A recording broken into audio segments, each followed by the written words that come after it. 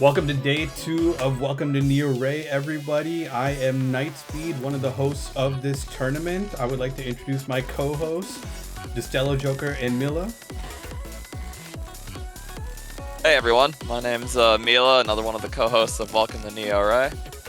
And I'm Destello Joker, the other co-host. All I can say is this is going to be an amazing day 2. For sure. We've got a lot lined up for today. It's going to be a very busy day. Yesterday we had day 1, which was 2 straight blocks of 5 teams each, 5 team chaos, 15 players on the track at any given moment, farming KOs, looking for the highest places they can get. Only 2 teams from each block got to progress. So we're going to do a quick recap of day 1, starting with block A. And from block A, we can see that 2 of the teams, 2% and the Scrummers, managed to make it up ahead. Mila and Joker, you guys were casting all day yesterday. What did you guys think of block A? So I'll start us off with Block A. Genuinely, Block A was very interesting to see. We saw a lot of these teams very close together here with points. They're fighting neck and neck throughout the whole time. We saw a lot of very interesting picks, a lot of very cool characters. We even saw Mr. A, which I was actually very shocked that we would finally see. I thought we would never even see a Mr. A. I think honestly it was a superb block, genuinely. Yeah, the Mr. A pull was very unexpected, but it came as part of a broader strategy that the Lost Regiment here in 3rd used to try and come back. We noticed that they were trying to finish the race early to deny the top two teams from getting many points so they could come back. But unfortunately, did not end up putting them in the top 2. So we will not be seeing them here today in day 2 of the tournament. But they definitely put up a good show. Unfortunately not, but it must be said that all 5 of these teams, no matter what you see on the scoreboard, they all put up such a great fight. Block A was definitely a little less heavy on the KOs. We're going to see Block B scores in just a bit. But, KOs are such a great way of getting those points, and when everybody's got really strong defense, you're just going to end up scoring way less as a result. So those positions become a lot more important, right? But let's move over into Block B, which was a bit of a slaughterhouse, right? Like, let's take a look at how many points were on the board. We got Sun Chasers and Redacted all the way up above 25. We got 3 teams above 2,500, right? Sun Chasers, Redacted, and Unnamed, all above 2,500. Grand Theft Echo getting close too at 2490. Yeah, basically, like, everybody's like clustered around there, right? And Time Zoned Out, they put up a great fight too. They had some really good racers coming out their end, but it just goes to show, like when you're hunting for those KOs and your offense is really good, like no one's safe, right? Like everyone has a shot at those top spots. Mila and Joker, what were your impressions and highlights of Block B yesterday? I'll start us off with Block B here. Sun Chasers very early in the block looked to completely run away with the entire set, but not to be outdone. Redacted kept it very close in the earlier half as well. But as soon as the final half of Block B rolled around, Unnamed and Grand Theft Echo definitely made their names known. Joker, I'll let you talk about that. Oh, when it comes to Block B, genuinely, this was one of the most intense blocks, genuinely, between the 2. Both blocks were great, but this block was absolutely amazing to watch, especially coming into these Anaconda Core maps, such as Financial District and Anaconda's Nest. We really saw a bloodbath occur, especially through Unnamed. We had so many crazy plays, so many people were going down left, right, center, so many comebacks. It was absolutely amazing to watch. Absolutely unreal. Speaking of Unnamed, during those Anaconda Core maps that you mentioned, Unnamed across both Financial District and Anaconda's Nest scored almost 1,000 of their points off of those 2 maps alone, which almost let them come back into the race here, but much like the Lost Regiment in Block A, fell just short of top 2. Very, very close. Unnamed was putting up such a fight at the end. Like when people understand that it's their progression on the line, they start adapting their strategies. And that's one of the coolest parts about Screamer so far, right? Like, if you're good enough, you can go right on ahead, zoom out into the distance, get those top 3 places. But if you're looking for maybe a little bit of a buffer to make sure that you are going to end up ahead and you have the offense behind it, go for those KOs, play in the pack.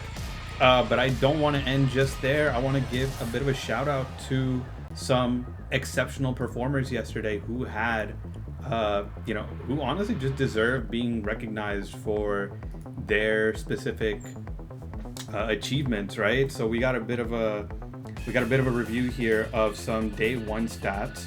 We got most KOs, Bonds at 46 KOs. We got Night Warhawk from the Sun Chasers. Oh yeah, Bonds is from Unnamed. Night Warhawk from Sun Chasers, who averaged 2.375. So like basically like almost always first or second, a few lower places, but he was doing that all on Hiroshi. Just crazy racing from Night Warhawk. Both of these were in Block B. Let's talk about our favorite leaders and our favorite members. Because it feels like everybody's got a favorite team. What do you guys think? I believe the team you're looking for is Strike Force Ramanda Nightspeed, with the favorite leader coming out to Ritsuko at 44 uses, and the favorite member coming out to the Strike Force Ramanda's Brawler Hina at 28. Ritsuko's dominance especially is not super surprising in the current state of the game, as her ability to generate large amounts of sync while playing in the pack makes her such a fearsome threat when using her strikes, and also allows her to completely take off on the later laps. Well, what say you, Joker? Not only that, genuinely, like, even with our favorite leader being Ritsuko and our favorite member being Hina, there were a couple characters that were extremely close to becoming favorites for the members. I'm just going to give a shout out to Krager, Akane, and Roshin. All three of them were actually very close to being the favorite member as well. Krager, one of the most surprising to become the favorite member pick. It honestly shocked me tremendously that we were going to see so many Krager picks. It's just absolutely unreal. In terms of favorite leader, though, I do agree. Ritsuko just has a lot of power, a lot of potential, and it's very hard to contest with her. She's been really popping off as of recently. I actually was expecting maybe Noboru would be a little bit closer, or Hiroshi, characters like that, but unfortunately the love for Ritsuko with all these players is showing and very telling. Everybody's Hiroshi and I'll go for it. I was gonna say, Noboru and Hiroshi's talents definitely are able to keep up with Ritsuko, but it just seemed like the meta currently is to use our favorite leader, Strike Force Ramanda. Everybody's a bubble gunner nowadays. Everybody's going out picking Ritsuko, showing themselves off on the track, and I mean, it makes sense. She's got some really good handling, some really good stats. She's got crazy sync generation, really high sync capacity, very flexible. Time will tell if the other leaders have as much power as she does. Obviously, it's very early in the game's lifespan, but right now, Ritsuko is definitely a crowd favorite. As far as the highest scoring team and the most valuable player respectively, Sun Chasers, as you guys just saw, outscored every other team by far, 27-25 points. And shout outs to Bonds coming up twice on this. Not just with the most KOs, right? But those most KOs ended up being most points as well. 12-20 from Bonds. Amazing player, amazing run for Unnamed. Even though they didn't make it to day 2, we do want to give every single team their flowers, and the players that did achieve higher than everybody else on day 1, this one's for you. All right, with that said, any last thoughts before we talk a little bit about what day 2 is going to be like?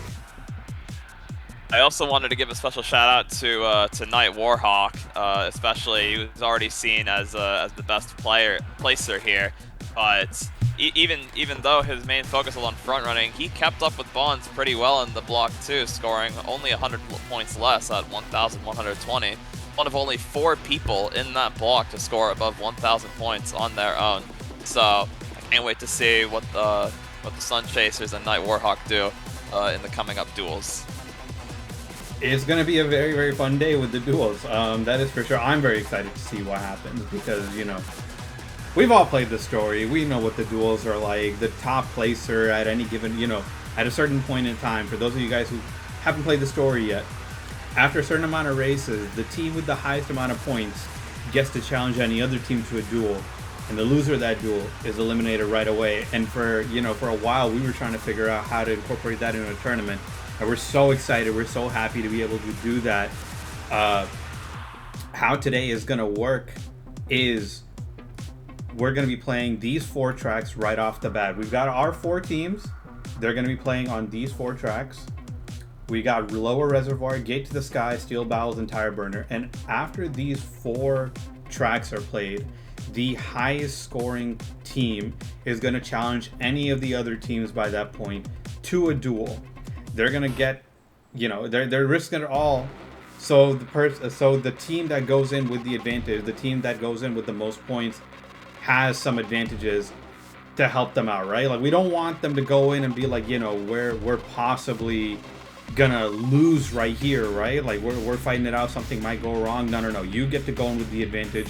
You want to be first. You want to go into the duel, because not only are you gonna have an extra point on top of your competitor, the winner of the duel gets to go into the next set with more points than everybody else, which sets them up to become the leader once again. These are the first 4 tracks, pretty heavy tracks. I'm gonna let Mila and Joker talk about them just a little bit. Yeah, so we're starting to this set off with Lower Reservoir, which is one of the tracks from Skyroad Desert, one of the opening tracks for Skyroad Desert. It's one of those tracks that people usually get a grip on pretty early on into their time playing the game. But the shortcut is not to be underestimated on Lower Reservoir. It can be quite tricky to take in a high player situation. I can let Joker speak on that. Honestly, Lower Reservoir is not too bad of a track. The shortcut isn't too terribly difficult to hit or to consistently get. But the problem is that, just like some of these other tracks where they have a really interesting shortcut or a somewhat interesting way to approach the shortcut, we may see someone actually mess up, and this could lead to almost everyone messing up. So it's going to be coming down to who can actually hit the shortcut very consistently and who can play the shortcut very well without messing up. That's what's going to define who gets to really break away and who really gets to get a bunch of KOs on the shortcut.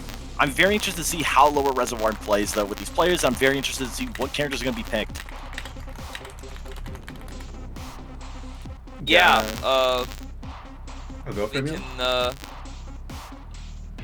Mad static. Wait, let me check.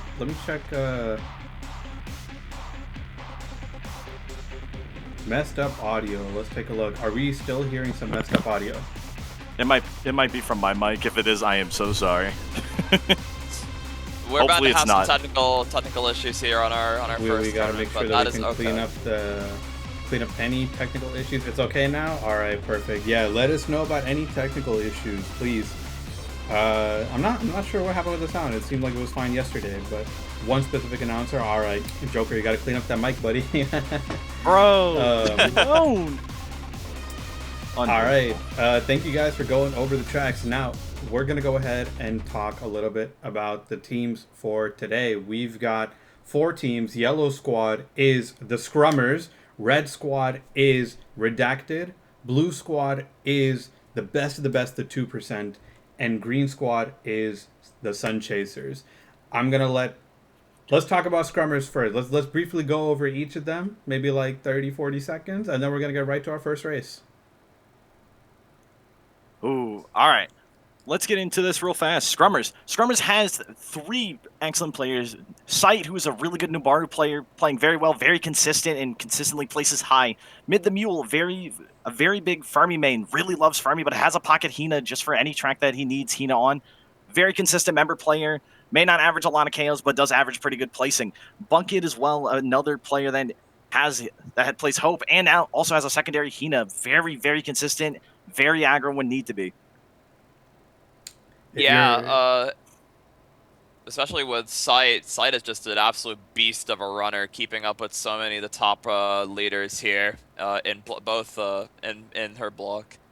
I've played with Sight quite a bit. Amazing Noboru main, but you can't count any of the Scrummers out. Give it up for the Scrummers. If you're here for the Scrummers, make sure to make everybody else know exactly who you support.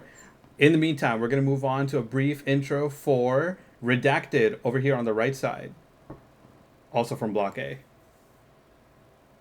Right, so let's talk about Redacted here. Their leader is JM Drift, who is a very high-placing Ritsuko and will fight for those top spots. Not to be messed with, especially with Ritsuko's nature as a brawler.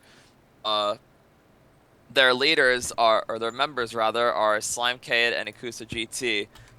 Slime K, who seems to be a wild card in these races, playing whoever their heart desires, though seems to pick Gregor, Hina, and Dirk more often than anyone else.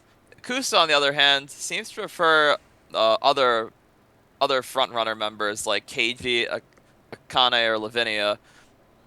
Most often picking Lavinia on these really windy tracks where her perfect boost can allow her to exit corners just that much better.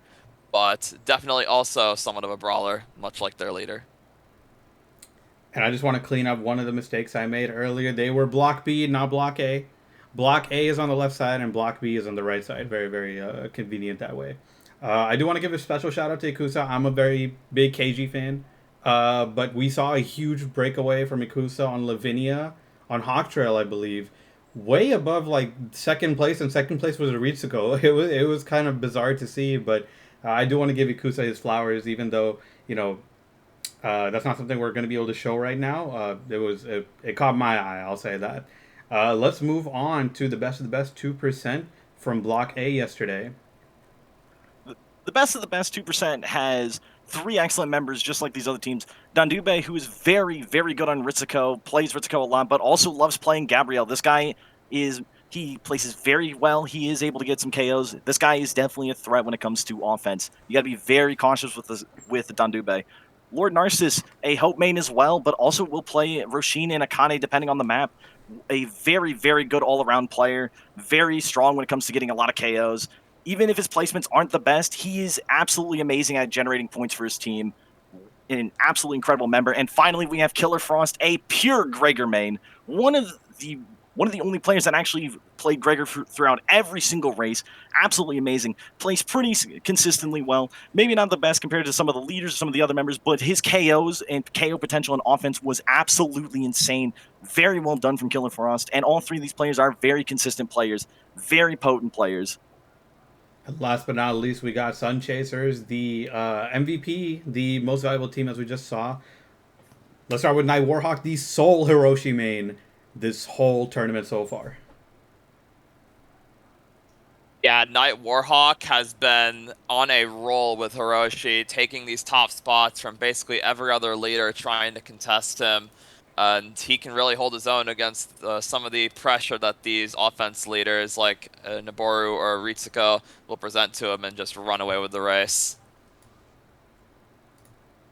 As for the members on Sun Chaser, we have Holy Angelo, who also plays Gregor, much like Killer Frost, and happens to put up a number of results among these other members, and definitely makes use of the Echo levels to use his amazing strikes to his advantage. Last but not least, we have Expired Coupon, who was unfortunately not able to join us today. Medius is substituting in their place, but talk about Expired Coupon, he is also a brawler using Hina, much like Holy Angelo, to just rack up those KO points so Night Warhawk can run away. All right, and with that, we've got all 4 squads for today covered. Really excited to see who the winner of this first set is gonna be. I don't know, guys. Let us know in the chat who you think is gonna take it away as the first duel issuer, as the first points leader. I don't know, Milla and Joker, you guys want to place your bets on who's going to challenge the duel? Who's going to be the leader by the end of these 4 races? I honestly don't know. A lot of these squads are just so close in racing potential, although so many of them play in different styles. We have some that are focused on causing a ruckus on the track, and others that just seek to race into the horizon and never look back. But honestly, I want to hear Joker's thoughts on who he thinks are going to be going to the duels. When it comes to the duels, I am very interested to see what ends up happening. I can't say for certain, just like you, Milla, the fact that all these teams are just so consistent and they play so well, it's going to be very hard to decide which team will actually go to duels. My money right now, though, based on how everyone's been playing from day one, it's going to be kind of hard to say, but I want to say maybe Sun Chasers will be going to the first duel and taking someone there to take him out of the series sooner rather than later. But we could see another team take take that spot and really cause an upset. I'm very, very excited to see what ends up happening in these duels, and I'm very excited to get these races on. Well, we never know until the races are done, so let's take it away with race 1. Yeah, I'm trying to see if we can get a poll going, but I do also want to start the race. So we'll get back to the poll just after the race. Scrummers, Redacted, 2%, and Sun Chasers, get ready for race number 1 of the duel round. Day 2, welcome to Neo Rey. Let's get it on. Joker, we sure do have a quite fierce set of races ahead of us, so make sure to keep your eyes peeled for any action out on the track. Quite fierce set of races may be an understatement, especially with some of these teams that are very good at front running. Some of these teams are very good at getting KOs. It's going to be very, very interesting to see what ends up happening, especially on lower Reservoir, a track that is not too difficult by any means, but also has a size or a decently hard shortcut to hit consistently. We want to see how each of these players fare and what characters they end up picking. I wouldn't be shocked if we see a lot of Roshina and some Hinas in here. Genuinely, I would not. And right off the bat, we get some insane character picks immediately. We see Gabriel out here? We see Gabriel, we see Fermi, we see Ritsuko. We actually see a unique leader among each team, which is absolutely insane to see. Starting with Sight, going on to Bar, starting on with this great lead. We see Mule Guy right in the back here with Fermi trying to hold maintain a great pace with everyone else. And we're going into the shortcut very, very soon here. Let's see what happens. Very clean for most players. Oh, Mule Guy doesn't take it that great, but most people seem to have taken it very well. And Sight already pulling away with Naboru's very quick car. Now, this is absolutely insane to see that everyone took that shortcut very well. We didn't see any pileup at all. The only instance of any sort of pileup is with Fermi getting pushed by Slimecade, and we already see that Sight already has his sync ready. Everyone's got their sync. It's going to start becoming a bloodbath here soon. Blade short or slightly behind the other leaders in 4th place. We're going to see what ends up happening here. Kuza's trying to drive up, trying to catch up to some of these members, getting ready to look for potentially a strike or even charge up at overdrive. It's going to be very interesting to see what ends up happening here. Mule Guy and Yakuza fighting between 9th and 10th place. Looks like there might be someone with a strike already. This could get very dicey, especially with a lot of these members that might have to use their sync. Could get very crazy. Seems like Night Warhawk has overtaken Sight, actually. Maybe Sight had a bad shortcut, but either way, it's now Drift and Night Warhawk for the leaders. Oh! Drift missing a strike. Night Warhawk trying to strike back. Both of them miss. An absolutely amazing dodge from Night Warhawk to not use his sync and actually use it to get ahead. But we see that Drift is trying to maintain and stay on his tail, potentially trying to stay in the slipstream to get some more sync here. We might see a KO coming out. Back. Oh, Sight tried to strike, but doesn't quite connect. Very unfortunate for Sight not getting that. That could end up biting him in the butt later. Blade is trying to catch up to these members, but the handling of Gabrielle's car is definitely going to bite him right now. Here we go on the shortcut on lap 3. It looks like there's a KO. Up. It's Sight gets stuck. Drift is going to break away with this. Absolutely insane that Drift breaks away with this. We see 2 mistakes from the other leaders. Drift is absolutely going crazy already with a KO as well. This is going to be a big breakaway for Drift. I don't know how Night Warhawk and Sight are going to catch up to this. And we do see that a lot of these members in the back here are not fully caught up. They're just now getting to the shortcut here. There is definitely You never underestimate Night Warhawk and Sight, though. They've made some incredible comebacks in the past, and they sure have the potential to make more comebacks now. Oh, absolutely. And we see the Gregor army get stuck all in the back here. All 3 Gregors trying to catch up here and trying to get to the tier 2, maybe be able to look for some KOs and look to get caught up to some of these other members. Going to be very interesting to see what's going to end up happening here. Now we see being in the back's not necessarily a bad thing as long as you can rack up those KOs. Absolutely agree with you on that. Slimecade just slowly making his way back up here, trying to catch up with Holy right now. The fact that we're seeing so many Gregors here is absolutely insane, especially because I didn't think this track was that long. And we do see a KO already come out here. KO on the shortcut from one of the Sun Chasers here. It's absolutely insane. We already see Akuza in overdrive, so it looks like Akuza got the pick of the KO with overdrive, and it looks like he's got 120 points right now. If I'm correct, that means he's already on the final lap. Already? Drift is just going absolutely nuts. He's trying to secure his 320 points right now. They already have an immense lead on all the other teams. All the other teams are about 100 points behind. So it looks like Drift is trying to end this race as soon as possible to get an immediate point lead. This is absolutely insane to watch. We see Narcissus trying to catch up here. Hope goes into overdrive here. Will Hope catch any kills here? Potentially not. Maybe Hope gets a bonk here. Bonk on with Hope. Another shield from Menace. Absolutely insane. Uses overdrive of his own to get away from Hope here. Will it end up succeeding or will he blow up on the cut here? We're about to find out. It's going to get absolutely insane here. And we do see See, they Bucket actually survived with secures it. overdrive. I think there's 3 overdrives pop. We're going to see what's happening here. We could see a Burn explosion just finished here. the race in first place, by the way. Already at first place. Bucket And we blows see up in Bucket overdrive. explode. Unfortunate for Bunky. Killer Frost slowly catching up to Holy right now. We're going to see if he's going to look for a strike bait here. And it looks like he is. I couldn't tell if he got the shield off. He did not. No, but the no strike bait. He misses the strike as well, but he's going for another one. Just again. Unfortunately, a miss. This could lead to them securing 3rd place, unfortunately, instead of 2nd place. Very unfortunate for Killer Frost missing that. Very All nice three try. of the back team, they're so close in points, Joker. Only first has a huge gap. This gap for first place is going to lead to quite a lot of potential upsets here. Having over 100 points on all the other teams is absolutely insane to see. Very, very well done from each of the teams here on Lower Reservoir. But unfortunately, with Lower Reservoir, it is only the easiest of the tracks in this series. It is going to get harder from here. Great job from each team. Great job from Redacted. Great job from Sun Chasers, Best of the Best, and Scrummers. Absolutely amazing first race. It didn't seem like there were too many KOs this first race, Joker, as contrasted with some of the races that we've seen here yesterday. Why do you think that is? I think in this race, especially with Lower Reservoir, as I was talking about earlier with the shortcut being kind of hard to approach properly, and it could lead you to messing up a lot more. It led to a lot of breakaway. If you saw during laps 3 and 4, there was a massive split among every single racer, making it almost near impossible to get any KOs, really. We did see that Akuza was able to get a lot of KOs from the points that he'd gotten from the looks of it, but even then, having about, what I believe 2 or 3 KOs, only having 3 KOs shows that this track was very, very hard to maintain any sort of close proximity with all the other racers. So this is going to get more interesting as we going into, I believe, Gate to the Sky next, which is going to be insane to see. Gate to the Sky is one of this game's only 3-lap tracks as compared to the normal 5-lap tracks that we usually see in Screamer. And for good reason. It's a very long, very windy track. There are so many turn checks and a lot of opportunities to get KOs as well. So we're going to see how these teams adapt to the track choice. Oh, absolutely. I would assume we're going to be seeing Hina, Roshin 1000%. I think we're going to see more Ritsuko as well, maybe more Noboru. I don't think we're going to see Gabrielle. I don't think we're going to see Dirk, any of these characters that have kind of bad turning.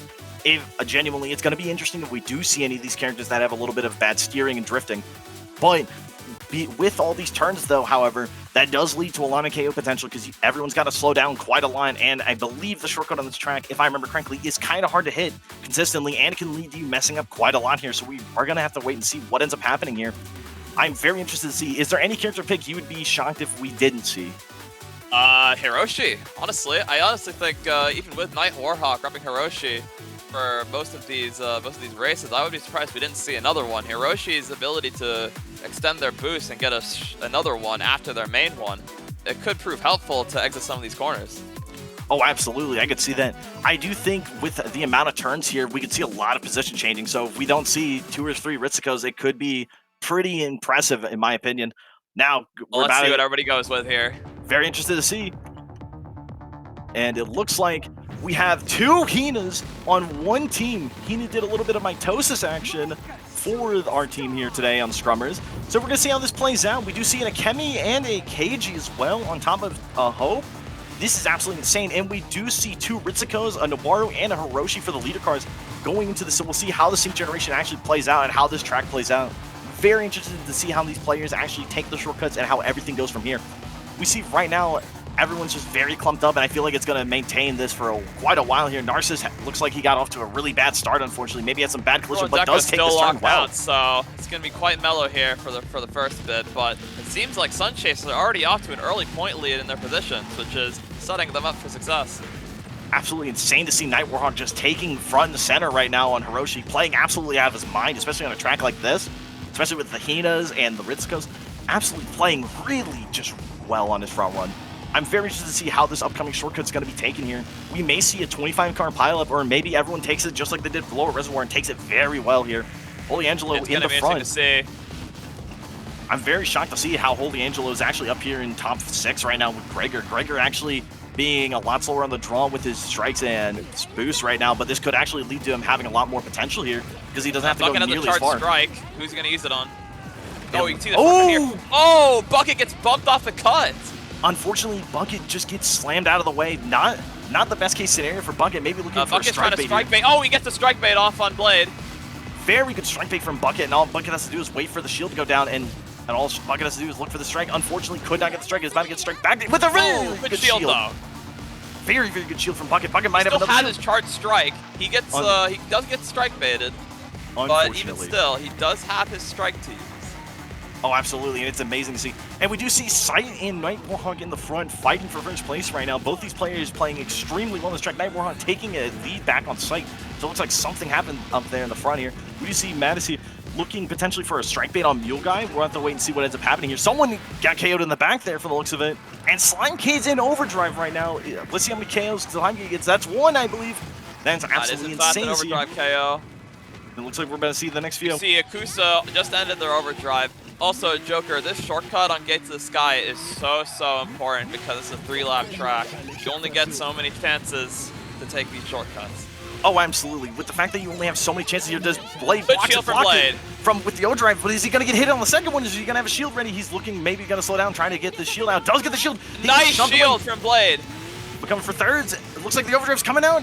Blade, I think, barely blocked it, or he shoved his opponent into the wall. Absolutely insane. Slime Blade using all of his sync. Oh, Slimecade getting KO'd here in the back.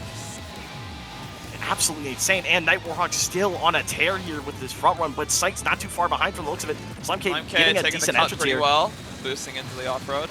Not too bad here. Now, can Slimecade look for potentially a KO here on Holy Angelo? Or does Angelo get out of here? It looks like Slimecade gets stuck on the wall after exiting the cut. And gets KO'd by Killer Frost. An amazing punish for the mistake. Absolutely insane to see. We see Killer Frost and Narcissus here, both in overdrive. Holy Angelo's in a tight pickle here. He's stuck between a rock and a hard place from the looks of it. He's getting caught up to by Killer Frost. Will Killer Frost actually secure a KO on Holy Angelo, or will his overdrive run out before he can get anything off here? Bucket trying to get away. Bucket shields to defend the strike. I don't know if that was a strike bait or if the strike just missed entirely. Bucket just playing it safe, though, not trying to risk it.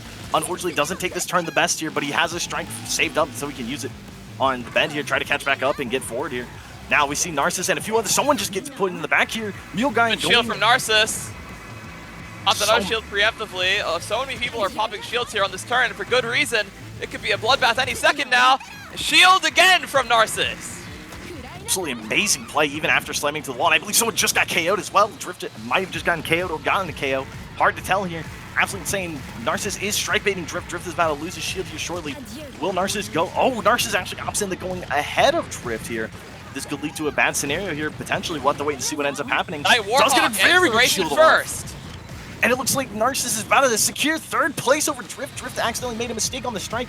Strengthened the wall, messed up, lost all momentum here. Very well done. It's a very close race in points, though. Sun Chasers and Redacted, very close here. Although that KO from Sun Chasers giving them a bit of an edge. Oh my goodness, what is happening to Killer Frost? He's stuck on the wall. Unfortunately, Killer Frost getting stuck here. Might actually get KO'd by Holy Angelo. They're looking for free points here. I don't think they're going to get it, but gets KO'd anyway. KO from Sun Chasers, putting them in first place for the race. Unfortunate ending right there for Killer Frost. Killer Frost getting caught on the wall and having a terrible final lap here. Very unfortunate for Killer Frost. He was playing so well consistently for this race, but that end of the shortcut is very brutal. Even one wrong mistake can lead you to spinning out heavily. It is a brutal exit on a lot of these shortcuts. Very well job still to Killer Frost, and very good job to every one of the teams here today. Absolutely amazing. And the fact that Gate to the Sky is only the second track, this is about to get even more intense here. Yeah, you talk like the set is over. No, we still have 2 more races to go, Joker. Anything can happen. And the craziest part, the next 2 tracks are both S or higher ranked. So even if they thought they were going to get a little bit of breathing room, Steel Bowels is here to really shatter that, trying to make sure that each member is going to have a lot to worry about and a lot to work on going forward here. Now, yeah, I've heard that Steel Bowels also has quite a pivotal shortcut within its track, and that it's a little bit more chaotic. How do you feel about that assessment? I can absolutely agree on that. This shortcut can definitely get very chaotic here. It can definitely lead to a lot of shenanigans and a lot of interesting things. It is going to be very, very interesting to see how these teams play. I do think because of how the shortcut's going to play out and how everything's going to work, I do believe we're going to see some machines that are going to be one bar striking through the shortcut to ensure that they get through as fast as humanly possible, and even potentially look for some really cheesy KOs or some free KOs because someone made a mistake. Very, very interested to see how this all transpires and what actually ends up happening. I do not think we're going to see that many KO-based characters. Maybe we'll see KG from Akuza. Akuza really loves his KG here. So I definitely think we can see it. I definitely think we're still going to see Gregors, and I think we'll see Hope. But it'll really come down to what ends up happening here. I think Mule Guy on this track also picked Fermi, so we might see Fermi because this shortcut, if you mess up Fermi's boost, or Fermi's strength, specifically being a little bit slower on the draw when it comes to ramping up, could actually lead to Mule getting a lot of KOs here because he can go through the cut a little bit slower, maybe even look to bait some shields with it and get a couple KOs going through that shortcut because how narrow it is. I completely agree, and as for the leader side, we're definitely going to be seeing more Ritsuko's here because it's very easy to lose and/or game position on that shortcut. As for other leaders, I think Hiroshi and Naboru are going to be mainstays for this particular track. I'd be very shocked if we do see any other characters. I do think Gabriel might have a potential pick here. There is very low odds of it, I feel like. I think Ritsuko, Hiroshi, and Nabaru, just like you said, are going to be the most likely to be picked here. But Gabriel does have potential to be picked, and the main reason why I think Gabriel has potential is actually due to the shortcut, because how narrow it is and how fast Gabriel's boost is. He can get through that shortcut very fast and catch a lot of people off guard. But if he messes up on the shortcut himself, especially with how low handling the vehicle is, it could lead to a lot of problematic scenarios, which could lead him to being in the back of the pack. I completely agree, but we'll just have to wait and see, Joker. Oh, I'm very excited to see what ends up happening here. One of the other members I'm very interested to see is with Steel Bowels. Are we potentially going to keep seeing the Hina, or are the players going to opt into something else? Because this track isn't the most detrimental when it comes to turns. It only has a few turns that are kind of dangerous, but it's nothing like how Gates of the Sky was, where Hina was definitely going to be more prominent. And it made a lot of sense why she'd be more prominent. Yeah, I think the leader composition will stay much the same as it did in Gates of the Sky because of those winding turns, especially because of the shortcut. The lineup is just so tight. I absolutely think that with this shortcut being just as tight of a lineup they have to hit, it's going to be even more difficult to actually see what ends up happening here. We will see if a bunch of people make mistakes on the shortcut, which it can happen. There is some janky collision on the shortcut, especially trying to approach it and enter it. So again, we'll have to see how each of the players actually go about the shortcut, and this is probably one of the shortcuts that has the most potential to lead to like a 5 or 6 car pileup and lead to a lot of disaster or disastrous outcomes. Who knows what's going to end up happening? Starts, so let's find out. Now, I'm very excited to see which characters are picked. Are we going to see Mule on his signature Fermi? Are we going to see Akuza on his signature KG here because of the shortcut? What's going to happen here? I'm very excited to see. And it looks like we see Mule opt into Roshin and Akuza. I see a Dirk! There's a Dirk in here? Slimecade on the Dirk? Dude, let's get some big Dirk energies in the chat, guys. And we do see some Gregor still. We see help from Bucket. We do see the Hiroshi lock, but it's about the same lineup. Night Warhawk on the Hiroshi, sight on the Naboru, and not only we have two. Oh, some collisions back here already, and it's not. The race has barely started. Absolutely insane to see this crazy collision. I'm very interested to see how Mulebane performs on this Roshin. Usually picks some of these other characters, so I'm very, very excited to see how he goes about this. Roshin is definitely a character that you have to be on the lookout for, because the moment she gets her sync up and she gets to her sync, her once charged strikes can actually lead to a lot of KOs very quickly, especially on this cut. We may see Mulebane get a quick KO. Clean so far. Oh, absolutely. Maybe 1 or 2 mistakes here, but nothing that dangerous. It looks like Holy someone Angelo did is currently drafting off of Frost, just farming sync off of them. Absolutely amazing job from Holy, and it looks like someone did opt out of not going into the cut, but it doesn't look like it was a detriment. They caught it right back up to the pack here. Very well done by, I believe that's Slimecade. Absolutely well done. And Akuza's in the back, unfortunately. Will they get some KOs, and are they going to be looking to farm KOs here? Or will the teams have their defense just on point today and make it impossible to get KOs with these two characters? Warhawk from the Sun Chasers already running away. Absolutely insane to see this Hiroshi just coming out of nowhere, making sure that he can take not only in danger. Oh, but he gets baited. Absolutely amazing strike bait here. Narcissus and Akuza getting some goofy collision here. Narcissus looking for a strike. Narcissus gets. Is that a KO? I couldn't tell. I believe it was a KO, but it was hard to see for sure, obviously. Now, the question is he going to get amazing shield around the shortcut and takes it clean with a boost? Oh, but KO on the shortcut. Joker, these shortcuts are so tight, it's really easy to get KO'd here. Oh, absolutely. It's brutal here. Looks like Night Warhawk gonna see me. Oh, Night Warhawk gets taken out! Drift is out with the lead! Absolutely amazing strength from Drift. Unbelievably good strike. That makes it very difficult for Night Warhawk. Matty is right behind Drift with a strike bait. Done, trying to avenge his fellow teammate. looking for the strike here, trying to bait Drift to use all of his sync here. And someone just get blown up, and it looks like Network goes down again! Drift, having survived the onslaught of the Sun Chasers, now free to run away as they see fit. It's absolutely insane to see. Madias is actually trying his hardest, trying to get out of here. Sight's trying to get out of the shortcut as fast as he can, so he doesn't have to worry about any of the shenanigans that are going to come up. Very good turn here. Sight is in the lead! Sight is in the lead over Drift now. Drift might have made a mistake on going into the shortcut, which gave Sight an opening here. This is going to be very hard for Drift and We've only just seen Sight in the front here, Joker, for the first time this race, but now they have a 200-meter gap over Drift and Night Warhawk. I know, it could be a fight for the second place leader right now with Sight playing like he is right now. We could see Sight just take this away, and we do see a lot of KOs coming out in the back here. Killer Frost just coming off of a respawn. Looks like Narcissus was actually getting a lot of KOs here, already having 90 points in 10th place is absolutely insane to see. But the overall score right now for his team is only 180. We're going to have to wait and see what ends up happening for this team. It's very, very insane to see how best of the best is playing. Level up. I'm not sure which one of them it was, but they are at their maximum power now here on the 4th lap. I mean, insane to see. Oh, Kusa pops slower driving, gets a kill! He's going to the cut!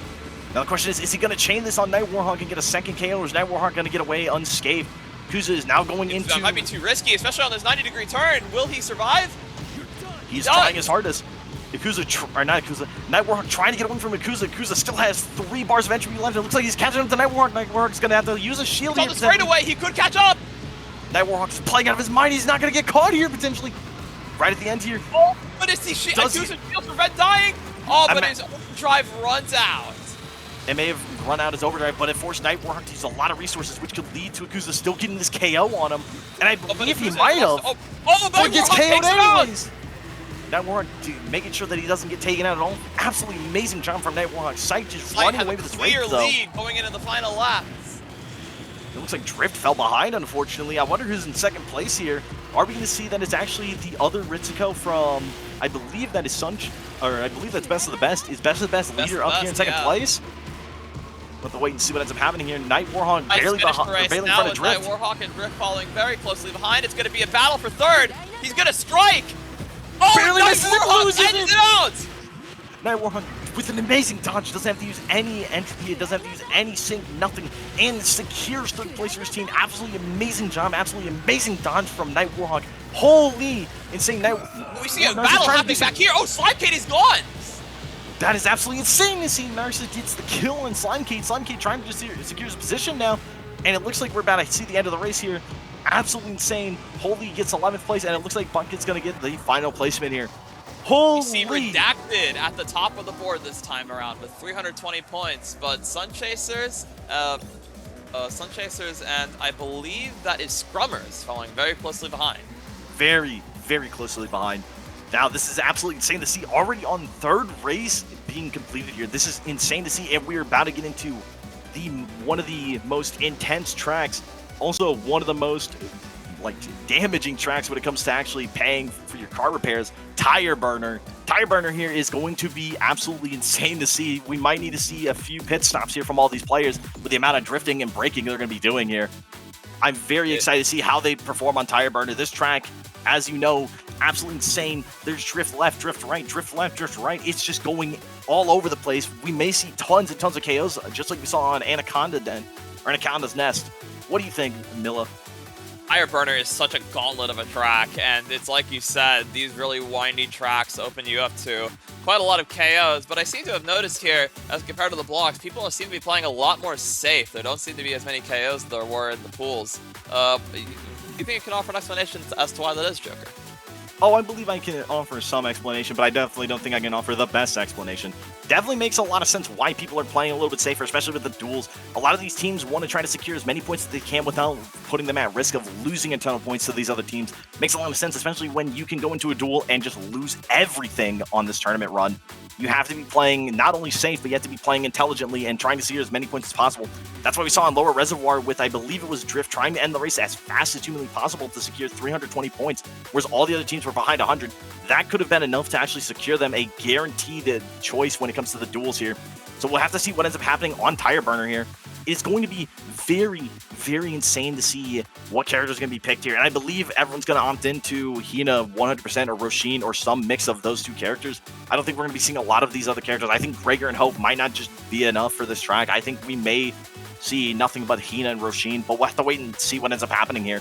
Tireburner, again, an insane track with a lot of potential spots where you can get KO'd and chained, but there's also a lot of collision potential where you can actually get messed up very heavily with using your strike wrong, using your boost wrong, or even just people slamming you into walls. It's going to be very interesting to see what ends up happening here.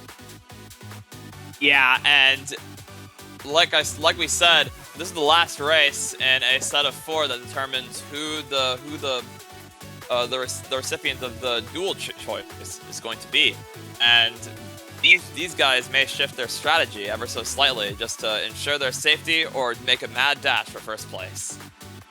I really do think that if we're going to see a lot of KOs on any track, this is going to be the one. I think trying to maintain a good front run here is going to be kind of difficult, especially with how much chaos can ensue. Even with only 4 teams instead of 5, there's a lot of congestion that's going to happen on a lot of these turns, which could lead to a lot of upsets and a lot of KOs here.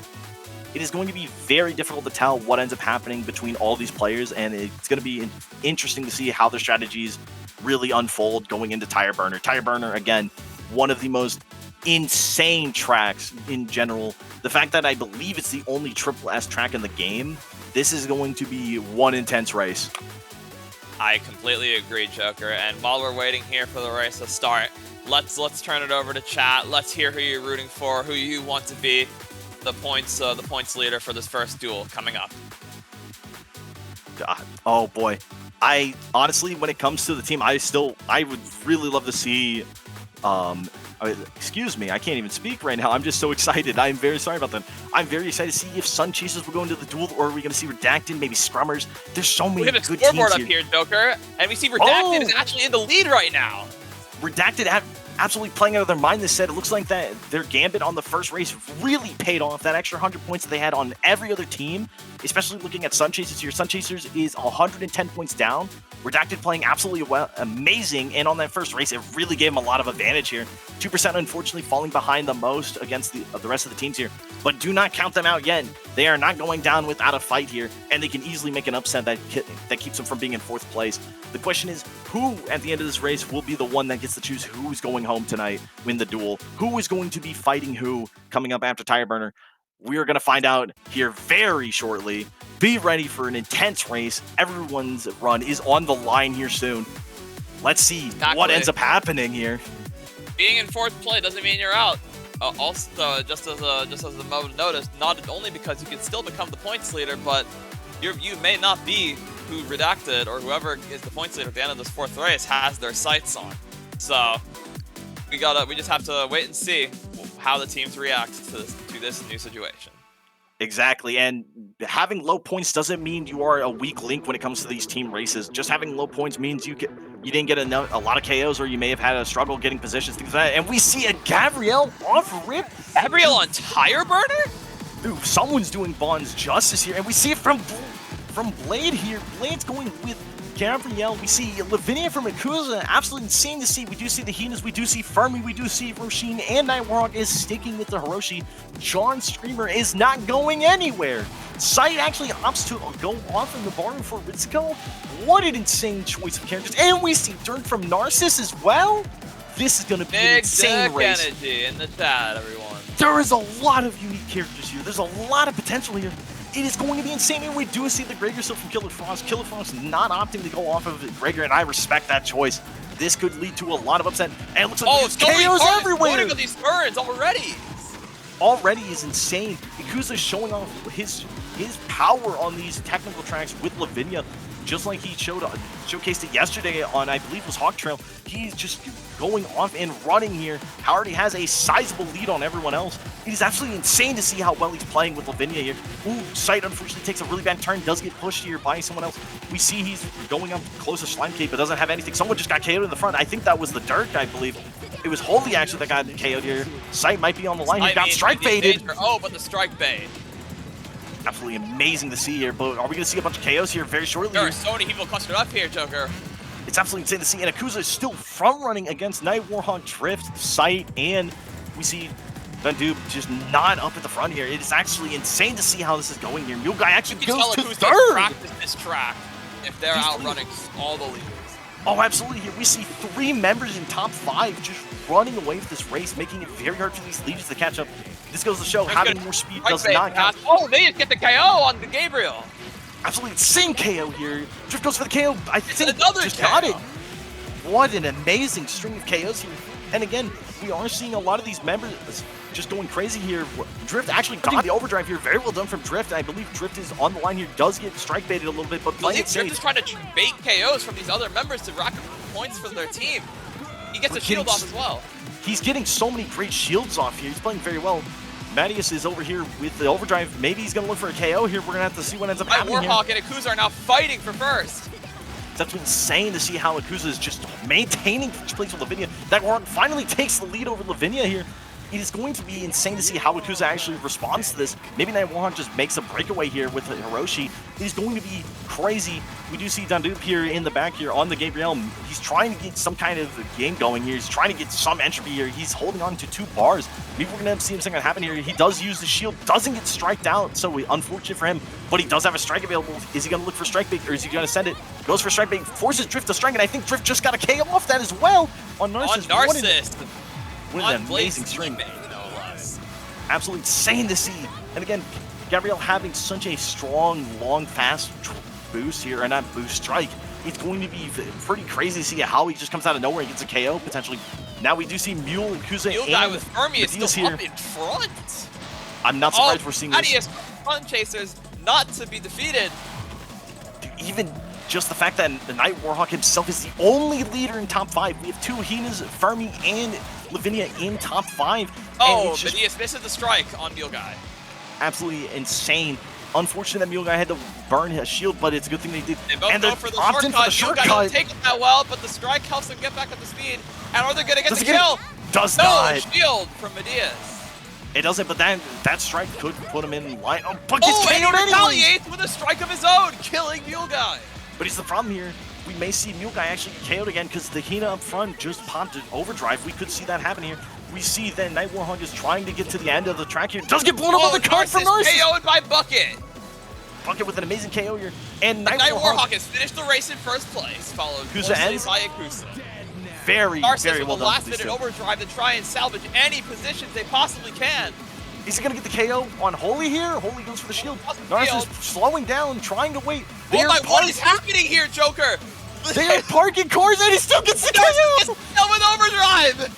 Dude, they went and just gave each other a nice smooch on the front of their bumpers here. Absolutely insane to see that Narcissus even gets the KO here. Holy, and he tries to go for the string and misses! The battle's not over, Joker! They are fighting tooth and nail, trying to get as many points as they can here before they end the race. Absolutely insane here. Holy. Narcissus wins the battle over Angelo here. Oh my goodness. What a battle. Insane play. Here. Absolutely insane to see this play come out from Narcissus, trying to get any points they can, trying to make sure that they get as many KOs as they can. Dirk doing what he does best in bullying people on the track, making sure that he gets anything he can. They do not call this character bloodthirsty for no reason. Holy, what a great showing from all these races here on Tireburner. What an amazing showing, just in general. Unbelievable. Yeah, and Redacted came out on top this race, but Sunchase is once again keeping it very close. I just can't believe how that Tireburner race actually ended. We saw a KO on the shortcut. We saw a lot of shenanigans happen with some collision, but we saw everyone playing out of their mind, playing so well. It was just unreal to see, and just in general, seeing some of these overdrives come out and players are just playing their overdrives very well. I just cannot believe how this all panned out. I genuinely cannot. It is so shocking to see what ended up happening this whole race. I just am in shock and awe. I don't know how to say this, Joker, but amidst all of the good gameplay we saw going on with Sight, Night Warhawk, Drift, and Blade front running, all the action I feel like happened way in the back, and I feel like the highlight of this match absolutely was Narcissus being able to win that battle in the back on the back half of Tireburner. That was truly a sight to behold. Hey, it may not have given him the points to secure a first place finish or even a second place finish, but the fact that he went for that play and actually secured that play, giving him a few more points, could lead to a crazy scenario here. It is absolutely insane that he was able to get that play off and make it work. And not only that, even with that being one of the most intense plays of Tireburner, that doesn't at all detract from how amazing all the other races were in this race. I just cannot believe what ended up happening here. It was just unreal. I could not agree more with you, Joker. That Tireburner race surpassed every expectation. Oh boy, I'm very excited to see what the scores are currently from all these players here. We are about to find out very shortly here. So let's see what ends up happening here for each team. Who is going to be the duel picker? Who is going to go out here into this 1v1? What is going to happen here very shortly? I am excited to see. I believe we're going to see Redacted be in first here, and they're going to be able to choose their opponent for going into this duel. Let's see what ends up happening, guys.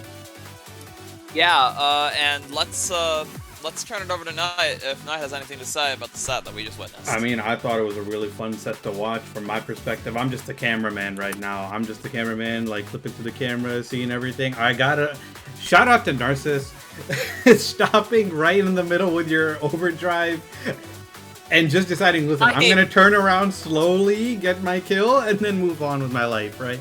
I don't know. That was just that was way too funny. But it kind of speaks to, like, you know, in those moments where, like, you just need that little, you're trying to squeeze out that tiny bit before the next before your races end, right? Like that's what you kind of have to do. So I just could not believe what my eyes were seeing when that happened on the track that night. It was beautiful. It was fantastic. I mean, Tireburner is a very bloodthirsty track. Like, it demands sacrifice. If you want to drive on that toge, if you want to, like, drift and do whatever you want, like, you got to pay the price, right? But let's go ahead and take a look at our first duel picker. 3, 2, 1. And as expected, based off the points we have, Redacted is going to be picking their opponent for this first duel. Let's take a look at who they decide on getting first. Who do you think are going to be the prime candidates for Redacted's duel opponent here, Joker? I'm very interested to hear your thoughts on this.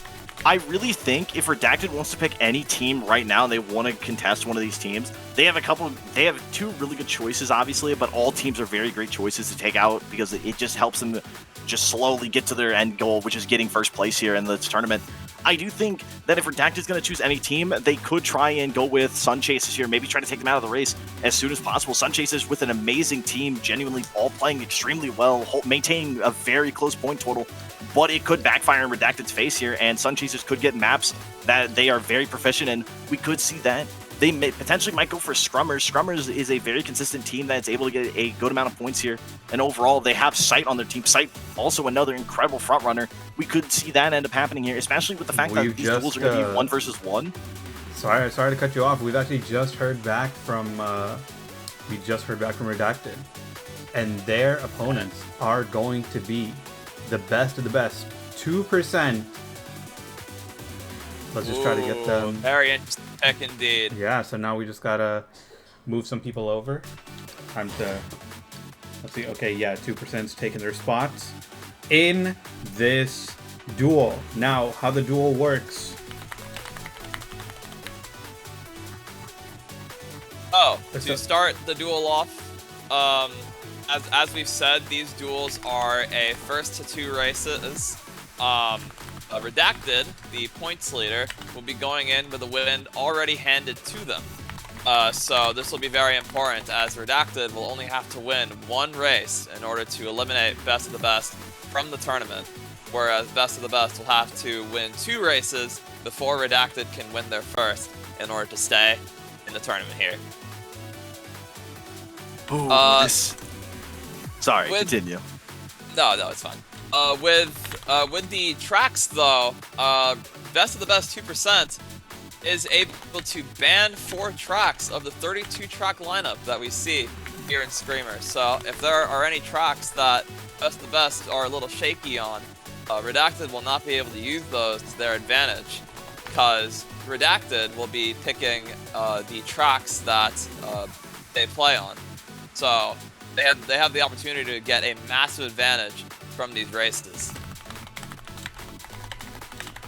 Oh boy, here I'm very interested to see the bands too as well. It's like as soon as you start talking, like I get all my information. Perfectly fine. I'm just hearing back from 2%. They have banned Steel Bowels, Belly of the Beast, Gravity Engine, and Tireburner. So now we are just waiting for Redacted's first track pick of this duel. And just to clarify again, one more time for everybody, the duel procedure is that, like Mila said, when you go in, if you're the one issuing the duel, if you're the points leader, you start with an extra win in your favor for this otherwise first to two set, right? You just got to win the race. It's not about points. You can win by 1,000 points or 100 points. You just got to win that race. If your team wins that race, that's a point on the board for you. First to 2 points wins. And like we said, the points leader starts with an extra win in their favor. The loser of this duel is out of the tournament immediately. After the duel, all points are reset, but the winner of that duel starts with an extra 50 points towards the next set of races, right? So it's in your favor to, you know, if you get called out for a duel and you're not sure about your viability, you know, you feel like you can mount that comeback, because you still have to win 2 races, right? Like if you're challenged, you have to win 2 races. But if you're the challenger, you only have to win 1.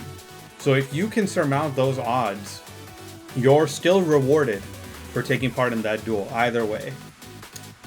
So now we just now we just gotta wait for Redacted's first track pick, which is going to be Route 1N. We saw this yesterday. I think this was the very first track we played on yesterday.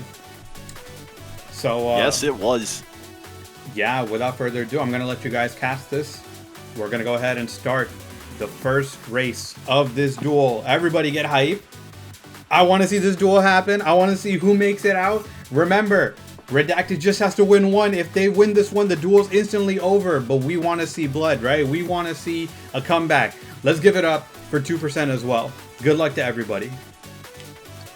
Let's hear who you want to win this duel in the chat, everyone. We want to hear the hype. We want to hear you scream the names of these teams. Oh boy, this is going to get intense here. Route 1N, just a pretty simplistic track, but it can lead to a lot of technical errors, especially with the shortcut. That shortcut, messing it up even once could lead to you losing a lot of time and a lot of positions here. Now, are we going to be in for an upset, or are we going to see Redacted just secure this placement? We do see an Akane. Gabriel is again once on the track from Blade. I'm not going to be shocked here. Gabriel on this track isn't the worst pick by any means. Gabriel honestly is able to actually do quite a lot on this track because it doesn't have that many bad bends. Even with how bad his handling is on his vehicle, he can take a lot of these straights very quickly and even has a lot of potential to get a lot of KOs here. But because there's only two teams here, we may not see that many KOs. And it looks like Blade made a major mistake! Over while taking the shortcut. Unfortunately for Blade, Drift gets ahead immediately with Akuza here, but we do see Narcissus right behind. All 3 repping Strike Force Ramonda characters. This is going to be very intense here. Drift is already on to a really good start with Akuza. This may lead to 2% having a very hard time here. We see Slimecade in the back here on the Gregor in 5th place, but what is going to end up happening here? We see Blade trying to catch back up here, is struggling just a little bit to catch up here. Killer Frost on the signature, Gregor as well. It is genuinely a Gregor versus Akane mirror on the members, but Gabrielle versus Ritsuko is a very interesting matchup, and I'm very excited to see what ends up happening here. Blade on this wall here, struggling to get away from it, making it very difficult for him to catch up. The same team right now, by the way, Joker. Yes, it is. And this is one of the biggest things. Positional points matter so much here. It's going to be very hard to get a lot of consistent KOs here. And even if you try to farm KOs, it's going to take a lot of time. And it looks like we get a KO on Akuza here from Gabrielle. Absolutely insane. That gives them a massive advantage here. Narcissus going for trying to 15 points matters so much. Oh, absolutely here. And the fact that we already see that it's tied 310 to 310 because of the KO, that's amazing to see here. And we do see a strike bait on the Akuza here from the Akuza going on a strike bait. Narcissus to not get struck here. But Killer charging on a strike of their own, but it was a bait. And it looks like Killer, oh, he baits the strike because of it misses. Killer misses. Holy, what an insane turn of events here. Now we see all We see all 2% here in the top 2 to 4. It is going to be very hard for Redacted to actually catch back up here, but I do think they can. This is a very long track, so they have a lot of The time leaders here. are also fighting up at the front right now. It's absolutely insane to see, because even if Blade gets even 1 KO on Drift, it could lead to a massive upset here. But Drift really needs to get this first place here. He really needs to, but he has no... Blade makes a mistake! Blade makes a mistake on the shortcut yet again! This is absolutely insane that he made a mistake here. Now, the problem is that we need to see... we not only have to see the fact that Redacted needs to catch up here on some positions, but they may have to get a KO here. Narcissus already goes into overdrive. Blade trying to make sure he doesn't get KO'd here. Narcissus trying not to KO his own leader here. Gonna come down to the wire. Drift trying to get away from this, trying not to even deal with Blade or Narcissus here. But we're gonna see what ends up happening here. It looks like Redacted's teammates are very far behind. Narcissus be very careful on his own leader. This track is very tight. But he KO'd his own leader. Unfortunately, KO's Blade. This is very dangerous. But thankfully, all of Team Redacted is nowhere near Team 2% here, so 2% is pretty scot-free with that. Unfortunately, that happens. Yakuza does pop his own overdrive here. Will Yakuza catch up with Killer Frost in time, or will Killer Frost get away before Yakuza can actually catch up here, or will Yakuza actually blow up on the wall? The gap is We're about to find out. He's getting very close here. He's gonna get the KO. He doesn't go for the KO here. He doesn't even go for the KO, I believe. Yakuza just taking it slow here.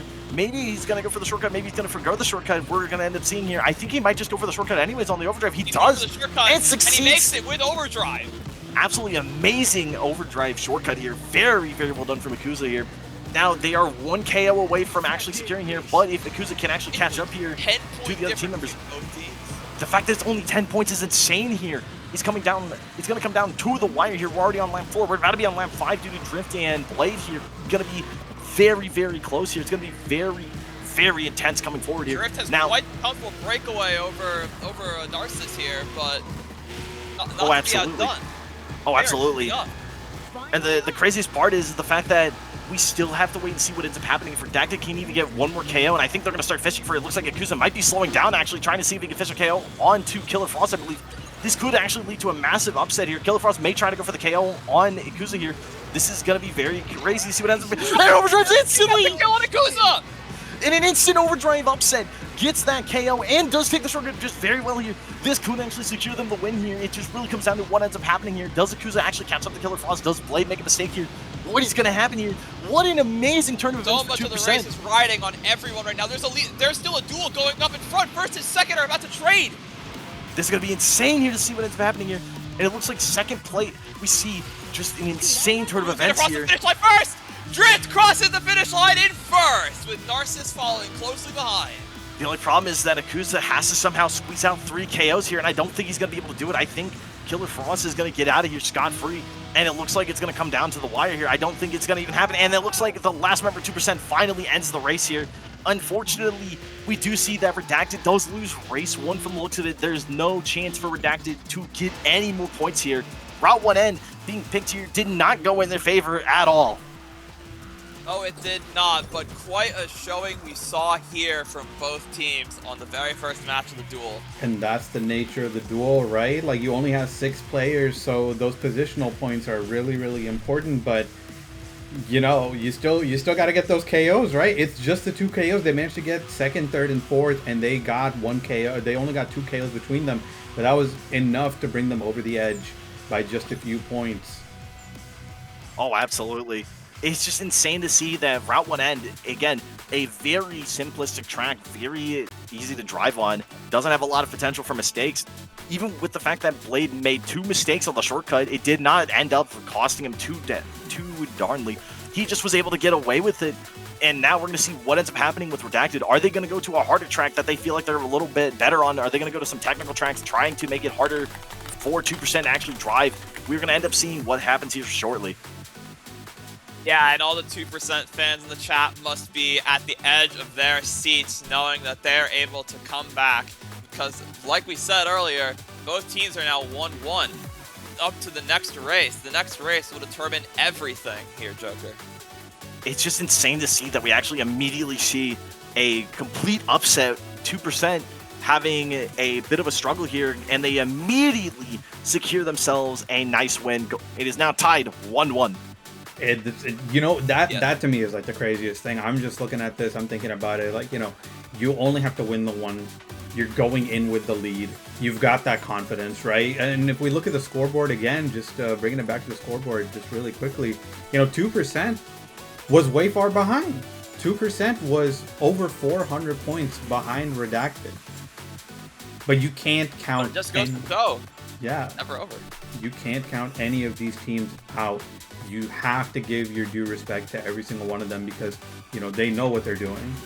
Every one of them here is here to race. They're all here to win.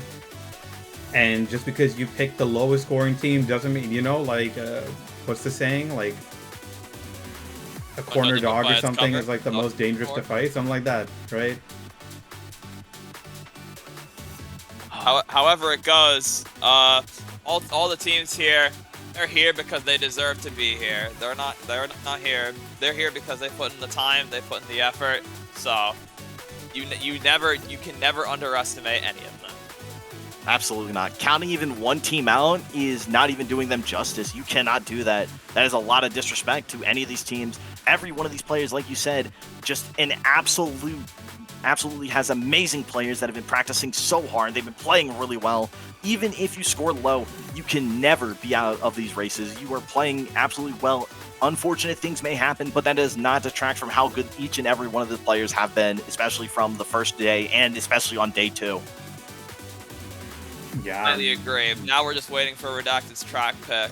What are we feeling? There's so many tracks. This can go so many ways. It's just Steel Bowels is out, Belly of the Beast is out, Gravity Engine is out. Banned all the technical tracks, or not all of them, obviously, but 4 of the most technical tracks. Yeah, I mean, understandably so. I'm also not surprised by the Belly of the Beast and the Gravity Engine bans because the shortcuts on those tracks are very finicky.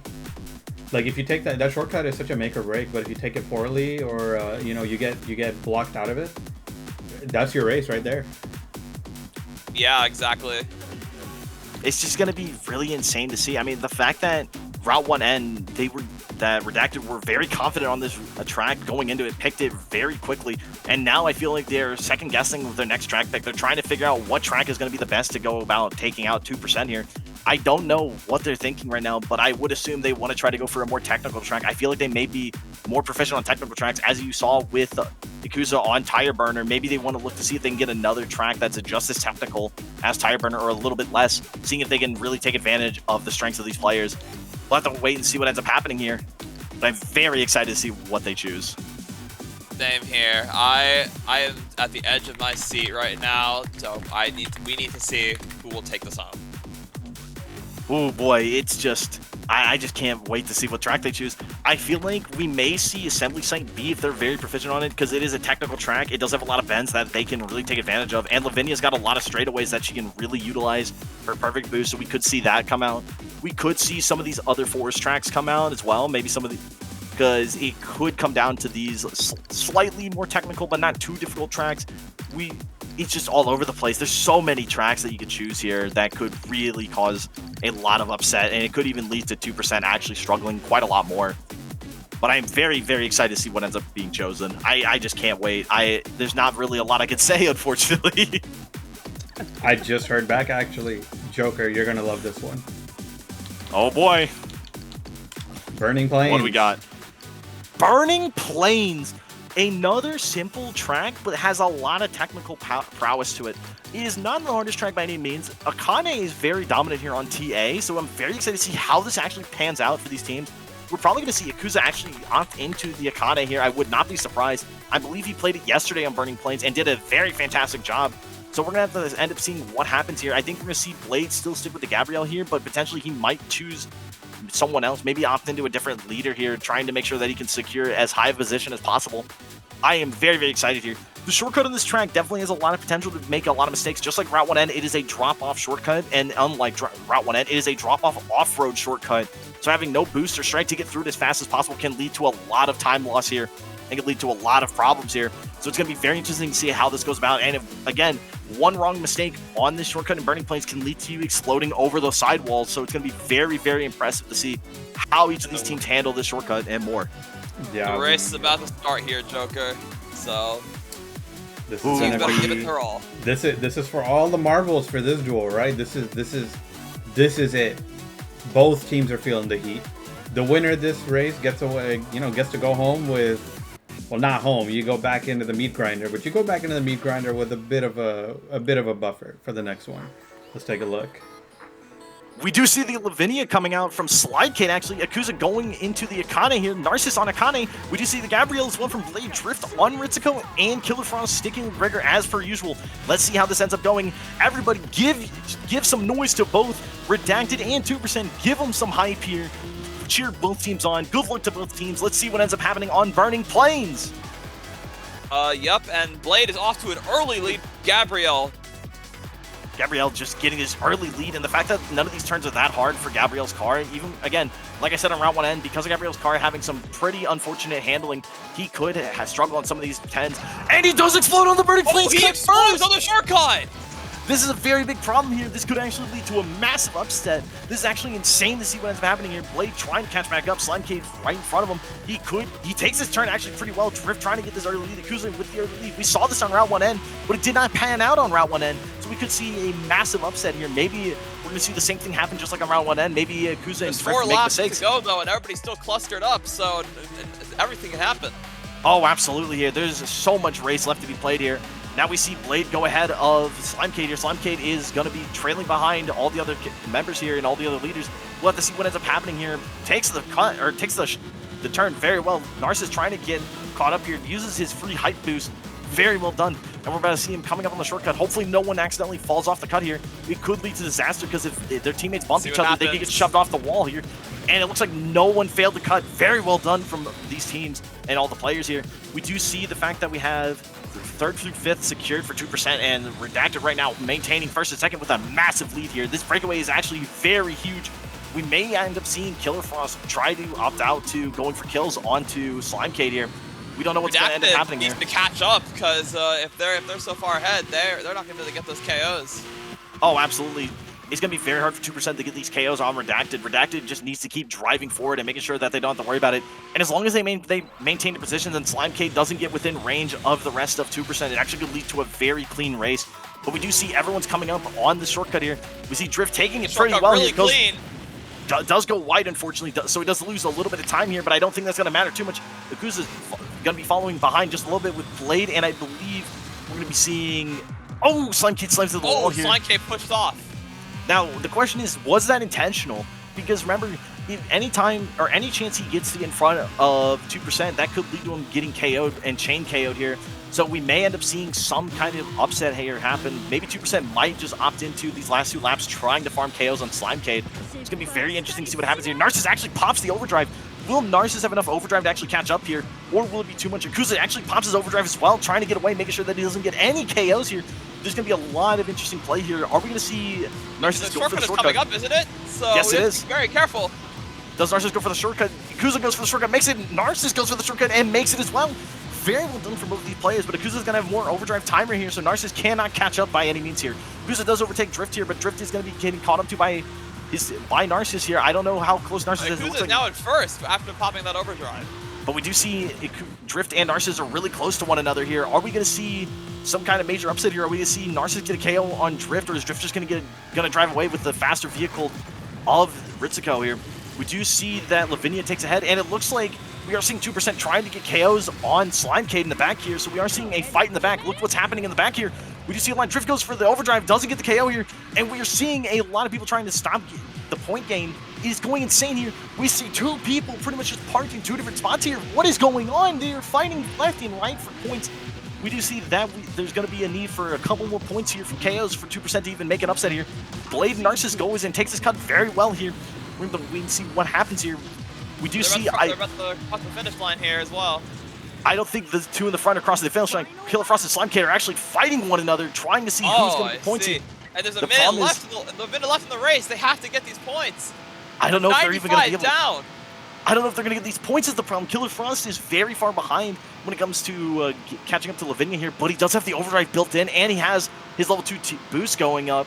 We're going to see what ends up happening here. He may just park it on the shortcut, take out Slidekate, but will Slidekate even go for the shortcut? He actually does go for the shortcut. It fails it, and Killer Frost gets pushed by Akuza, ending the race. Darth blocked the attack. Holy, this is insane. They have 30 seconds left. Can Killer Frost make anything happen here? It doesn't look like he can. I don't think he's going to be able to do anything. He might even just try to KO Ikuza, but it's not going to matter because he's already finished the race here. They have 20 seconds left. Killer Frost does opt for the overdrive, but again, he won't get any points because that is Ikuza. Ikuza already finished the race. So unfortunately, and Slimekey playing this very smart, not even trying to get within range of Killer Frost. And unfortunately, 2%, it was not able to secure these kills. Redacted gets the point total and ends the duel with first. A very, very intense Burning Plains race. Very well done from both teams. Unfortunately, 2%'s gotta go. They've lost. They had such an amazing upset on Route 1N. Played absolutely out of their mind. Really showing Redacted they cannot take them lightly. Played super, super well. But Redacted coming into race 2 on Duel with Burning Plains playing 2 really good runners, able to secure their top spots, and Slimecade playing extremely smart, not getting into range of 2% by any means. Very, very well done by Slimecade. Very well done from 2%, and extremely well done from Redacted. What an amazing Duel series. Indeed, it has been, and with this win from Redacted, we have to say goodbye. 2%. They have played so well this entire tournament. They should be very proud of getting this far, and we hope to see them around in future endeavors. I mean, absolutely. I just wanna vouch for all 3 of them: Dandoob, Narcissus, and Killer Frost. I played with them quite a bit online. They are very, very good players. Very cool to, just very cool to hang out with. Great community members, great players all around. They could definitely have, that final race, that shortcut, that drop down shortcut is just so brutal. You take it, it happened the first race, it happened the second race. Drop down shortcuts, you take them wrong, you just explode. But now we are going to move into the second part of this duel. Let me get the tracks for that ready real quick while you guys talk a little bit more about how the duel we just had. So we saw on the first race here that the point total is very close. We saw the points really going back and forth on Route 1N. Quite a couple KOs, a couple of strike bait situations, just very tense all around. But in contrast to that race on Route 1N, it does seem like Blade's early mistake on the Burning Plains really just killed his momentum to try and get up into the front. It's very unfortunate that he made that mistake. It's really sad. It looks like these drop-down shortcuts are very difficult to take, especially with Gabrielle's car. It's very, very hard to take these consistently, and I understand that mistake is going to be pretty hard to avoid with Gabrielle. I think another factor that led into that is I believe when he was taking the shortcut initially, someone from one of the teams actually shoved him during the shortcut, which actually gave him enough momentum to go over the sidewall and explode. It is very, very unfortunate that actually ended up occurring here. I am very excited to see how these teams play out these next few races here, and who is going to go to the next series of duels. That is what I'm very excited about. Let's go ahead and take a look at these. Let's go ahead and just take a quick look at these next tracks that we're going to have. Waterside, Misery, Babylon Fields, Vapor Trails, and Sector Landing. Another set of highly technical tracks. Ooh, this is going to be interesting. A lot of these tracks are, surprisingly, we got a lot of tracks that aren't too bad, but we do have some pretty tough ones here. Waterside Misery being the first track. I believe that was also the first track for Block B, funny enough. And I believe, let me just double check that here. I believe Waterside Misery was the first. Yes, it was actually. So we are getting a run back from Block B's Waterside Misery. Waterside Misery known for being a quick track with a hard-to-hit shortcut that can lead to a lot of janky collision, lead to a lot of people getting KO'd. It could get very, very dicey for these teams. Next, going into Vapor Trails. I'm actually very excited to see how people play Vapor Trails. This track was the track that I believe Mr. A was picked on.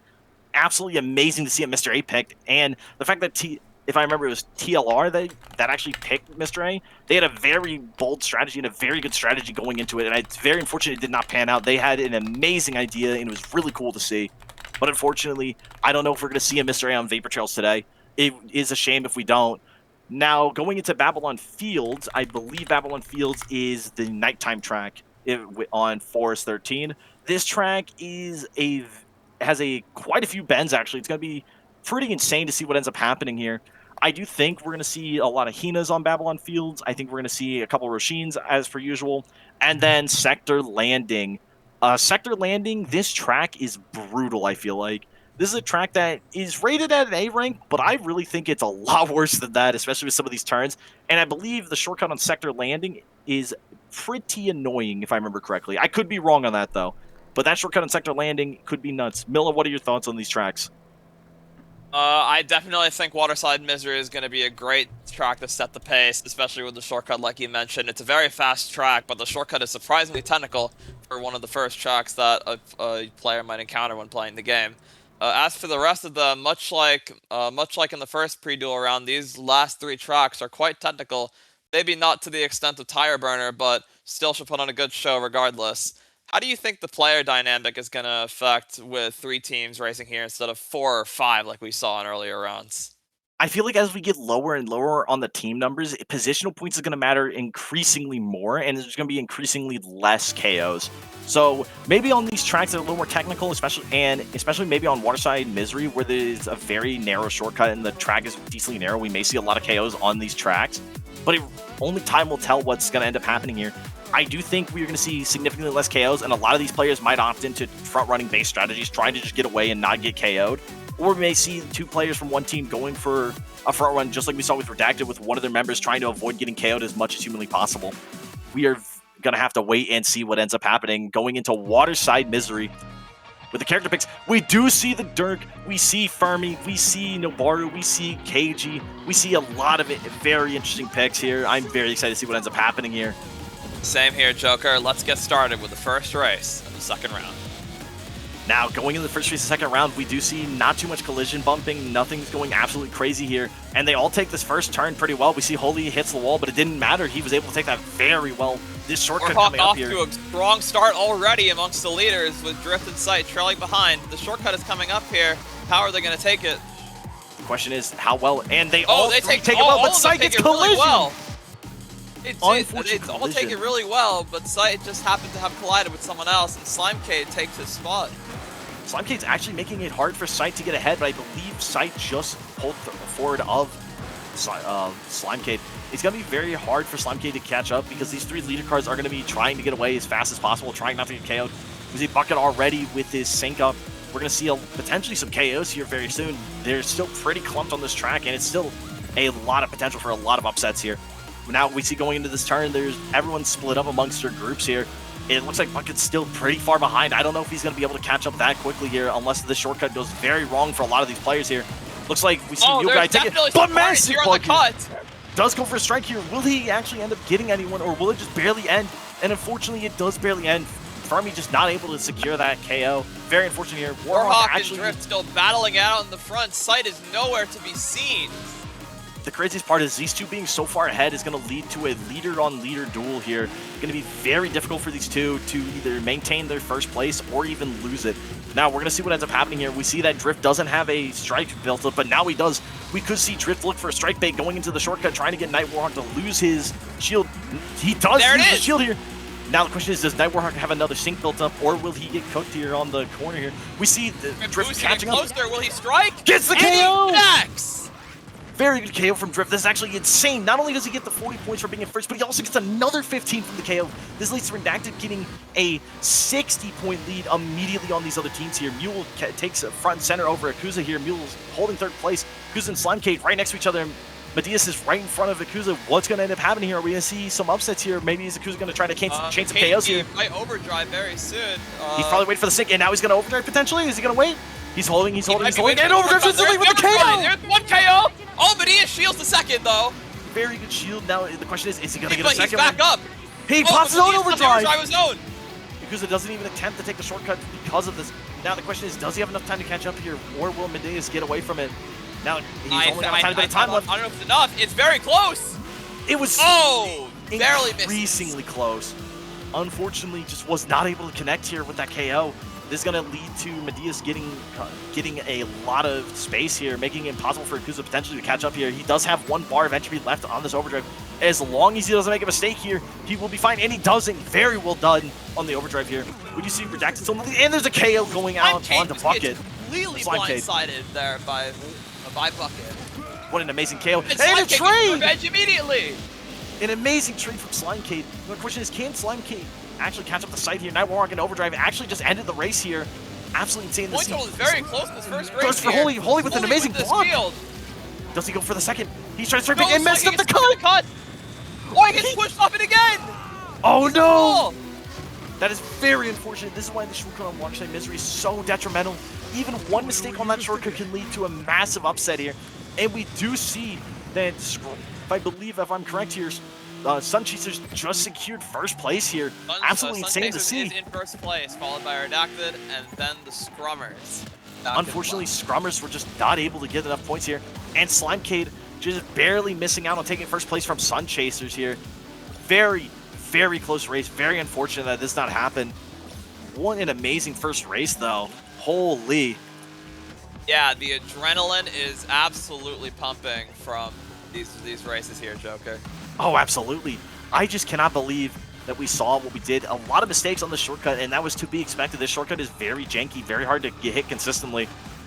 But I am happy to see that we did see a lot of upsets here. We did see quite a couple KOs, surprisingly, and some really good plays by each of the members here and each of the leaders.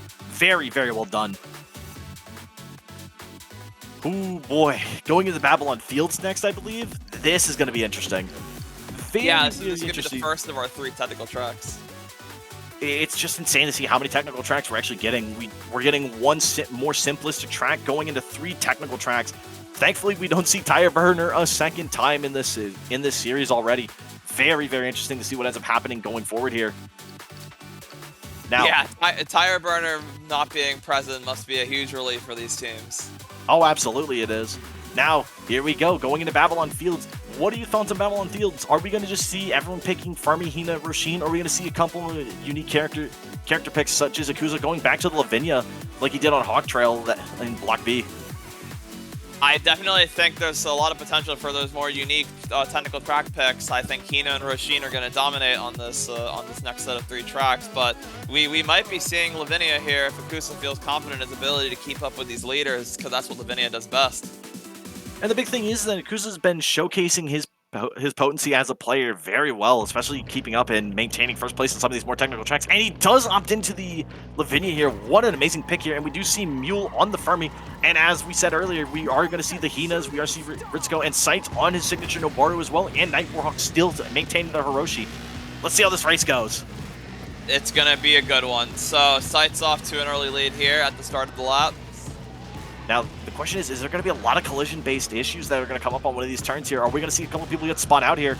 Who knows what's going to end up happening? We do see one person get slowed down, but it doesn't seem like it was by that much here. Right now, yeah, no, everybody's still really close together. Drift. Oh, so a few collisions on this turn, but it doesn't seem to be too bad. Oh, absolutely. And we see that Bucket's actually maintaining the lead right now with Hina. And unfortunately, Mule gets spun out by 3 different racers bumping into him. But he does have the sync now, so to be able to catch up whenever he feels like it. Oh, absolutely. And we're about to see what's going to end up happening here. Akusa is holding second place with Medius holding third place here. Very, very interesting to see. And now Slimecade in 4th place. It is a war of attrition with the members, not the leaders. The leaders are struggling heavily here. We see everyone taking the shortcut. Babylon Fields shortcut being an off-road shortcut, so being able to strike or boost through it to make sure you minimize the amount of time that you're in your slow battle up in the top 3, Joker? Yes, it is. It is a member battle indeed. It's Sight's right there in 4th place, actually. We could see Sight actually maintain or take over this member battle and really show off why the leaders are so powerful. But Slimecade actually overtakes him. It is a member battle through and through here. Kusa with a nice shield. Absolutely amazing shield on this track here. It's just going to be going insane. Will Kusa actually look to get a KO on Bucket here? He does get the perfect hyperactive. Perfect hyperactive goes for the strike bait. Does get the strike bait on Bucket here. And gets the strike bait off. Now the question is, he is going in front of him. Strike bait coming out from Bucket here. Akusa does not fall for it. Very well done from Akusa, not falling for that. Holy, what an amazing turn of events for Akusa. Akusa now just taking front and center, going crazy. front running Yes, on he these more does. technical tracks with Lavinia. Oh, absolutely. He's very, very proficient when it comes to Lavinia on these technical tracks. Does hit another perfect hyperactive boost. Will he opt into the shortcut here, or will he just avoid taking it and just try to maintain his lead?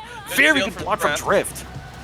Now it looks like we're actually having a leader battle here on the back, unfortunately. But I don't know where Sight is. I feel like Sight is the only leader that's up in the front here, and I believe we just saw a KO for a split second there. Drift going for the KO, gets it on Night Warhawk. Absolutely amazing KO. Absolutely, Joker. Oh, and Sight goes down as well. Sight getting KO'd here is very unfortunate. These members are not allowing Sight or any of the other leaders to catch up here. Sight does not have a strike build up and gets KO'd again! Sight gets KO'd on the shortcut! And there's another KO! There's so many explosions happening on this track, Joker.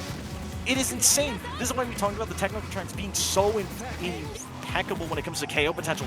They're just very hard to maintain good front runs. Reactive with over 400 points right now, by the way. I know, 400 points just from being on a technical track and then playing very well. Now they almost have 500 points in a 3-team lobby? How these guys are playing out of their mind. Drift, I believe, has 195 points, which is insane to see. They have a 200-point lead on it. I just can't. Sun Chasers, it's just over almost over 200 points behind, and we get another KO coming out onto Holy. What is going on here? Sun Chasers, yeah. And now we see a 500 point, oh, well, we did, is now back to 470 for Redacted here, is getting insane. Scrummers is now in second place here, but we see that they're still 200 points behind. They have to catch up while they can. Another KO comes out. We do see that Sun Chase have to do everything they can to close the point gap, or it's going to cause problems for these last few races. Oh, absolutely. And if Redacted secures a lot of points here on this race, this could end up serving them well. They could be picking the next race. And Mule Guy gets taken out again.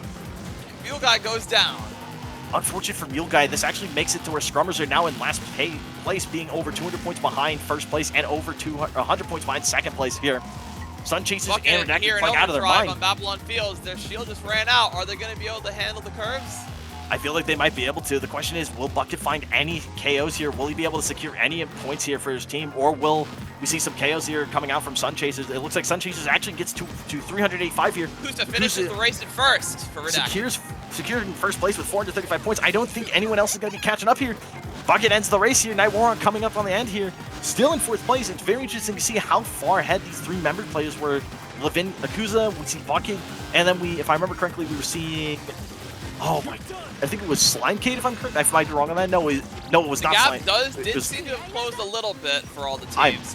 I am wrong. It was not Slimecade. I am so sorry. It was not Slimecade. But anyways here, just insane to see this amazing front run from these member players, all of them playing out of their mind. With a 400... and Drift scoring 225 points in a single race. They got 11 KOs. 11 KOs is nothing to be, like, there's nothing to sneeze at, especially with the fact that it's on a 3-team race. 225 points and 11 KOs is insane to see come out here. Redacted really is trying to show a dominant performance here, trying to make sure that they're going to be the next ones to pick who is going to be in the duel. They really want to secure this. Yeah, but it's like we said, any one of these teams right now could launch these offensive prowess that we see here from Redacted and close this gap. Oh, absolutely. It's just insane to see what's going on here. Going into Vapor Trails, we might see everyone opt into very similar picks. I don't think we're going to see... We may not actually see Mule Guy on the Fermi. We may see him opt into someone else here, but who knows? I think Mule Guy might just stick with the signature Fermi. It looks like he's been... Excuse me, it's looking like it's working pretty well for him. We'll have to wait and see what ends up happening here. Vapor Trails is potentially another track that you could see a lot of KOs here. But I believe this track is actually going to be a lot more front-run heavy. As we saw from TLR on Mr. A, Mr. A was actually able to front-run almost a full half lap ahead of everyone else here. So we may see something similar. I don't think we are. I think TLR playing Mr. A was just something very specific to them. I believe BFX was just very proficient on Mr. A, is just very proficient on Vapor Trails. So he wanted to try to get this amazing front run in. We may see someone that actually is very proficient on Mr. A playing Vapor Trails again, or we may see someone just opt into a Ritsuko super hard front run. Who knows what's going to end up happening here? Even Night Warhawk has the potential. I think Night Warhawk has a lot of potential here with the Hiroshi to just front run out of his mind here and make it very difficult for these other players to actually catch up. I couldn't agree with you more, Joker, but we'll have to wait and see. The question is, does anyone have a good Mr. A on this track? Does anyone know how to play the Mr. A here? What is going to happen here? Who knows, genuinely? This definitely feels like it could be a good Mr. A pickup here. Again, another 3-lap track here on Vapor Trails. So what is going to end up happening here? What is going to go nuts here? Who is going to actually do this?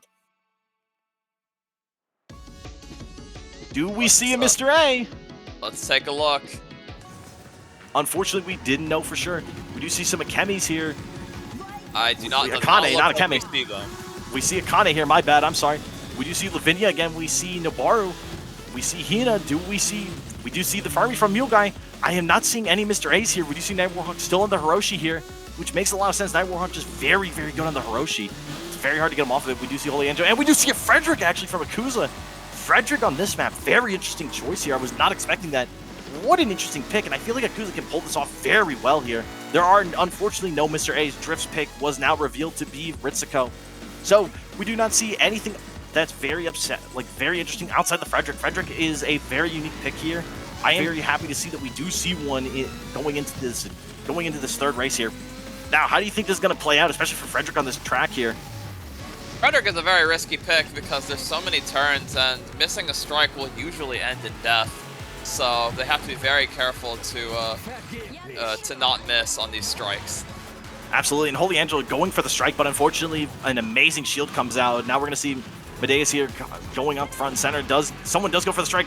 Slimecade misses the strike, but Medeus uses the shield anyways just to play it safe here. Very well done, and he has a strike built up of his own. Will he look for the strike here on the shortcut coming up here?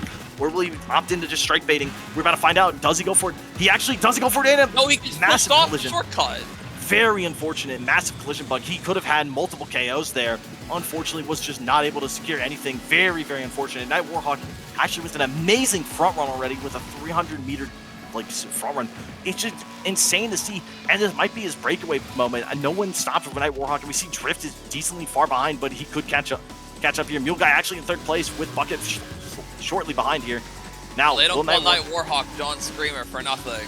Okay. No, absolutely not. John Screamer over here trying to make sure he gets as many points as he can.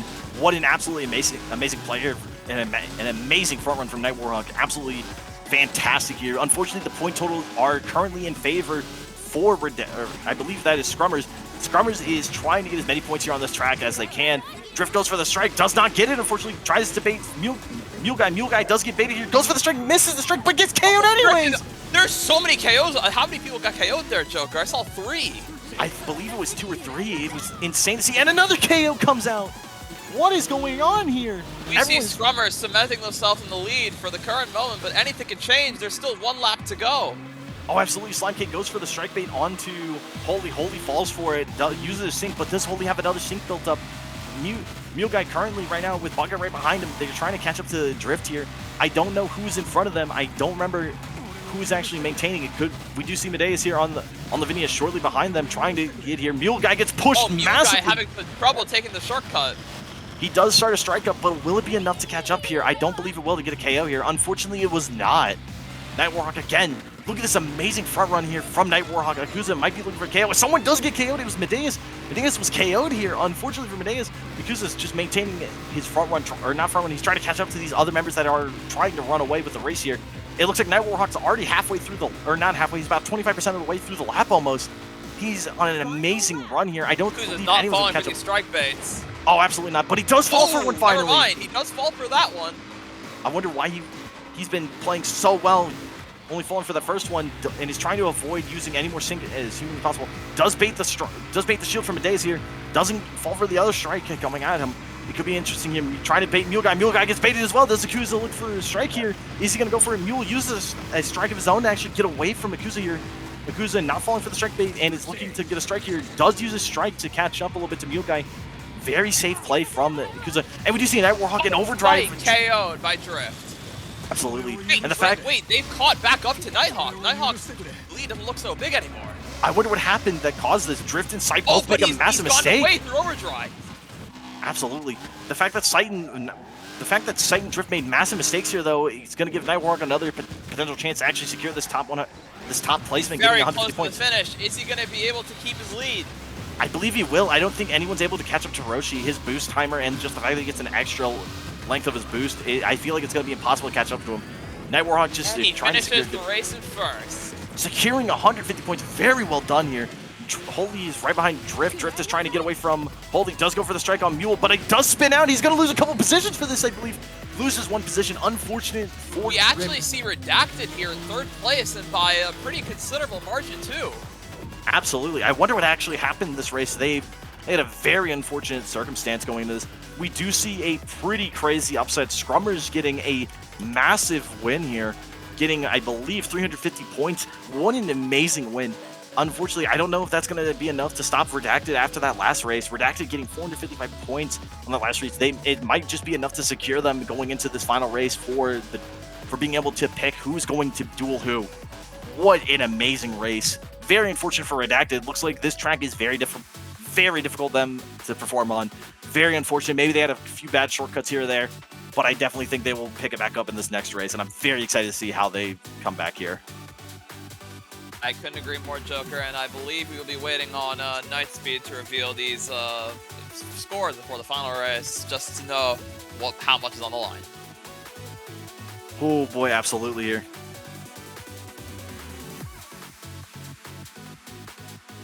Whew, excuse me.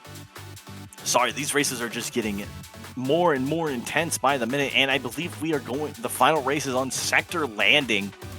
We are going to see what ends up happening here on Sector Landing. This is absolutely insane to see, genuinely. Sector Landing is not one of those easy tracks that you can just forego with a little bit, or any little bit of strike usage or anything of that nature. You have to be very proficient on these turns. If I remember correctly, there's a lot of 90-degree turns. The ending is very difficult to hit consistently. It's going to be very interesting to see what ends up happening here. I'm very excited to see how these players play and what picks they opt into. Who knows what they're going to be doing, and the shortcut as well is going to be pretty hard to hit consistently without getting spun out. Good lord, what is going to end up happening here? One of these technical tracks, again, just so much room for KOs, which is exactly what we like to see, because those will cause the highest point differences for these races, especially what we saw on Babylon Fields, I believe it was, for race 2.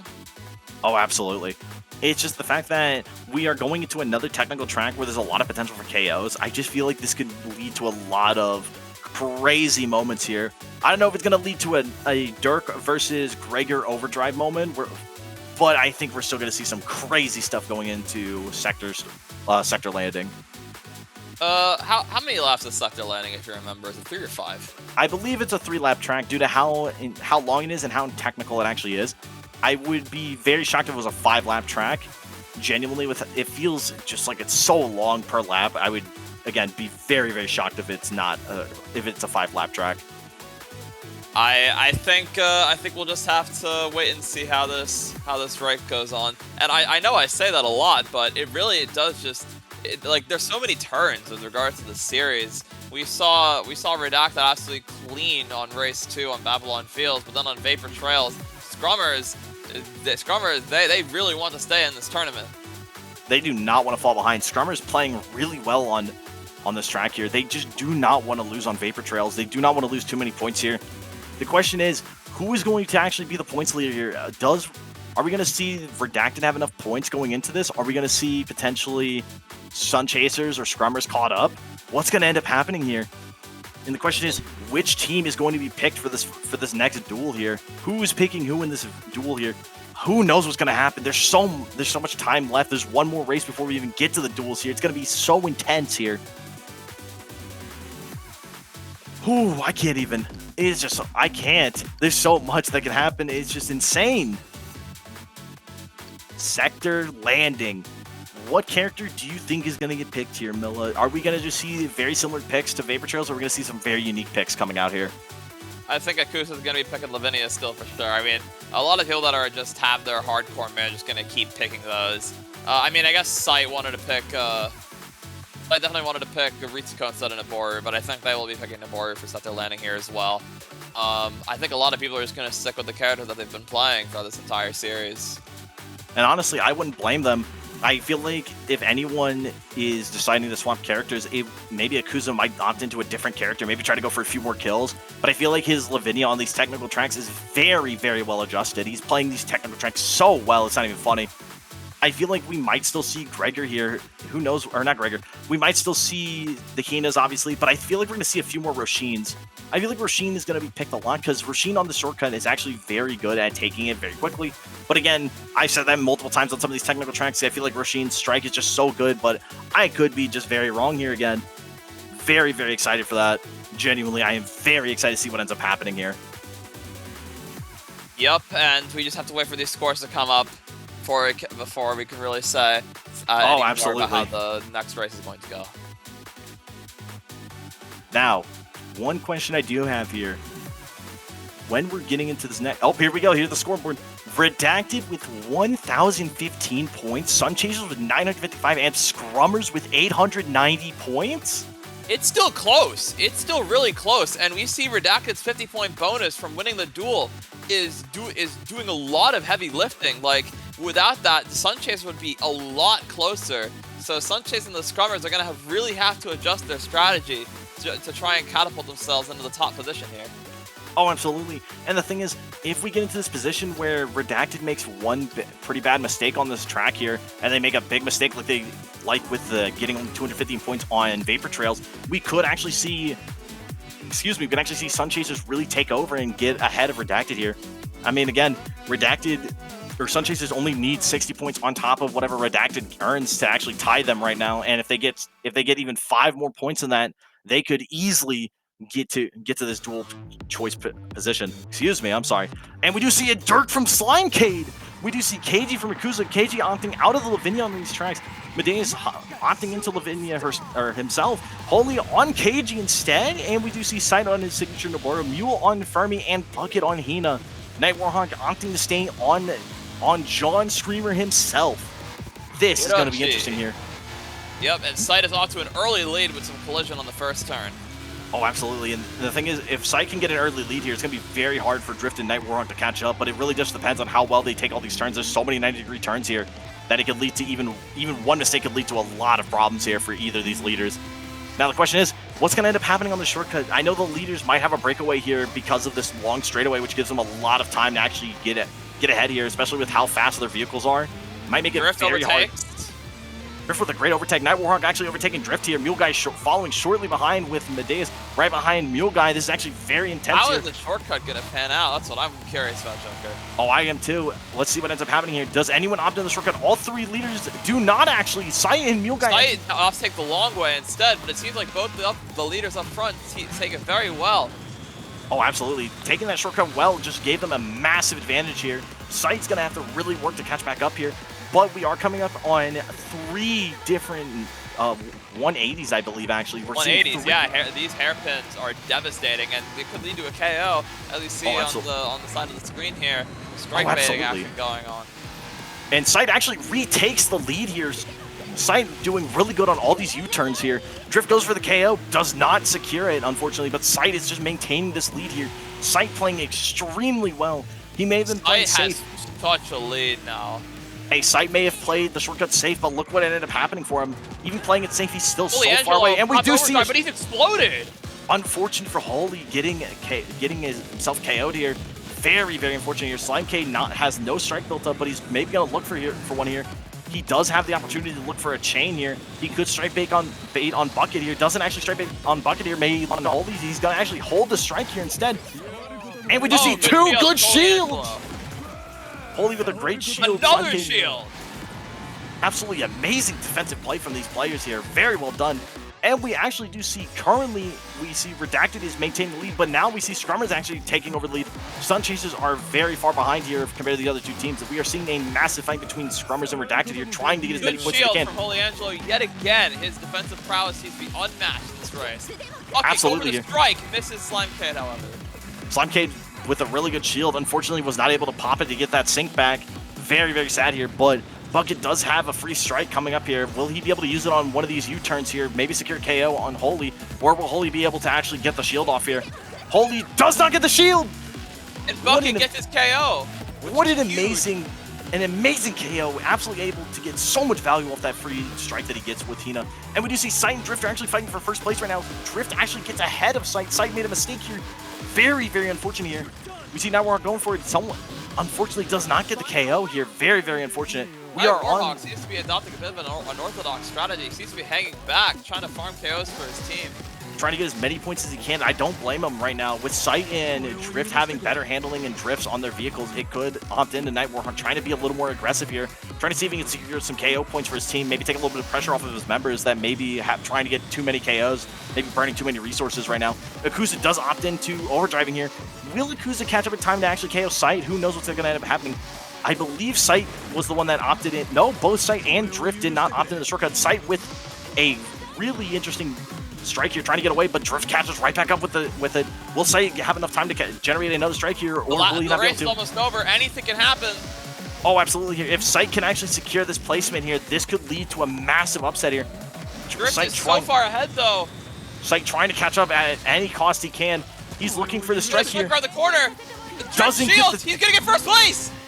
What an amazing shield that Drift was able to get off here. He was able to actually use the momentum from Sight to get a very clean first place. What an amazing job here coming off of these plays here. What is Night Warhawk doing? Went backwards to try and score the KO on Mule Guy? I believe Night Warhawk might have gotten spun around, I believe. I have no idea what ended up happening here. Bucket pops his overdrive. Holy popped his overdrive, and it looks like Slimecade's going to be in the back here. Unfortunately, Slimecade's not going to be able to catch up and get any points here, and it looks like we are going to see Redacted with a very powerful victory here. This is going to, if I'm correct, secure them the opportunity to choose the next duel again. Redacted is the points leader for the second part of the pre-duels here, so they'll be able to choose not only their first duel opponent, but their second duel opponent. This is very, very interesting to see. The fact that they not only got to pick the first and it took out 2%. Are they going to do it again? Are they going to take out one of these teams, or will there be a massive upset? And are we going to see Sun Chasers or Scrummers, whichever team they choose, are they going to upset and actually take out Redacted here after all this hard work this team has been putting in? Will Redacted actually get taken out, or will they get another duel win? It's going to be hard to say for sure, but one thing we do know, Redacted has been absolutely dominant here on day 2 of Welcome to Neo Rey. Oh, absolutely. The fact that they played so well in day 1 in their block, and now they're coming here trying their hardest, really performing so well, it's not even funny. They are doing such an amazing job. Every one of these team members on all 3 teams, and especially for Team Redacted, they are just playing out of their minds, making so many good plays, doing a lot of good strike baiting, making some amazing overdrive calls. It has just been absolutely insane here. Yeah, so while we're here in the intermission, let's talk about the next duel phase. So, Block B so far has both of their teams still in the running here. They have both Sun Chasers and Redacted here at the front. And while Sun Chasers did take the advantage in Block B, it wasn't by too much. It was by less than 100 points, if memory serves. So, really, there's a lot that can happen here. Who do you think the Redacted will pick for their dual opponent? Will they pick the sole Block A team left in the running, or will they pick Sun Chasers? Ooh, this could be interesting. Now, it is going to come down to if they want to opt into actually versing. Oh, excuse me. It's going to come down if they want to opt into taking out their competition from Block B and they want to be the sole best Block B team, or if they want to leave their opponents from Block B and save them for last, seeing if they can actually secure a full-blown victory. Because as you stated earlier, Redacted only lost by a few points, and they actually lost by 30 points to Sun Chasers, so they could save them for the finals, trying to get a full-blown victory on Sun Chasers here, proving to them that they want to win this through and through, and making sure they secure an amazing victory on Sun Chasers here. I believe they may opt into going for Sun Chasers last, though. They might want to just secure that victory through and through, showcasing that they are the better Block B team if they can manage it. Now, the Scrummers, I feel like the Scrummers are still a very strong team. They have had some very good showings here on some of these tracks, and I feel like it's going to be very hard to beat either of these teams for Redacted. It's not going to be that easy. I feel like we may have a huge potential for an upset here. Yeah, it really just depends on who Redacted chooses. We have to figure out who Redacted is going to choose for this duel. And this decision matters so much because one of those two teams, the team that doesn't get chosen for this duel, is guaranteed to go on to the finals. Oh, absolutely. And it's going to be an insane series here. Let's see what ends up happening. Knight, let's hear it from you. have we gotten any word from Redacted on who they're going to challenge? We have. I'm just waiting for the exact final score tally, which I can put up on screen in just a moment. We all know Redacted baited out, right? Like, you guys all know we can do math. I passed first grade, I think. I don't remember anymore. Or was it second grade? I don't remember which one had math. But yeah, no, I mean, it is. That was a crazy set. It's really interesting to see how the game changes with less people, right? When you have a full stock of 15 players and 5 straight teams, it's just chaos, and it's so much easier to farm for KOs, and you know, because you're having to defend yourself from like 5 different threats at once. But the moment you start going down to 4 and 3 teams, we're seeing a lot less bloodbaths, and the positions become way more important, right? I think that's a really interesting dynamic. It's really cool. You get almost like a different game depending on how many people you have. Yeah, that is very well said. Every team has to be adaptable in this tournament. They can't get away with only performing in one area of the game. They have to be able to do both. They have to know when to do what. And we see that's really important here with the different counts here in day 2 as compared to day 1. Adaptability is the name of the game, and let's see who the most adaptable was this time around.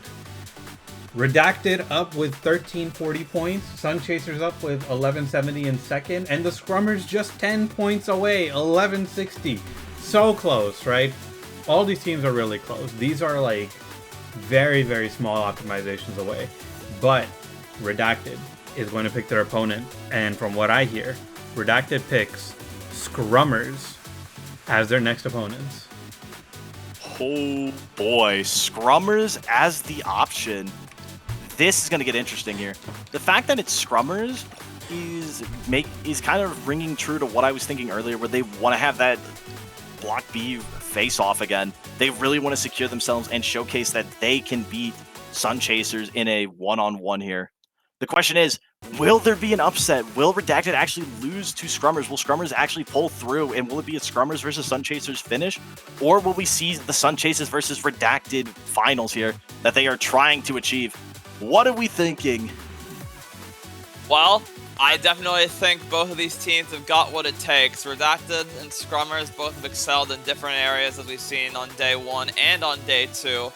Scrummers has insane front running and combat, but Redacted, not to be outdone, has shown us why they are a beast to contend with.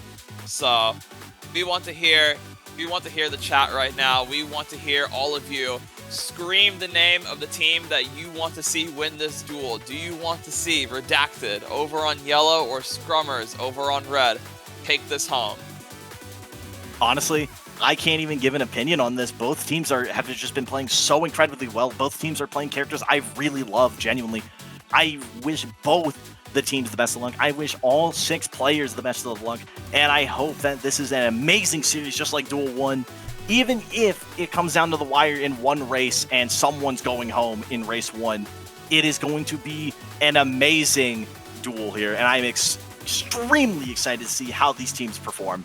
Yeah, I mean, no matter what, we're getting Sun Chasers in the finals, right? And Sun Chasers definitely deserves it, as do all of the teams we've seen so far. I think a lot of every team we saw today would have earned their spot in the finals. Like, they all have what it takes, but with the duels, you never know how it's going to go, right? And I'm sure Redacted's going to come into this next duel having learned some lessons from the last one, right? It's not enough to be the leader. You also got to bring it down. So, first things first. Scrummers ban Cradles, Echo Dome, Tireburner, and Route 1N. I think they saw what happened to Route 1N last time, so they didn't want that happening again. In response, the first track that Redacted picks is going to be Anaconda's Nest. Oh boy. Anaconda's Nest we saw in day 1 was a bloodbath, but that was with 5 teams. We have to remember, this is only with 2 teams. We have to see if this track will play any differently with much less chaos happening. And it really goes to show, because this track while it does have those really tight 90-degree turns, does have more straightaways, more opportunities to get away from the rest of the pack. So we're going to see how different they play in comparison. I'm really excited. It's the Anaconda's nest, right? We just got to see what happens. It's just more impressive that we are actually seeing Anaconda's Nest coming back out here. I believe every team had an amazing showing in Block B. I think especially Redacted. Redacted, I believe, actually scored the second highest behind Unnamed. So this could be a very amazing choice from them. I believe they're trying to get their opposition here out of their environment here. We do see some interesting picks. Slimecade on the Roshin. We do see the Fermi come out here. It is going to be very interesting. Who's going to win this race? Will it be Redacted with a big victory on Anaconda's Nest, or will it be Scrummers? Give both teams some noise here. Give them both some good luck wishes, and let's see how this all plays out. How is this first turn going to go? Well, it seems that Sight is off to an early lead yet again. This their specialty with Naboru just taking off early and never letting go. This is one of Sight's best qualities as not only just a leader player, but in general as a player. He's able to make some early leads here, and he does know how to take these. He knows how to play a lot of these turns very well here. The question is, will Drift be able to catch up, or will Sight get away with it?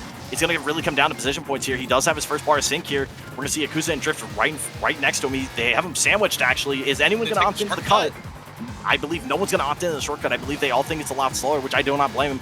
But Will Slimecade, I believe, was rocking the Roshin. He might actually opt into the cut. Right now, we actually do see Redacted is behind by 5 points here. So it could come down to no one gets KOs, and it could lead to I can't even speak here. It could lead to the Scrummers actually securing a 5-point victory in race 1 here. Griffin trying to strike bait on Sight, but Sight is not fooled. Sight knows better than that. Oh, absolutely. Sight knows what he's doing, and he's going to do it well here. The question is, will it be enough for these teams trying to strike bait him? Will Sight actually fall for it? I do not believe he will. Sight's trying to maintain first place here. Preemptively popped the shield, but it works. He successfully shielded the... Oh, did someone get KO'd? Yes, Drift KO'd Sight, actually, I believe. Sight going down to 3rd place here. Now Redacted is it with a massive lead of over over 100 points with a 125-point lead. Now going down to only 105. Sight has to catch up to prevent the breakaway from happening. Oh, absolutely here. There's not enough KO points here in the tank. Sight actually opts into the shortcut here, which is absolutely insane to see. Will he take it well? He does take it well, but he gets KO'd anyways! By Yakuza, but with overdrive! Yakuza with an amazing swipe with overdrive, making sure that Sight has no breathing room. What an amazing KO, what an amazing call. Slimecade actually gets the 4th place here with the Roshin here. Bucket and Mule and Bucket are struggling to keep up. Here's the problem here with Anaconda's Nest. This track is one of those tracks that you can break away super hard here. It's going to take a lot to make a lot of mistakes here. It's going to be very important that Yakuza and Drift really maintain their lead here. If any of the members of Scrummers actually is able to catch up here, it could lead to a massive problem for Redacted, but I don't think they're going to be able to.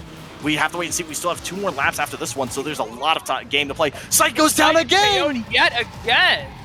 But I do believe we see all of Scrummers actually here in 3rd through 5th place, but we still see they are over 100. They're almost 100 points down, actually almost 200 points down.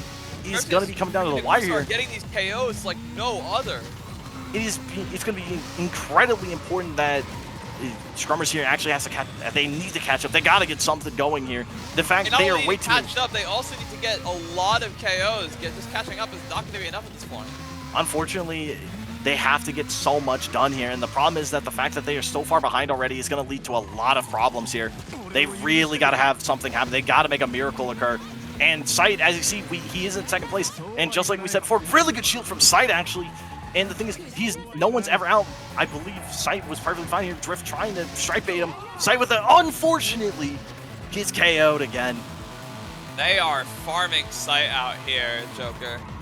It's very hard. Sight, every time he tries to get ahead, he's just getting KO'd left, right, and center. And it looks like we see Scrummers maybe opting into trying to farm Slimecade here, trying to get some points here, but Slimecade playing really well with the 1 strike, or the 1 call strike. But Slimecade gets taken out anyways. Bucket doesn't have any more overdrive in the tank, but he does have some boost here. Maybe he might look to try to catch up here, but at this point, he's 60 points behind. He's got to look for maybe a few more KOs on Slimecade. Pops overdrive in the front to try and extend his lead even further. Exactly, and Sight actually is fighting with Drift, but I believe Sight just got KO'd again from Drift, which is very unfortunate here. It is coming down to the wire. Will Sight actually be able to get enough KOs with his teammates here, trying to beat Redacted, or Redacted to actually take this victory very securely? Who knows what's going to end up happening here? It's going to come down to the wire, potentially.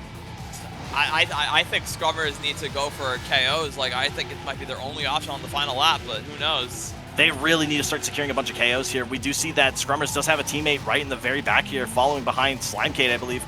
They really need to start looking to farm KOs here because I don't think positions are going to be enough right now. It's going to be very, very difficult if it is. Drift doesn't fall for the strike boost, or the strike bait. And unfortunately, Say misses the strike. Not good. There's not a lot of time left in this track here. Drift goes for it, and with a really good block of sight. Hit the shield. Now the question is, does Sight by block? And he gets another block. Shield, but fails the strike. And Akusa finishes first. This is not good here. We're gonna have to see what ends up happening here. It looks like there was a KO that happened in the back on Redacted Slimecade. But the question is, will it be enough here? I don't think it is. They are still 60 points behind here. Someone's gonna have to make something happen here because there's still 45 seconds left in the race. Bucket needs to get these kills on Slimecade. They have to really go for something desperate here. They have to try to farm Slimecade, but there's just not enough time left in the track. Slimecade just is able to stay behind right now. Maybe Slimecade's going to try to take the position over from Bucket. Bucket gets taken over here, and Bucket's looking for a strike. Slimecade parking it, he's trying his hardest to break. These two cars are just sitting in the back. What is going on here? Everyone's going crazy. Slimecade breaks away. Slimecade baited Bucket into playing Ring Around the Rosie, and it looks like Slimecade gets the finish, and that is a Redacted victory. What an amazing, intense race. Very, very good race from both teams. An incredible showing for both teams, and an incredible showing from Redacted. Holy, what an insane instance. Very, very unfortunate for this team. Scrummers playing absolutely well. Very unfortunate that some of these strike baits actually turned into strikes, which took out Sight and a couple of these other members. Very, very unfortunate here. It is honestly just a shame. They played very well, but Redacted were able to just secure a few more KOs than them. Very well done from both teams, and Redacted is moving on to the finals. Indeed they are, and what a performance that Scrummers has put on for us all throughout the tournaments. They completely dominated Block A along with 2%, and it's really sad to see them go out like this. Oh, absolutely it is. They've just been playing so incredibly well. It's just been amazing. Like, genuinely, I just cannot believe how well how well they've been playing. They've put on an amazing performance. And now it is going to be Redacted versus Hunt Chasers, a Block B 1v1 going into finals here. This is going to get very, very intense here, and it's going to get absolutely insane. Who knows what's going to end up happening here? The fact that we see these two teams back at it again, they were so close, neck and neck in points, back in Block B, only 30 off from one another. Now, the question is, will Redacted have a very commanding victory here, or will it come down to the wire? Who knows what's going to end up happening here? We could see Sun Chasers just completely dominate over Redacted as well. It is going to be an interesting set, and I cannot wait to see what ends up happening here.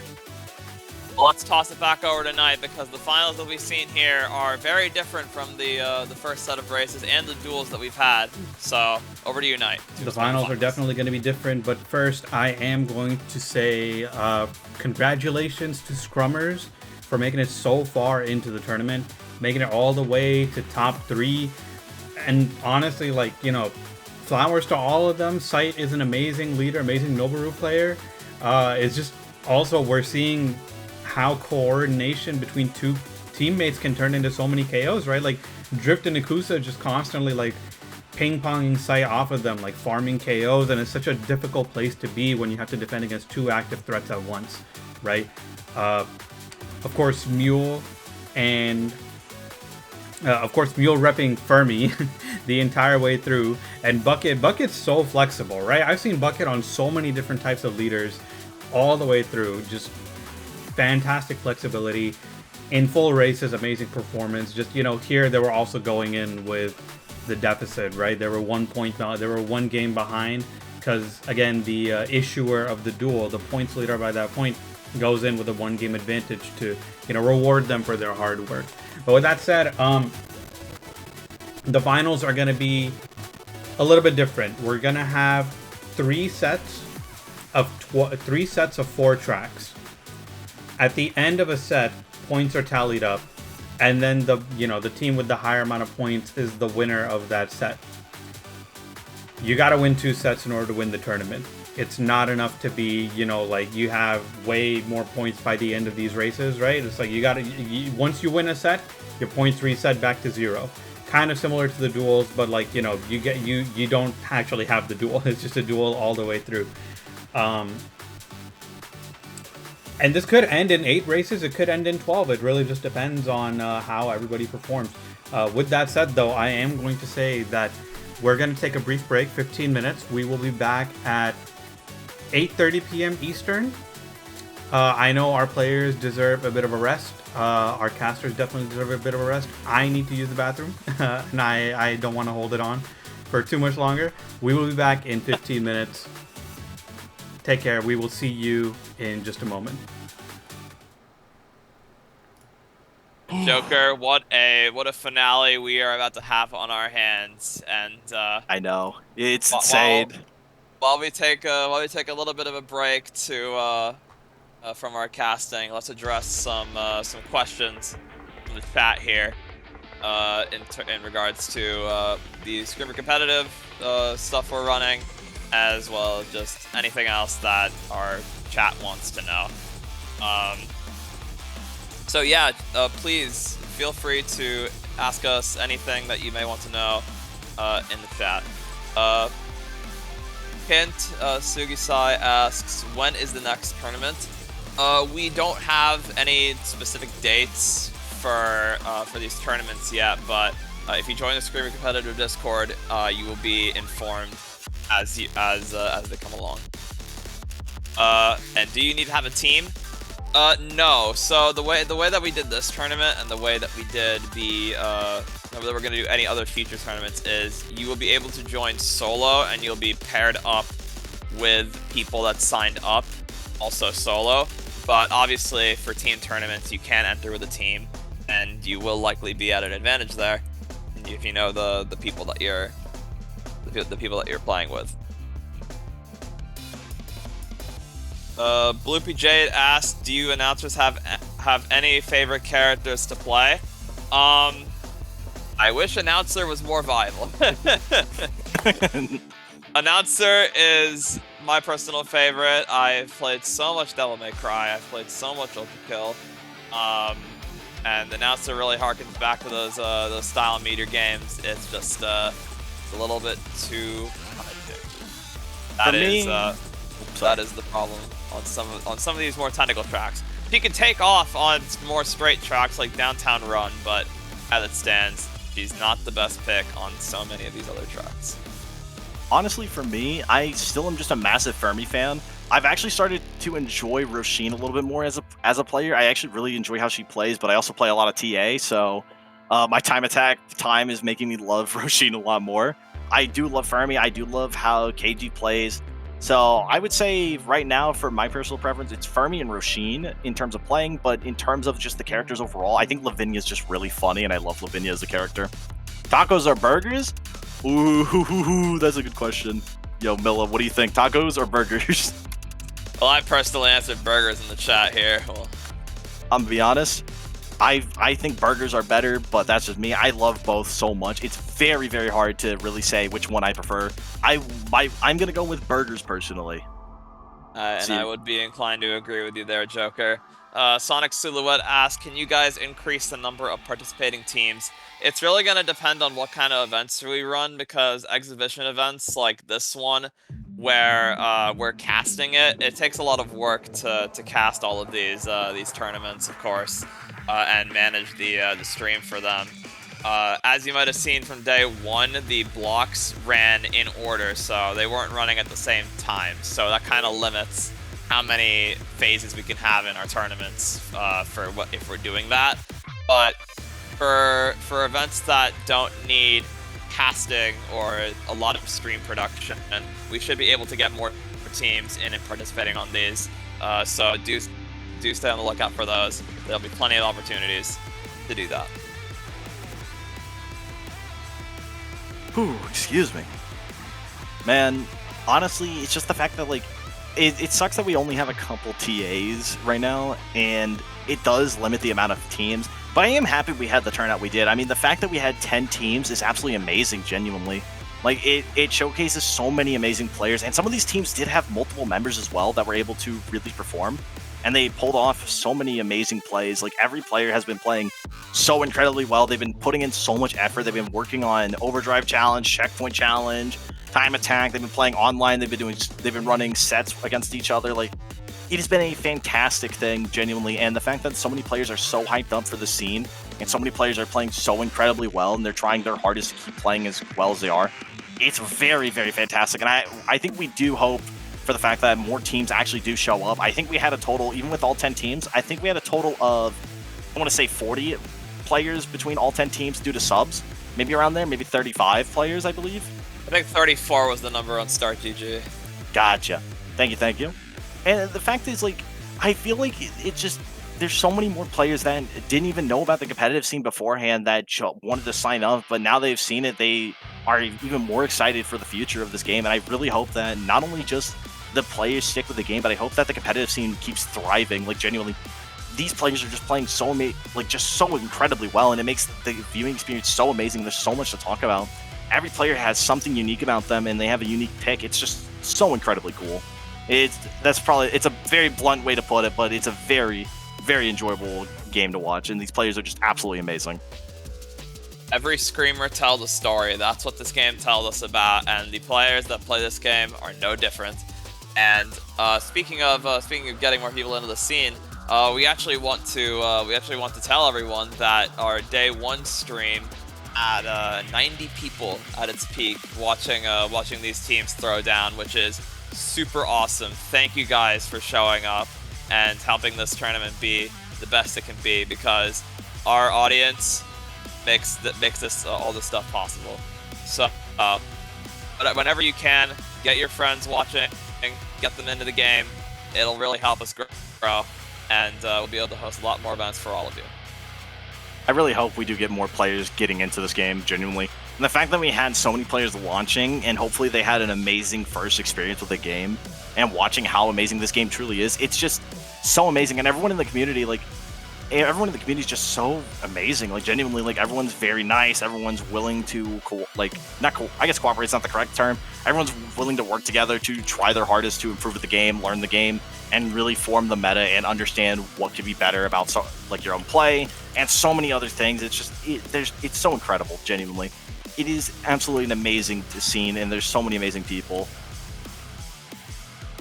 Yeah, yes indeed, Joker. And like we mentioned, it is just so cool seeing as much turnout as there has been, and all the positive reception and letters of love from all the fans in the stands. It's been really nice. Oh, absolutely. It has been unbelievable, genuinely. And genuinely, I couldn't thank everyone any more than I already have. Everyone's just so amazing. And the fact that we're getting such an amazing turnout and so many players are enjoying watching the series unfold, it's unbelievable, and it's so cool to see. Let's get the chat's opinion here on something, because we know our final two now, both Block B teams, Redacted and Sun Chasers, are going to be facing off in the finals. So please, please, please give your opinions on who is going to take this tournament home. We want to see everyone in the chat hyping up their favorite team. We need to see this duel be as good as it can possibly be, both as a viewing experience and for all these players. Oh, absolutely. And it just, both these teams have been putting in so much work. They've been trying so hard. They've been really excelling. They've been doing so many amazing plays. It's been very hard to not want to keep watching every single player and how they keep performing and how they keep improving as they go through the series. It's genuinely so impressive, and I can't believe how well everyone's playing. It is unbelievable.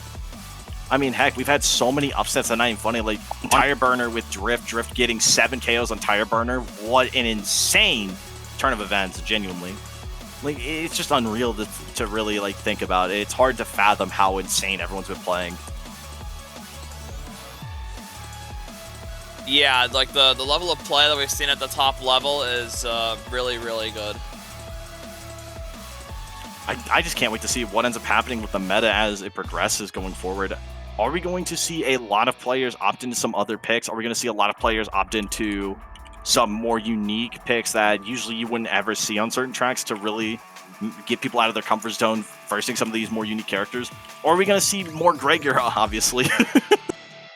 Gregor, definitely one of those characters that I was not expecting. You know what? That's a question for everyone in chat right now. What character shocked you the most to get picked? Is there any character that you think was the most interesting that was picked among all the other characters currently? Sorry, Joker. Let's repeat that question. I didn't come out of my head. Oh, it didn't? All right, let me say this again.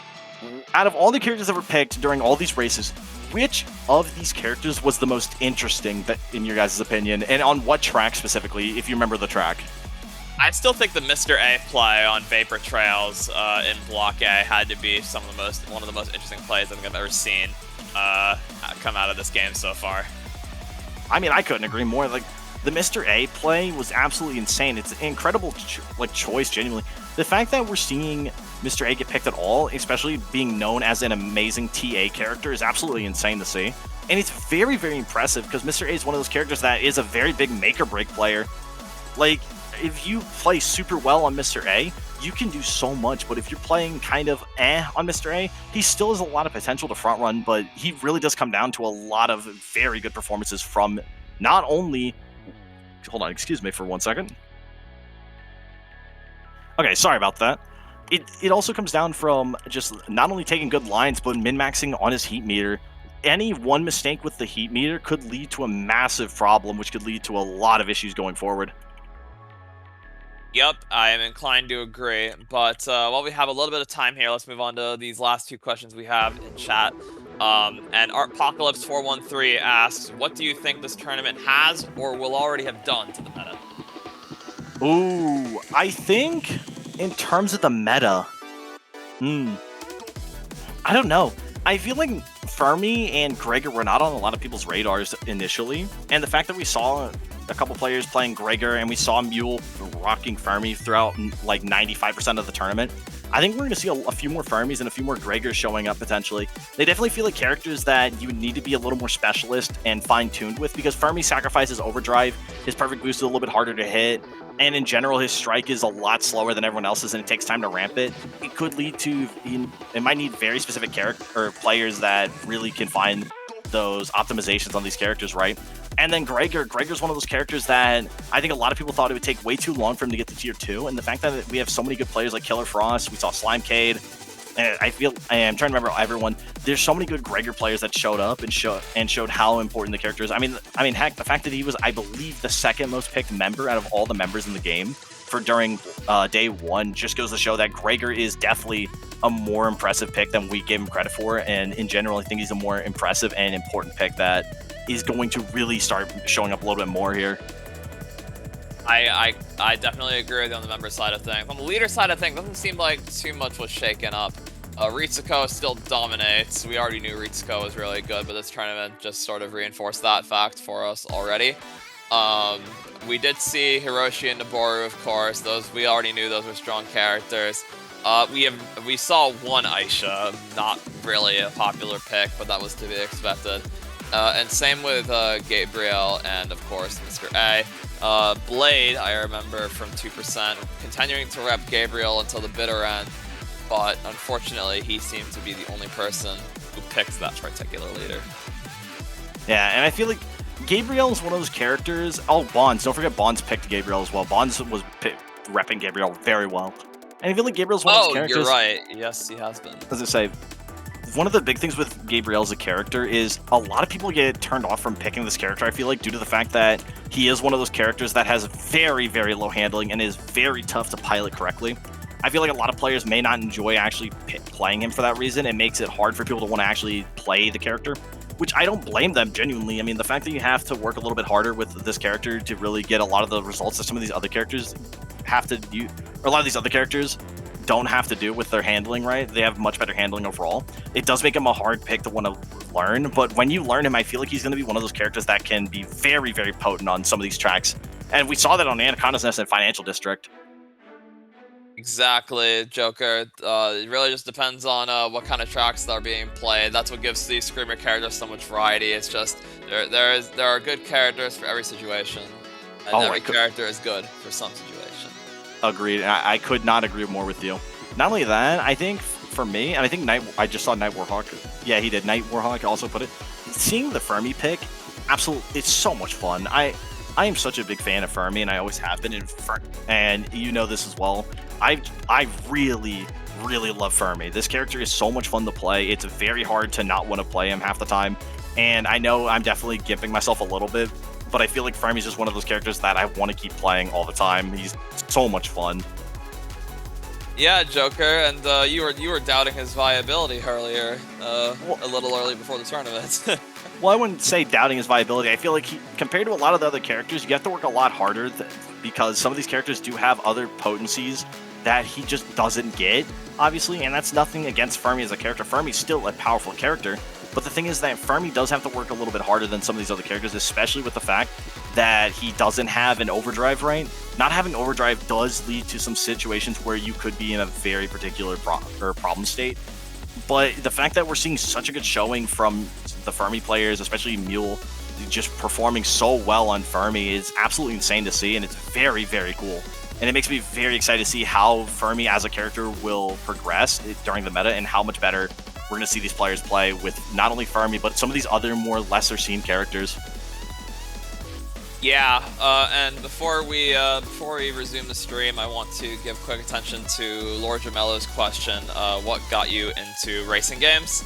So, I've been playing Mario Kart Wii since 2009. I still occasionally play the game. I'm a very diverse player when it comes to racing games. I play kart racers and arcade racers, Screamer being the latest in my lineup. So I tend to pick these games up pretty quickly, I'd say, and just learn their ins and outs. Well, how about you, Joker? Funny enough, so this is gonna sound crazy, but I actually wasn't that into racing games for a while. I actually got more into racing games as of recently when Crossroads came out. That's when I actually started getting back into the game. Into racing games. It looked really fun. I started playing that, and I was enjoying it so much. And the reason I actually got into Screamer was not only because the game just looked absolutely amazing, but also Knight himself actually brought me into the game. Knight showed me how amazing this game is, showed off some of the music, showed me gameplay, and this game is just so fantastic. It's not even funny how amazing this game is. The devs themselves made did such an amazing job on a lot of the things: aesthetics, music, atmosphere, everything. The story, in my opinion, was really good. I loved it. And that's the thing, I feel like this is what really engulfs me in the series, and engulfs me in the series, quote unquote.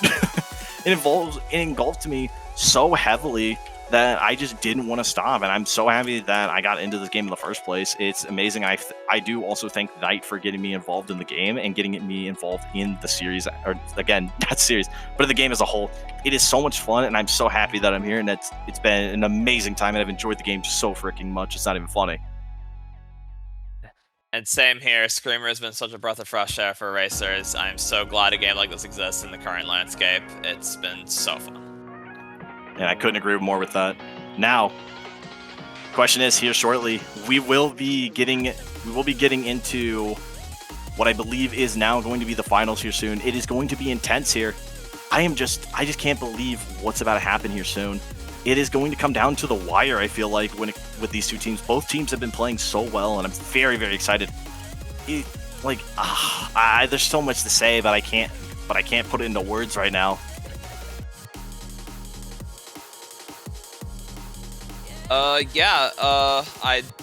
Let's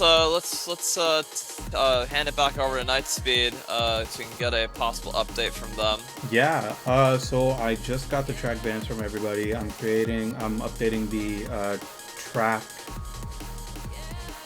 list that we're going to be going to. So, as a reminder, for everybody, let's go ahead and switch over to the splash screen so everybody's like, oh, the stream's actually happening. All right, so welcome back, everybody. Slightly late, just needed some information, and I'm still putting it together. But the way this is going to work is we have 3 sets of 4 races coming right up. And the way the way the teams are going to win is that the most points at the end of a set gives that team the set, and you need 2 sets to win, right? So it's a first to 2 best of 3. If you played a fighting game before, or you've ever been in a fighting game tournament, you're kind of aware, like, the first of 2, first of 3 format. But each set is obviously going to be like, the whole 4 races, and the most points at the end of that set wins that set. So it could be 8 races, it could go all the way up to 12, right? For time's sake, I hope it's 8, but for hype's sake, I hope it's 12. Let me get these first 4 tracks up on the screen just in a moment. In the meantime, I'll let you guys talk about the 2 teams. Let's talk about the 2 teams, because like they've worked really hard to get up here, right? Like we had such a stellar roster starting yesterday with 10 whole amazing teams. Now we're down to just 2. We're down to Redacted, and we're down to Sun Chasers. I know these 2 are both in Block B, actually. These are our Block B favorites coming in. I'll let you start it off. Yeah, no, Joker, you go ahead. Are you sure? All right. Yeah, go for it. All right, to start about these 2 teams real quick, Sun Chasers and Redacted genuinely have put on such stellar performances. One of the big things that these 2 teams have is consistency, and not only that in just consistency, but the character picks, they've really...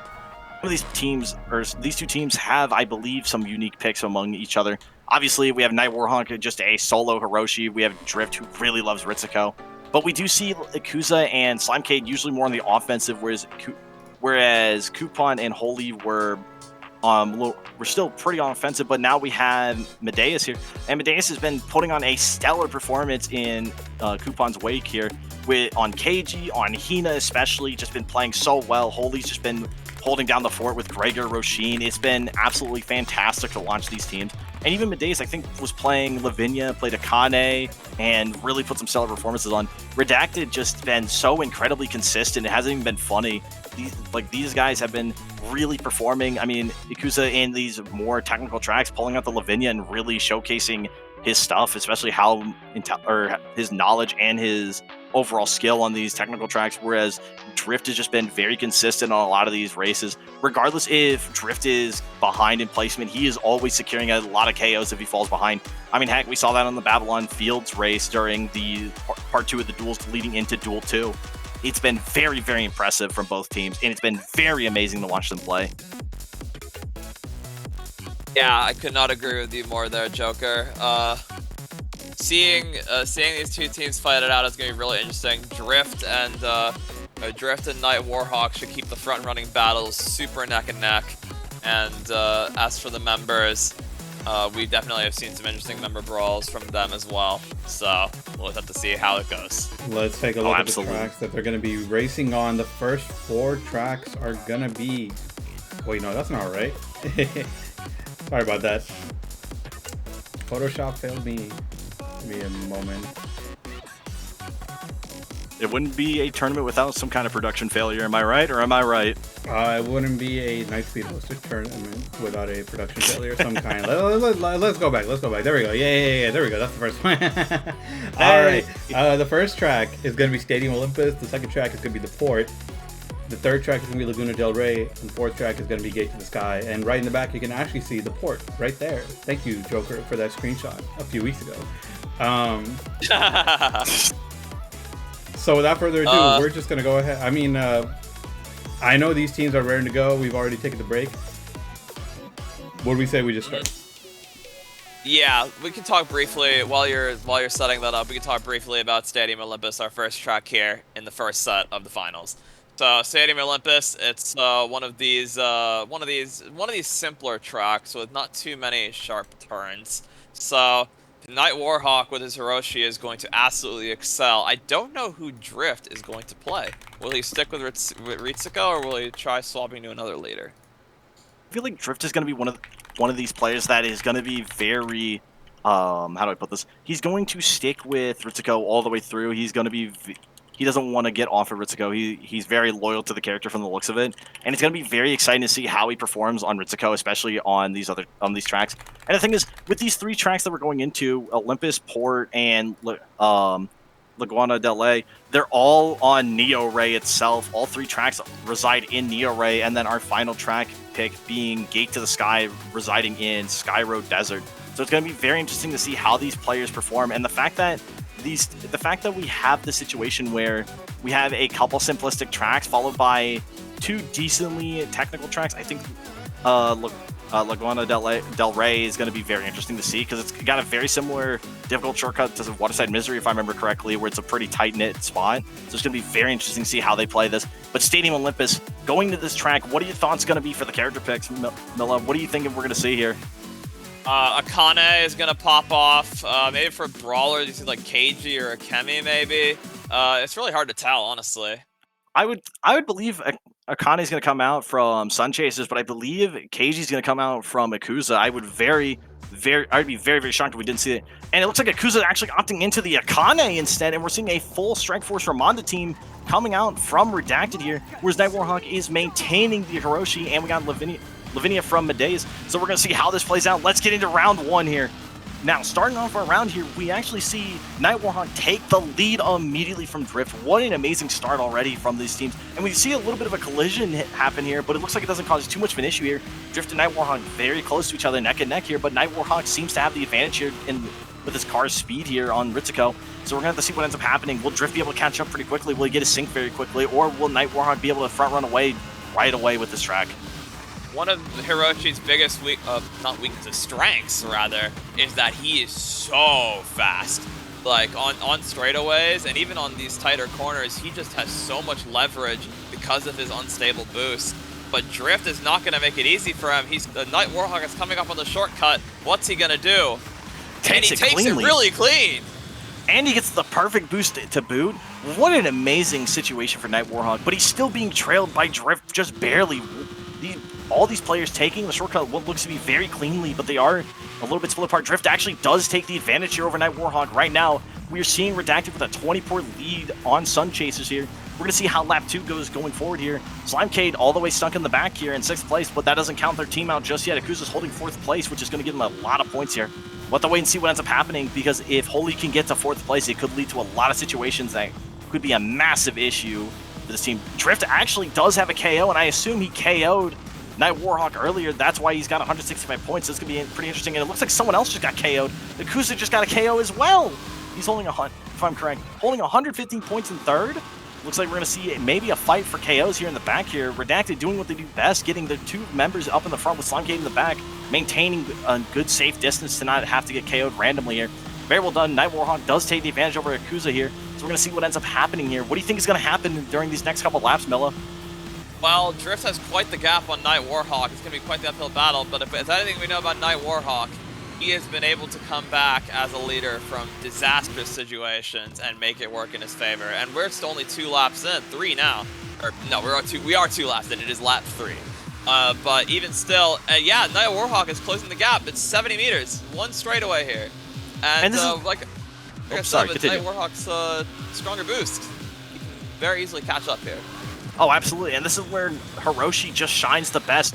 Getting these straightaways where he's allowed to stay in his staying at maximum gears. Strike? He does bait out the strike from Drift. The 2 are neck and neck now.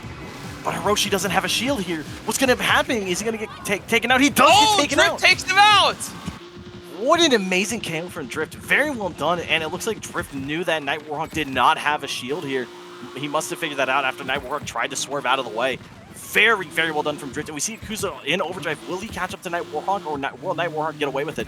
Akusa is slowing down a bunch, so it looks like he may not be able to catch up here. Both Drift and Night Warhawk are still fighting for the front here. And this is, takes again, a shortcut with overdrive. Very clean line, too. Absolutely. An amazing line. And Drift is just trying to get away from Night Warhawk, trying to make sure that he does not get any advantage here. It's getting very intense here. Going into lap 4 here, it is insane. It looks like we're going to see Drift has overdrive, by the way, so we could see them pop it at any moment. He could try to save this for the instance when Night Warhawk does try to get in front of him again, and if he does, he will insta-pop overdrive more than likely. This could lead to a very, very dangerous situation for Night Warhawk. I wonder what is going to end up happening here. Genuinely, Slimecade actually is about to just now get into lap 4 themselves, and this is where Redacted's team quality actually showcases itself well.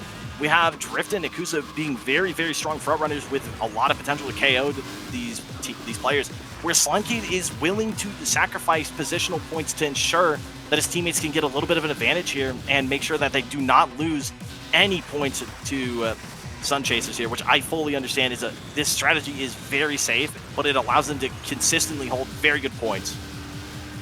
Yeah, and Drift, not showing any signs of letting up on their grip of first place, is now 200 meters ahead of Night Warhawk going into the final lap.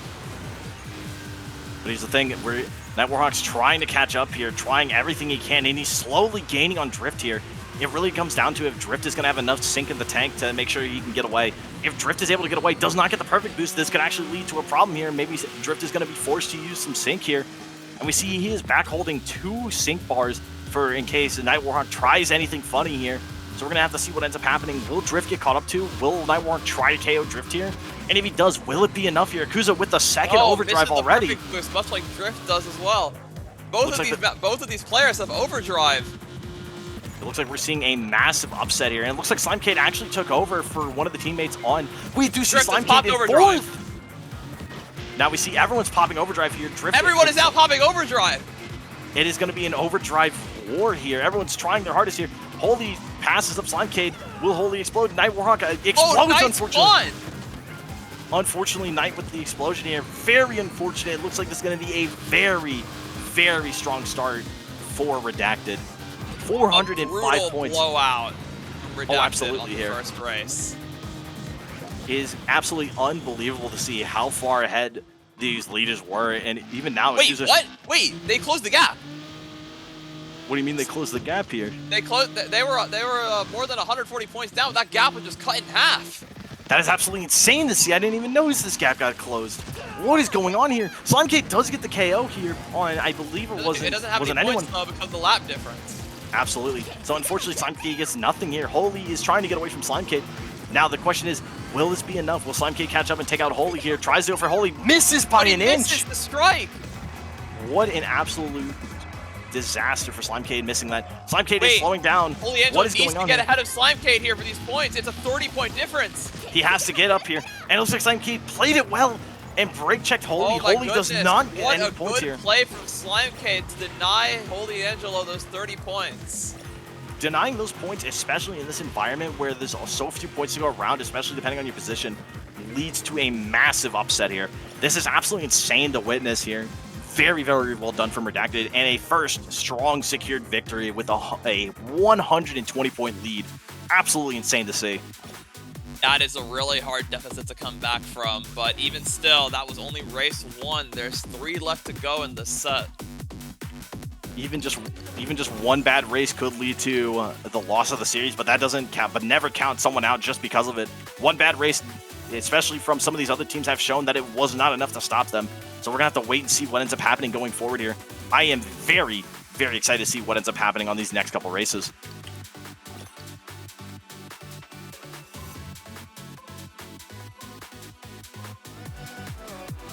Now we're going into Port, if I remember correctly. Port is a very, very interesting track. It's decently long, actually, and I believe it's still a 5-lap track, if I remember correctly. Am I right on that? The Port is, in fact, a 5-lapper, yes.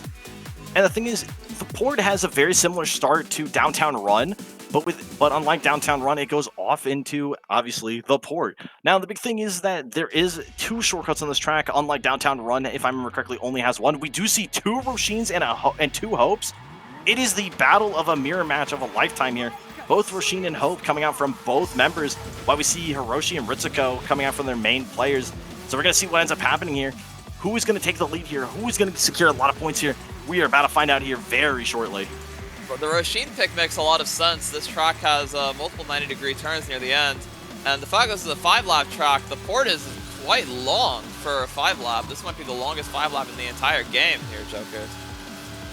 It definitely can be up there. I don't know for sure if it is the longest, but I believe it might be one of the longest guaranteed. And the thing is, like, with this track, one of the biggest things is that a lot of these bends just being, even though they're 90-degree bends, they are still pretty wide. They're not very narrow, unlike the Anaconda Core maps where they're pretty shallow 90s, where there's so much room on this map to actually take these 90 degrees pretty consistently and safely. And we are coming up on the first shortcut here with the leaders. Is Night Warhawk and Drift going to take this shortcut very well? And it looks like they both hit this perfectly.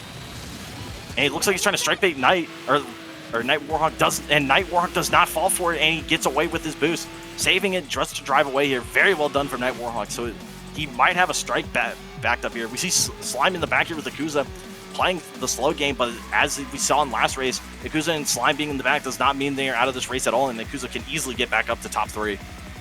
Being in the back is still very important, especially if you can get these KOs, but it seems like Sun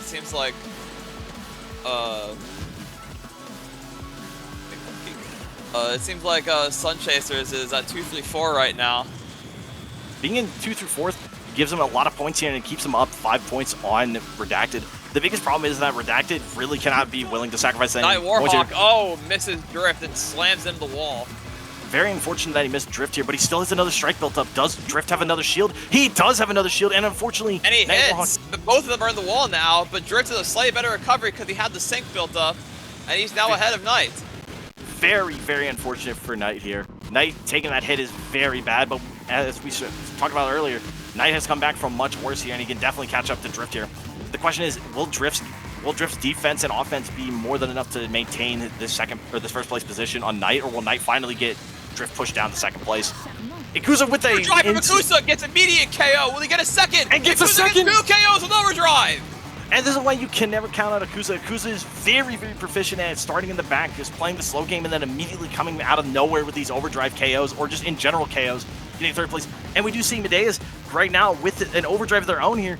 Will Hope be able to catch up to Yakuza's Hope? It looks like Yakuza's actually did first. Wait, the leaders got stuck on the wall. Oh, that's very unfortunate for Night Warhawk specifically. Drift, I don't think minds about this, because Yakuza being up here is actually perfectly fine, I guarantee. Medeas is actually barely behind Night Warhawk, so we have 2 people from Sun Chasers actually in 2nd and 3rd here. Drift is probably fighting for 4th here, and we see Holy with overdrive as well. This is going to be very interesting. Drift is in a Sun Chaser sandwich here. It is going to be very dangerous to see what ends up happening here. Will Drift be able to get out alive and unscathed, or will he be able to secure a few points? He does go for the overdrive. He's gunning for Sun Chasers. Medeas tossed a shield, but who knows how long that's going to help him. Drift doesn't even go for Medeas. Now the question is, will Night Warhawk fall for it? He doesn't even go for the shortcut. Is he going to try to catch Night Warhawk on the exit of the shortcut here? Or will he be too far away? He might, but Night Warhawk is kind of far, and Drift's overdrive is fizzling out. So he's only got a bar and a half left. What are we going to see? Night Warhawk does go for the boost. He takes the shortcut for safety, and we see that Drift was unable to secure any KOs here. Very good defense from Night Warhawk and Medeas here. Very well done from Sun Chasers, but the problem is that Sun Chasers is still a few points behind. They really need to start securing some kills on Slime Cade, Drift, or Yakuza. And I believe Yakuza's just going to be too far away. He's already at another overdrive here. I don't think going for Yakuza is even going to be on the menu today. So we're going to have to see what ends up happening here. Will Drift be on the chopping block? Will Night Warhawk get a few KOs, or will Night Warhawk get KO'd again by Drift in this race? We're going to have to wait and see what ends up happening here. And Angelo are really struggling to get themselves back into this race. They don't have anyone to KO. Knight has to do all of the heavy lifting against Drift here to try and score even just a few KOs. Question is we're looking for strike bait. Knight does go for strike baited. Unfortunately for Knight, but he does have another sink built up, I believe. Unfortunately, and Drift gets the KO. Knight thought Drift was going to go for another strike bait, but did not. Drift with a very smart decision right here. Medeas is right behind with the overdrive. Drift trying to maintain here. He's probably going to use a lot of sync to try to defend from Medeas, and Medeas' overdrive just barely ends. The question is, will Drift have to use another shield here, or Medeas not even attempt the strike bait here? What is going to end up happening here? Slimecade's still pretty far in the back here, making sure that he can't get farmed. Going in the final lap, we see Medeas and I believe Yakuza are both holding ×3 on interest rate with Hope. This is going to be very hard here. And Sun Chasers are still almost 100 points behind. They really need to make something happen here. Yakuza with another overdrive already. That is the 3rd one this race. He has been going absolutely insane with overdrives this race. Night Warhawk with an overdrive of his own. He's trying to get Drift, I believe, but misses Drift here. Drift goes for the KO on Night Warhawk, but slows down, trying not to get KO'd to lose too many points here. Question is, will Medeas actually be able to catch up to Drift? Drift makes a massive blunder here, hitting the wall. Will that be enough to get a KO on Drift? It is not enough. Fields. Drift with amazing shield and amazing driving to avoid the overdrive from Medeas here. Medeas is trying to catch up, see if he can get this 3rd place secured to salvage some of the points here. Unfortunately, will it be enough, or will it not be enough, unfortunately? Well, we're about to see the race end. Yakuza is going to cleanly end the race in 1st, bar any potential shenanigans, but no, it does seem like he'll be placing 1st. Angelo has overdrive ready for this final stretch, so he should be safe for the rest of the race at this point. I believe Drift is now going to be ending the race. It looks like Holy is going to be unable to secure any more points here. The only way he could is he's got to slow down to try to hit Slimecade. Slimecade just trying to ensure he's not too close to where Holy even attempts something like that. And it looks like we're going to be ending this race with another Redacted win here, with a 50-point lead on this race. What an incredible race. Very well done from these teams. An incredible showing from both Redacted and Sun Chasers. Very well done. Yeah, and Ikusa just showing just exactly how good they are at front running as a member. They just continue to show their skill and keep up with these faster cars through very clever use of their characters, just rewarding all of the best play. Exactly, and the thing is, even if you try to slow down to try to hit Slimecade, Slimecade knows that he is going to be looked at as potentially the weaker or the weakest link in some capacity. And the fact that he's playing a very smart game is very telling by his play, and he's very knowledgeable. Very well done from all three members. They are playing very well, and now we're going to be going into Laguna del Rey. Now, do you have any comments on this track? Oh, Laguna del Rey is yet another one of those tracks where you just go fast, think later. Although, definitely a little bit more bendy than some of the other tracks that we've seen from Stadium Olympus and the Port. So I feel like a similar strategy is going to be employed here. I don't know how Sun Chaser is going to change their strategy because they've lost the first two matches here. So it's very interesting to see how we're going to be handling things. Oh, absolutely. Right now, they are down, I believe, 170 points, if I'm correct. So they really need to make yep. They need to make a big upset here in the next two races. The fact that they are in a little bit of a struggle position is going to be very hard for them. Hiroshi probably still going to come out from Night Warhawk, which I respect that decision. The question is, what is going to be happening to the members? Will the members opt into some more offensive members? And we do see Slimecade and Kusa on actual offensive members with Dirk and KG coming out. Holy and Medeus opting into Hina and Lavinia, and we do see Drift and Night Warhawk repping their mains, still chugging along with Hiroshi and Ritsuko respectively. Yep, still the same game plan as always from these teams. You have to respect it. And the big thing is Akusa is probably one of the more flexible members of this team for Redacted. He's either front running with a member or he's fighting in the back with a member. He's able to play so many roles so consistently. He's just a very good member player. He's showing himself off very, very well here. Very well done from Akusa, and not only that, very well done from all these other players. They are all trying very hard here. Akusa coming up, or everyone's coming up on the shortcut here very shortly. What's going to end up happening here? Are we going to be seeing a 20-car pilot? Leaning more into his role and playing as Dirk. This is going to be really interesting to see. I'm very excited to see how Dirk plays on this map, especially from Slimecade. Right now, we see Sun Chasers are in the lead big time here with 345 points versus 260 coming out from Redacted. Redacted is, I'm assuming, holding 6th and 5th place right now, where Sun Chasers are holding 1st, 3rd, and 4th. Yep, exactly. And as we see Holy Angelo go over Drift here, but I surmise that may not exactly last very long. Drift is keeping up the pressure and KOs Angelo! This KO on Angelo is very big because even just 15 points can lead to a massive upset here. And the fact is that if Holy goes down to 6th place, it could lead to a massive problem. And as we see, Holy does fall down to 6th place here. Now we see Redacted in the lead, and that one KO is now very showing here, giving them that extra set of points to be ahead instead of tying right now with Sun Chasers. This is very, very important here. Akusa is about to have his overdrive here very shortly. What's going to end up happening when Akusa gets his overdrive? Is he going to just pop it right away after he gets 2 bars of sync? He actually opts to strike, but he doesn't get anyone. And Akusa with an amazing shield. Absolutely amazing. Night Warhawk still holding down the fort here with a 600-meter front run on everybody. He is trying to secure this 150 points here. He does not want to lose this by any means at all. Not at all, Joker. And if he learned anything from last time, he definitely wants to lean more into his role as the pure front runner. And he has to. Holy really needs to make a play here on Slimecade. If Holy can make a play here, this could be very, very good for Sun Chasers. Redacted has just been playing so well these last couple races. We could see something. Slimecade with an amazing shield. Slimecade tries to trade back, but does not, and we could see a situation where Slimecade goes down. Slimecade with another Good amazing shield again from Slimecade. These players just have such amazing defense here. It's not even funny. Slimecade having so much potential here to even look on Holy right now. Holy may not have anything to defend himself. And we do see a KO coming out on front here. Oh, a KO on Drift here, actually, of going into the shortcut. Drift getting KO'd here is actually very bad here. And not only that, Slime did not get to take the shortcut. So now he's going to be very far behind Holy right now. This is very, very bad for Redacted. Redacted is down 45 points, which is not the most, but it can lead to Sunchasers actually getting a victory, maybe potentially in the next race, depending on how the rest of this race goes. We have to wait and see what ends up happening here. Holy's just driving up here, trying to strike bait Drift. Drift goes for a strike, and it looks like he gets KO. Angelo dies yet again. One KO after another. Medeus doesn't have a shield. Medeus is also gone.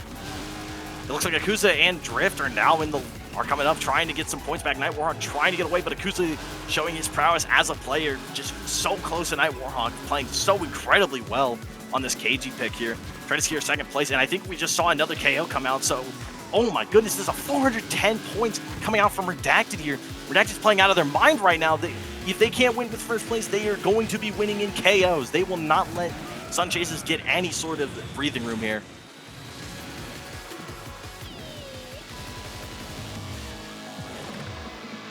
Now, the question really does come down to what is going to end up happening here. Will Slimecade look to try to get a strike here, maybe chain this off Holy, or are we going to see Medeus try to prevent Slimecade from getting anything started here?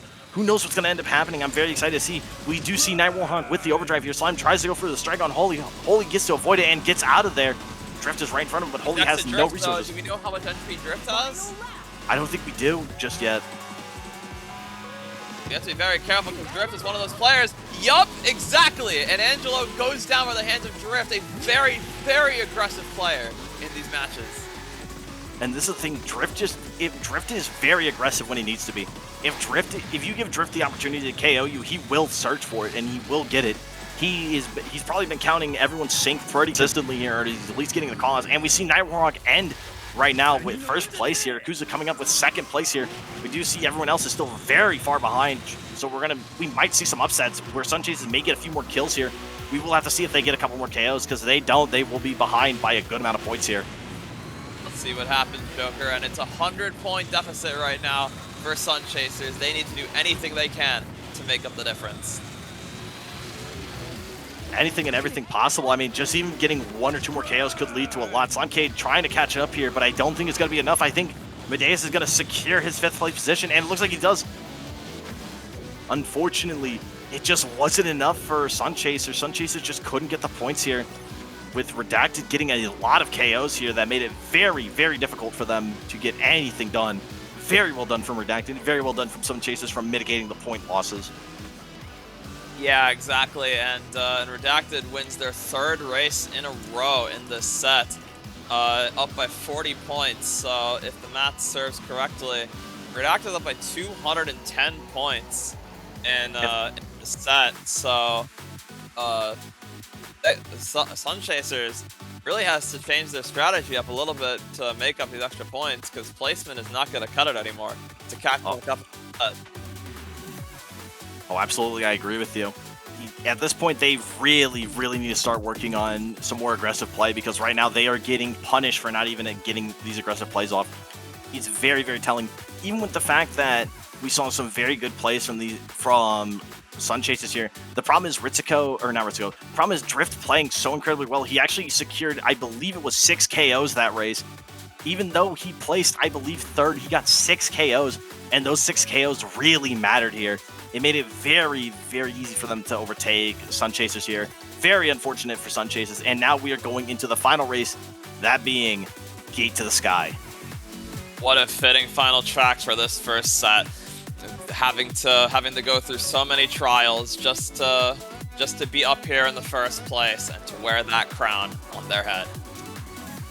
The question is, will Sunchasers make some incredible upset, or will this 210-point lead that Redacted has be just too much for this first set? It's going to be very hard to see what ends up happening here. On Gate to the Sky, we do see a full Strike Force Ramonda team coming out from the boys of Redacted once again. We do see Holy and Medeus going for Hina and KG. Very unique picks here, so it looks like we're going to be seeing a little more aggression coming out from Holy here. Holy really needs to make something happen with this KG. Same thing with Vendeas with this this Hina. Hina's got to get some KOs here. It's going to be very difficult to see what ends up happening here. Drift off to an early lead. Night Warhawk is not too far behind, but not exactly characteristic of what we've seen from them in these races so far. I just saw a car flip in the air, the Joker. Don't worry about the hydraulics in these cars. Do not check them. Anyways, going into this, the big thing on this track that we got to really focus on is not only the shortcut, but the fact that this track is so long and there's so many bends that it could lead to a lot of KOs here. And potentially with Night Warhawk sitting behind, if he's trying to, this could be him trying to play hyper-aggressive, trying to get as many KOs as possible. There is potential that Sun Chasers can take this race away, because on this track, anything can happen. It's like Anaconda's Nest. You could see a ton of KOs here. And the fact of the matter is, getting 115 points right now on this track without any KOs will not be enough. They really need to secure a lot of KOs here in order to make sure that they can actually get a point here on this first set. Yeah, Sun Chasers currently ahead, but they really do need to keep their strategy intact for trying to get these points. And here we see the shortcut of Gate to the Sky. Rather infamous for being a little difficult to take, but it seems like everybody who's getting through there scot-free. And we actually see Hina from Sun Chasers Medias in first place right now. A good shield from Drift. The fact of the matter is, Night Warhawk is playing very aggressive here. Does get a really good drift off from again from this time from Night Warhawk. The fact that both these leaders are playing so incredibly well with their shields and playing so incredibly well in the defense. The problem is that all of Sun Chasers really needs to start securing kills. Very good dodge from Night Warhawk, and he looks for the kill on Kuza. Kuza with a good shield, but it does not translate out to getting a sync back. Goes for another strength, but does not succeed again. Very unfortunate for Night Warhawk, but he gets his shield out. Very well done. Night Warhawk getting that entropy. Very important for their gauge. This is very, very important. They are trying so hard, but Night Warhawk is baited. Oh, now, okay, so Night Warhawk will break now to not be a victim of the strike. Drift with their sync generation. Night Warhawk and Drift sitting here in the back. We might be seeing a leader war back here. And this is the thing. This is where very good shield off. And the thing is, this is the thing. All of Redacted knows that all of Sun Chasers is trying to get as many KO points as possible. And this is the problem, is that all of Sun Chasers are trying their hardest, but as long as Redacted just secures or ensures that they don't get KO'd too many times, they can easily win this race and win the set here. And they understand this. That's why they're playing in such a way they are. Our boy with Hiroshi, Night Warhawk, the protagonist player, is just trying his hardest, trying to get anything he can here. And Redacted fully understands this and will try to deny him at any single instance that he tries for it. They really need to keep working hard, and they got to keep trying here. Yeah, it's just especially the roles seem to have flipped in this battle. Hina is the one that's leading the pack and Gate to the Sky, whereas the leaders seem to be the ones doing the brawling. Exactly, and the thing is, we see Holy, I believe, did just get a KO not too long ago, so that's going to help Sun Chasers very heavily here. The problem is, will Holy be able to translate any more KOs here on this lap? Slimecade is trying to slow down, make sure he's not in front of Holy, because Holy is going to be looking for KOs here. Slime does have the overdrive built up. Will he look to get an overdrive KO on Holy, trying to mitigate some of this point loss? Or will he not even attempt it just to not get in front of Holy? We're going to have to wait and see what ends up happening here. He does get a perfect boost here. He's going to catch up with Holy. He's going to look for the overdrive. He looks for the overdrive and gets the KO on Holy. Kill off. Very amazing play from Slime. Very, very well done. This does tie up the points with 325 on each team. Holy pops his own overdrive, trying to catch up here, see if he can get the Slime Cave. We see Medeiros pop in his own overdrive, trying to secure his first place here. What's going to end up happening here? I don't know, but these corners are very tight with overdrive. That's the one thing I know. And Medeiros has scored first place for Sun Reapers. Very well done for Medeiros. Slimecade slows down not to get hit by Holy and tries to strike Holy out, and does! Oh, Andy gets exploded too! It's a trade! And the big thing is Holy is now ahead of Slime. Slime is losing out on quite a few points here due to Holy. This is very, very important here. Holy can actually get a nice couple points here. I mean, even though 45 is not a lot. Blocking the shortcut, gets getting a kill on Angelo as well! The question is, will it be enough to deny it? It doesn't look like it will be. It looks like we are going to see Sun Chasers take the victory on this track. But unfortunately, even with a track victory here from Sun Chasers, it is unfortunately too little too late for them in this set. Very, very well done for these players. Very, very intense gameplay. And they were all trying extremely hard to ensure that they get as many points as possible here. and they did such a fantastic job. Very well done from everyone here. And I see the chat just out of their seats with that final play on the Gates of the Sky shortcut. What an incredible play we've just seen going into the next set.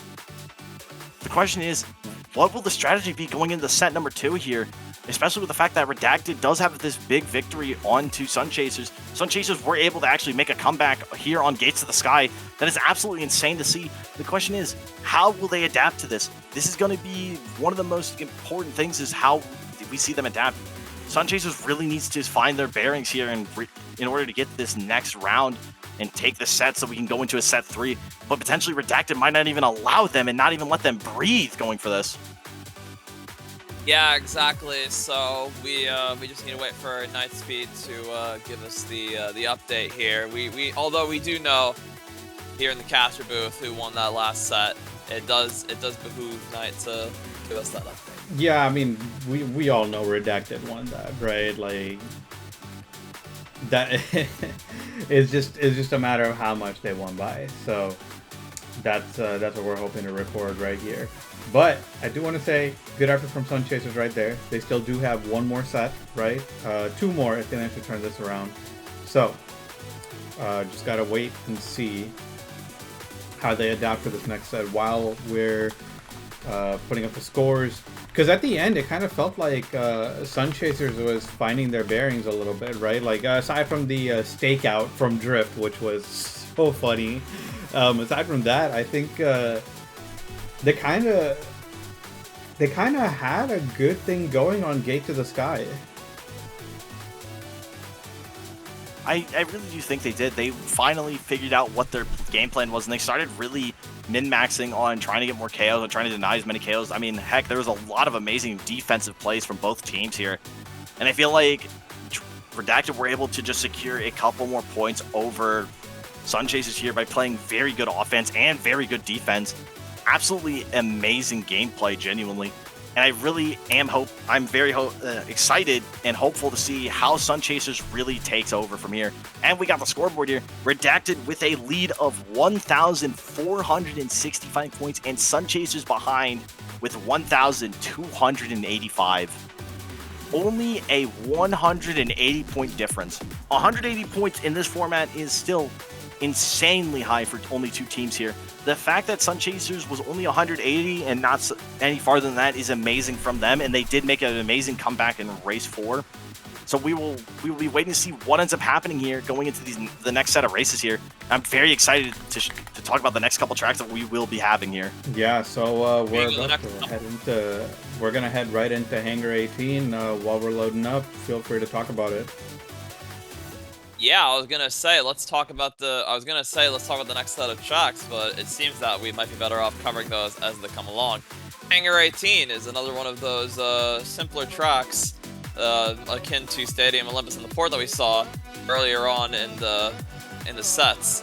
So, what do you think is going to be happening here on this first race of the second set?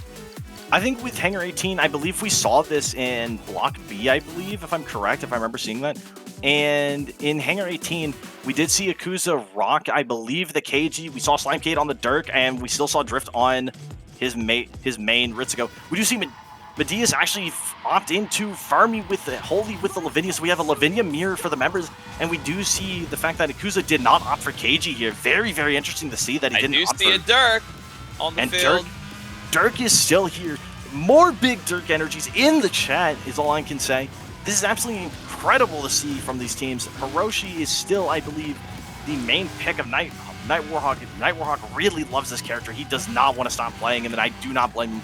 A lot of fun, very powerful, and he can definitely make an upset with them. Some collisions going on here, but it seems everybody's still racing fine. Slimecade and Angelo are on their roll, sticking in the back, trying to score some KOs on each other, whereas we see Warhawk and Drift up in front.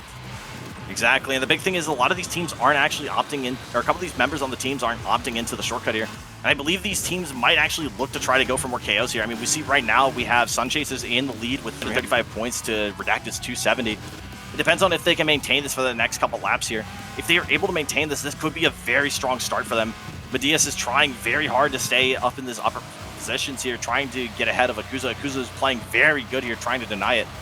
Now we'll see how the shortcut goes. Will Fermi take this really well or not? Looks like they might have taken it well. Medius did take it very well here. Drift does take the advantage on Night Warhawk, though, unfortunately. Redacted with the advantage now, with 20 points up on Sun Chasers here. Drift, I believe, is going to try to maintain this lead, trying to deny Night Warhawk from ever succeeding on this upset, trying to get back to first place here. And not only that... Oh, sorry, continue.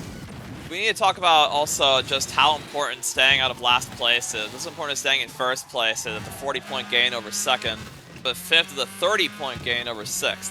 So it is very important for Angelo and Slimecade to really duke it out and ensure the other one gets last. Oh, absolutely here. And it looks like Medius actually got KO'd here. Akuza does fall behind from taking the shortcut very poorly, unfortunately. But we do see that Drift did get a KO, and I believe that was actually on Night Warhawk, unfortunately. So Night Warhawk is now behind here. Akuza with the KO right now on, I believe that was from Medius. So that's what probably caused him to mess up the cut here. We do see that Night Warhawk does take advantage here. Now Sun Chasers have 340 points here. Will Night Warhawk be able to maintain this going into the final lap here? Or will the Drift actually be able to overtake Night Warhawk? Night Warhawk does get overtaken here. We see Medius trying to strike bait, trying to look to get a kill on Akuza. Goes for the strike. Strike baits again, gets another shield down from Akuza. Will he be looking for the third one? Akuza actually opts into trying to KO and does KO Holy. Very well done from Akuza, getting some sync back. And it looks like Medius tries to go for it. The strike, but Will he get it? Dodging. Very good dodge from Akuza here. And very good dodge from Medius as well. Question is, does Night Warhawk secure first here? Will Drift actually secure this? It's going to be really difficult. Oh, he pushes Night Warhawk ahead, though. That might be all he needs. Unfortunately... Oh, but Drift overtakes at the last moment, and he gets first. Unfortunately, Night Warhawk had a very smart play here. Brake checking Ritsuko to use... Or brake checking Drift, making sure that he could use the momentum from the boost here. Akuza trying to dodge. Medius gets the KO! Medius the kill on Slimecade. But he gets traded! Slimecade retaliated. The fact that he got traded there is insane, because now Medius is now in last place. We're going to be looking at Redacted with potentially a 380-point win here. What an amazing race. What an incredible upset for race 1 here. Holy! Almost a 100-point lead onto race 1. What an incredible... Right, this was an incredible race. Drift's first place and the brawling that took place back there, helping to secure those points. It's just absolutely insane. Very unfortunate that we saw Medius get traded right at the last second here. It's very, very unfortunate that that actually ended up occurring. If Medius didn't get traded and didn't go to 6th place, we might have seen a much lower gap here. But unfortunately, Medius just didn't have enough sync in the tank to actually dodge Slimecade here. Very, very unfortunate, but very well done from both teams. Absolutely amazing going from race 1 with Hangar 18. Now going into Trail of the Giants. Trail of the Giants, as we remember from, I believe it was Block A, this is going to be one of these tracks that has multiple shortcuts here, where you have both of them are off-road shortcuts. Actually, no, it's Block B, if I remember correctly. We did see in Block B, we did see the KG still from Akuza, and I believe Slimecade did would have opted into the dirt, but I believe this is going to be interesting to see what ends up happening. Will they actually opt back into Lavinia here from Akuza and Slimecade stays on the dirt, or will they opt into some different characters? What's going to end up happening here? Let's get right to the next race for Trail of Giants. A very windy track, but the game doesn't seem to think it's that difficult. It's a great C. Ooh, what do you see? Tell us. We have a lot of interesting picks here. Medius is actually playing the leader this time with Nobaru. Night Warhawk opts into Hope this time. Goes off Hiroshi. John Screamer is no longer in session here. And Akane from Holy. We see Akuza on the Gregor. Drift still sticking on Ritsuko. And we see Slimecade on Roshin. Looks like we see Sun Chasers is actually trying to mix it up here, trying to switch leaders and trying to switch Night Warhawk off to members, seeing if this could actually help them very well here. And we see Medius is playing extremely well, taking up Night Warhawk's mantle very well here. But Drift just barely pulls ahead of Medius here. Are we going to see them both go for the shortcut here? It looks like they're not going to have their sync up by the time they get to the shortcut, so they will be taking this a little bit slower here. Actually, we do see Drift get his sync here, but he's not actually going to opt into using it just yet here. He's trying to deny Medius from getting ahead, which is very smart very, very smart here. Slimecade using his strike here just to try to get out of there a little bit faster here. It's going to be very interesting to see what happens here. Night Warhawk on Hope being able to play a little bit slower here. And Akuza on Gregor being able to slow down the pace of the game for himself and trying to really ramp up as fast as he can. let's talk about this. So Hiroshi is playing a member for the very first time in this race. So what are we thinking about that? What do you think could be the reason for Night Warhawk stepping down from the mantle there? I believe the reason he stepped down would be, I don't think it was for the reason that he didn't think he was playing good as leader. I think he's been playing very well as leader. I actually think he stepped down because he wanted to really opt into more aggressive Drift play. is shoving Medias into the corner, and Drift just gets away from that. Absolutely insane to see what ended up happening here. I cannot believe what I just saw. And Akuza's actually in front without even having a tier 1 Gregor yet.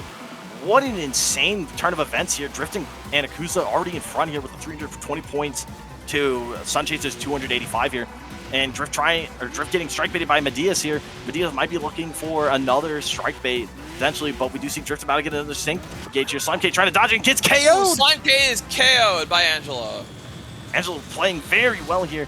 And back to the topic at hand, I believe Night Warhawk went to Hope, not because of, again, I don't think he thought he was playing bad. I think the fact that he's on Hope is because he wants to try to play more aggressive and try to play for the back here, trying to see if he can get a ton of KOs here. He does understand how Hope must be played. He does already have level 3 or 3 times interest rate right now, so he's going to be generating a lot of sync here.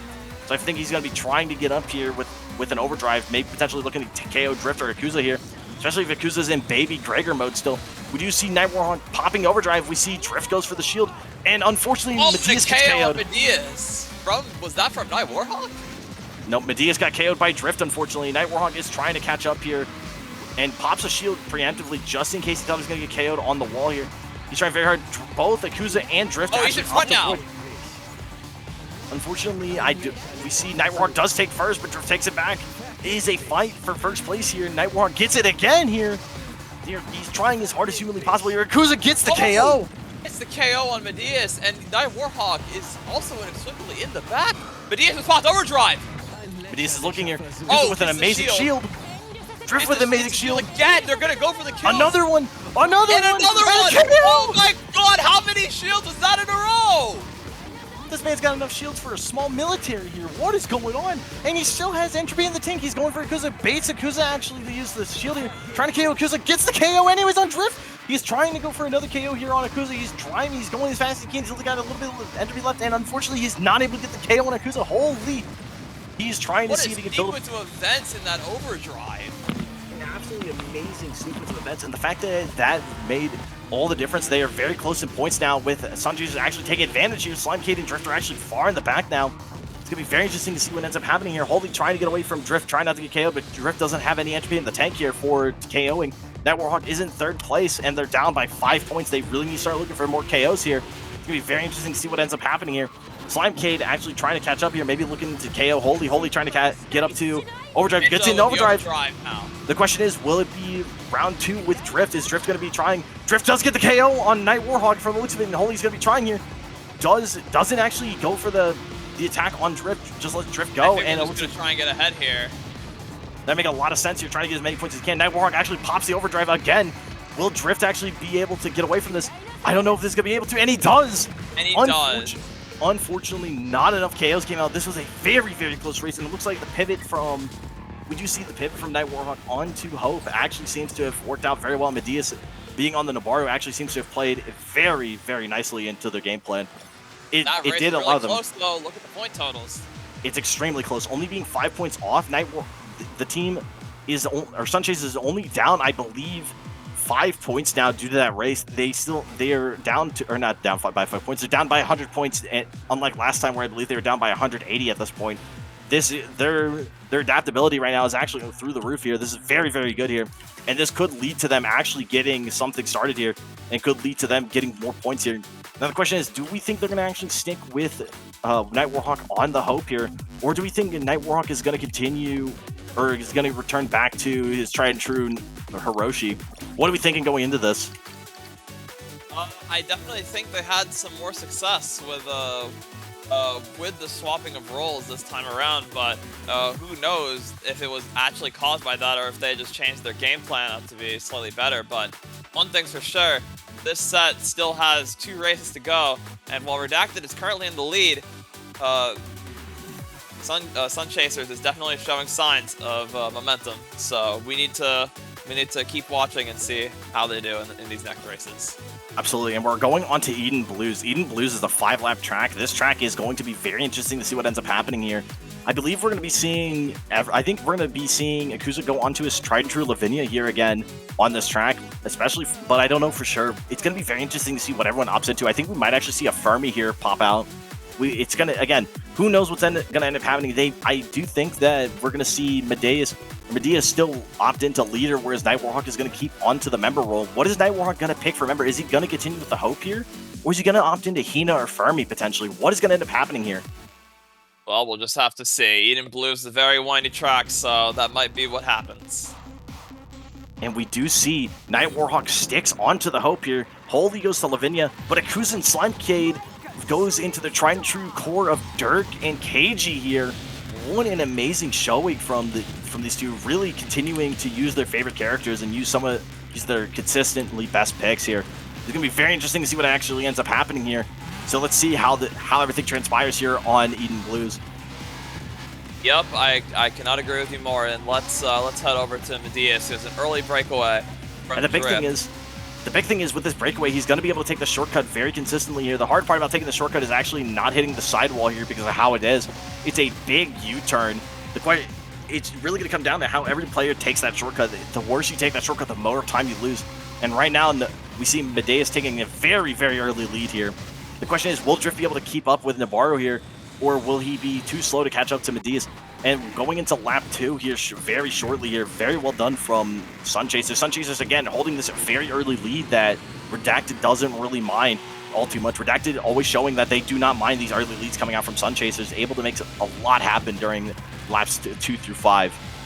Redacted can't get complacent, though, because as we've seen in other duels, one mistake can easily lead to a death, and Slimecade getting a KO using Dirk, allowing him to accelerate to the front. Exactly, and this is the thing. This one KO is more than enough to showcase that you cannot get complacent. The fact that Redacted are able to do so much, and we see Slimecade get strike baited, has the shield up. It looks like Holy's trying to get some KOs here, but within a very, very unfortunate collision, Slimecade does. Misses the strike here. And Slime misses the strike.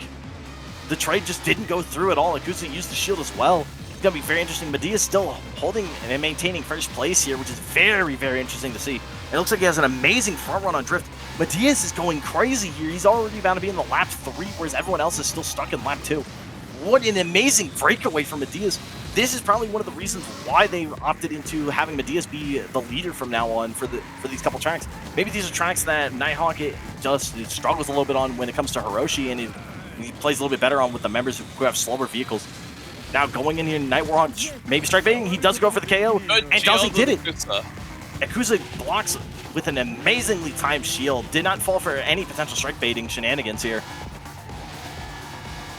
Diaz is so far ahead with Naboru. The strategy is very clear. It's very strong here. The thing is that they still can't get, they have to try to go for a few more KOs. Akuza actually opts to slow down. He's probably going to go into overdrive very soon here, based on how he's playing. And the big thing is we need to see Sunchasers get a few more KOs. Only getting a few points here will not help them going to the next race. They really need to at least secure about 50 to 60 points. Akuza looking for the overdrive here, and we do see the KO on Night Warhawk, unfortunately. Very well done from Drift, and this actually allows for Akuza to hold his overdrive here. We do see Night Warhawk is about to get his overdrive very shortly here. Will he be looking to use his own overdrive to KO Akuza here? We're about to have to wait and find out here. It's going to be very interesting to see how they play Hope, because Hope can be played in so many different ways. Yes, they can, and the thing is that Akuza actually opts to overdrive immediately. Night Warhawk with an amazing dodge. Night Warhawk and then responds with an overdrive. Let's see how far he can take this. And it looks like a KO happened on Holy, unfortunately, by Drift. Drift is trying to get away from Night Warhawk right now. Night Warhawk has so much time left on this overdrive here. He's got to make something happen here. If he doesn't make anything happen here, it could lead to a very catastrophic final race here going forward. He needs to get this KO ASAP. He cannot allow Drift to get away here. Drift does, I believe, pop the shield. He does. Night Warhawk only has a little bit of time left. He's got to look for this KO. If he gets this KO, it's going to be amazing. He barely doesn't get it. Blows up. And he goes into the wall. That's really bad for Sunchasers. Very, very unfortunate for Sunchasers here. That could have been an amazing KO. And again, Medea's is trying to get through this race and trying to start the end of race countdown here. He's trying to make sure that he gives his team as he's trying to make sure that no one on Redacted get even close to him. Not even Akuza, who's known for being an amazing front-running member player, is even able to get within 1,000 meters of him almost. It is insane to see how well Medius is playing here. Holy and Night Warhawk have a large mountain to climb here. They really need to catch up the drift, and they need to take him out, or they have to stop Akuza somehow.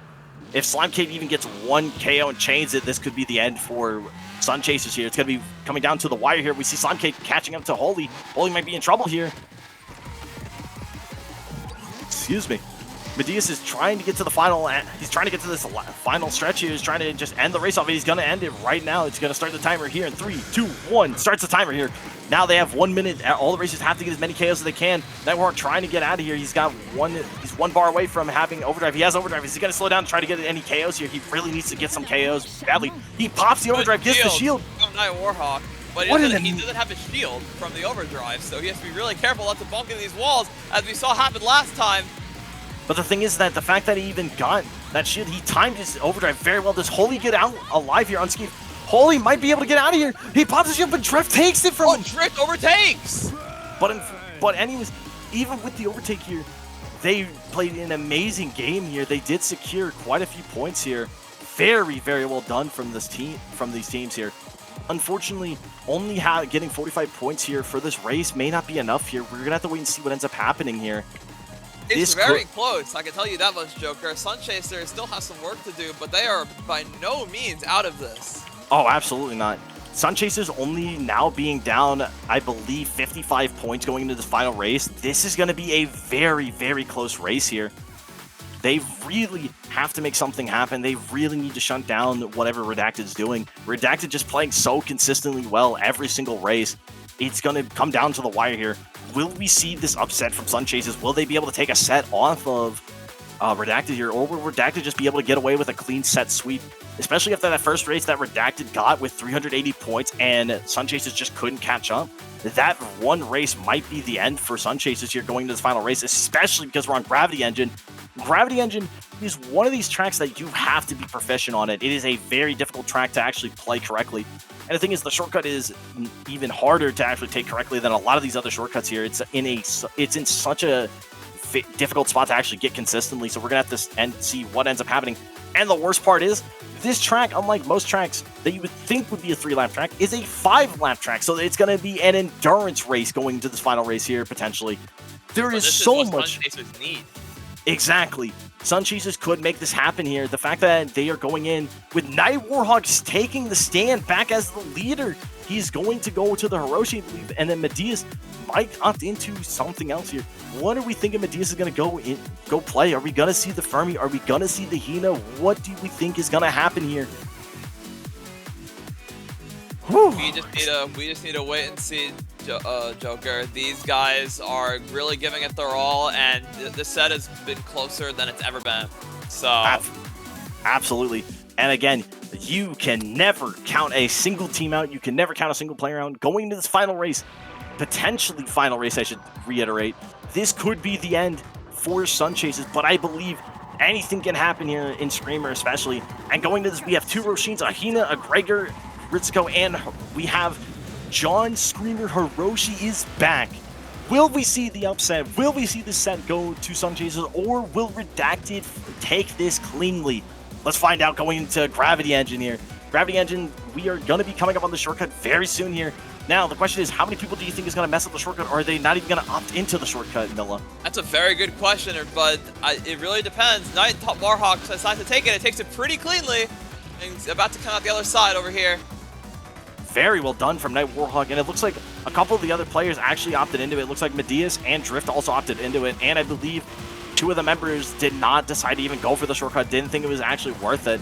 This is going to be very interesting here. Really good turn from Drift, allowing him to catch back up to Hiroshi. An absolutely amazing drop. But Slimecade hits the wall here. This could be very bad here. If Slimecade is too far behind, this could be the comeback that the Sun Chasers need right now. Medius is trying to catch up and trying to maintain 3rd place, trying to catch up to potentially Drift, maybe look to try to get a strike on him. But we see Akuza is not too far behind. Maybe Akuza might be in trouble here from Holy. Holy could actually look for a couple KOs on Akuza. And the thing is, right now, if Sun Chasers can actually maintain this, this could be the win that they need if they can maintain the current positions and not get KO'd too many times. It's going to really come down to the wire here on how well these players play. Night Warhawk does get an amazing block. And now he's really far ahead of Drift with that. Drift using his resources for that, and Night Warhawk is going to defend it. Another and Drift pushes him out. But he gets pushed off the shortcut. What an amazing play from Drift. Drift actually stopping Night Warhawk from taking the shortcut here. Even if it slowed him down a lot and Night Warhawk can catch up, that is an amazing play from Drift. What an insane situation. And Night Warhawk shoves Drift. Drift is going to be in a situation. He does go for the shield, does get an amazing block, but gets shoved into the wall here. And a good corner as well. This is what they need. Drift and another shield. Another question is, will Night Warhawk go for it a third time, or will he try to strike bait here? This is very, very good for Drift here, and it looks like Holy Drift is getting a breakaway. This is very bad for Night Warhawk. He cannot have this happen. He has to get this stopped right now. Akuza is trying to catch up here. Akuza is trying to prevent anything from happening for the Sun Chasers, trying to make sure that they cannot get anything started. Right now, Joker, it's a matter of meters. It is, and Night Warhawk does not have a sync. It's the kill. What an amazing KO, and Drift has 3 bars of sync ready. Here's the problem: these KOs are going to start racking up here. They still have 3 laps to go right now. And the thing is, they really need to make something happen. As you can see, Slimecade all the way in the back here in 6th place. It does not matter that he's this far away. Right now, Drift and Akuza are holding down the fort, playing so incredibly well, getting so many KOs here. Akuza goes for the shortcut, does the perfect boost to get through it as fast as humanly possible here. Amazing job from Akuza here. And Sun Chasers really need something to happen here. They really need to start getting some KOs, otherwise it is going to be over for them. Yeah, exactly, and here's the thing, they are helped a little bit with Slimecade being in the back because of that point difference, but even still, it's not enough. They really need to brawl here. Not only do they need to brawl, Night Warhawk has to get this first place. Medea is actually opposite overdrive, and Akuza overdrive. Oh along boy. With Medea, but Akuza popped it last, so I actually think, yeah, Medea is going to be the one without a shield. The question is, catch up. The question is, will it matter? Did Akuza actually get a KO on Night Warhawk here is another question. I believe he did. This is actually insane here. They're going to be catching up to one another. The thing is, can Medea actually make anything happen with this? Akuza's controlling his overdrive really well. Medea's controlling his overdrive really well. Is he going to be able to get a KO on Drift? Drift actually pops a shield, and there will not be a KO here. And he blows up! He explodes! This is very bad for Sun Chasers. Sun Chasers only has 2 laps left to make something happen here. Akuza and Drift playing this very, very well here. Taking shortcut extremely well here. Holy pops his own overdrive, trying to catch up here, trying to make something happen here. He is going to take this bend very safely here, trying to make sure he doesn't get blown up here. Night Warhawk getting into 4th place, trying to catch up here. But all of Sun Chasers are stuck here between 3rd through 5th place. They really, really need to catch up to Drift and Akuza. Otherwise, Redacted is going to have a clean victory here. And the worst part is Drift is coming up on an overdrive here. And if Drift gets this overdrive, anyone that passes him is going to be in for a world of pain here. And Akuza and Drift are able to just stay with each other through the whole time. Again, Slimecade this may not be Slimecade's best map, and it may be struggling on this map a lot. But the thing is that he's playing extremely smart. The fact that he's nowhere near any of Sun Chasers is allowing his team to not have to worry about losing a ton of points due to Sun Chasers actually constantly comboing Slime. Very, very smart play and very, very intelligent calls for the team of Redacted. Yeah, Redacted know they have the advantage here, so the thing that they need to do... Oh, Drift backs up and KOs Knight again! An amazing call out on Knight not having any sync here. Akuza goes for the shortcut, cleanly takes the shortcut here. Drift gonna probably take the shortcut as well. Night Warhawk taking the shortcut as well. Unfortunately, this is gonna be coming down to the wire. We're on the final lap here. Who knows what's gonna end up happening here? It's gonna come down again to the wire here. We don't know. We don't know if Sun Chasers could even have a chance to come back here, but hopefully they even get that opportunity here. Maybe we'll see an upset where Akuza and Drift both mess up tremendously, but I don't think that's going to happen. They're both overdrive. Absolutely amazing players, and they pop overdrive, and Night Warhawk pops his own overdrive. The thing is, I don't think it's going to be enough. I think Akuza and Drift are going to be out of here before Night Warhawk can even get to them here in overdrive. Drift playing this super well, playing it very smart. Make sure he doesn't hit the wall, but he hits the wall! Drift explodes! But the question is, will it be enough? But Warhawk also explodes! They both explode from overdrive! And unfortunately, it just wasn't enough. Redacted playing so incredibly smart, playing incredibly defensive and offensive, not giving breathing room to Sun Chasers. What an amazing race so far, and unfortunately, all members of Sun Chasers have ended the race, and Slimecade is on the final stretch here, trying to just finish the race here. Again, what a race from Sun Chasers and Redacted. They really did give it their all. Final race. Even with all these amazing plays from both teams, even with how everything's been going for both teams, they've been playing so incredibly well. It's not even funny. the fact that both these teams had such amazing players and they all played so intelligently is unbelievable. And we see the final scores here are going to be tallied very shortly. Hiroshi coming out for the final race here for Night Warhawk. Night Warhawk putting on an amazing show with Hiroshi, playing incredibly well. Same thing with Medias, Holy, Yakuza, Drift, and Slime, all playing absolutely incredibly well here. Yeah, what a set this was, what a set the last set was as well. And we just see Redacted go up here once again. Unfortunately, there just wasn't enough juice in the tank, and they just couldn't get anything done. As the incredible defense coming out from Redacted is just unbelievable here. They played so incredibly well, it's not even funny. I just cannot believe how well these teams played. Sun Chasers playing out of their mind, trying to make this comeback, and they were so close going into it, but unfortunately this final race, they just couldn't make it happen. Gravity Engine just was too much of it was just too detrimental. This track was so incredibly hard for them to make anything happen, but they played so well. Again, I just cannot believe how well they played. They made so many amazing plays. They tried so hard, and it just was so incredibly well done. An amazing performance from both these teams. They went through such an endurance test going through all these races. Absolutely unreal, genuinely.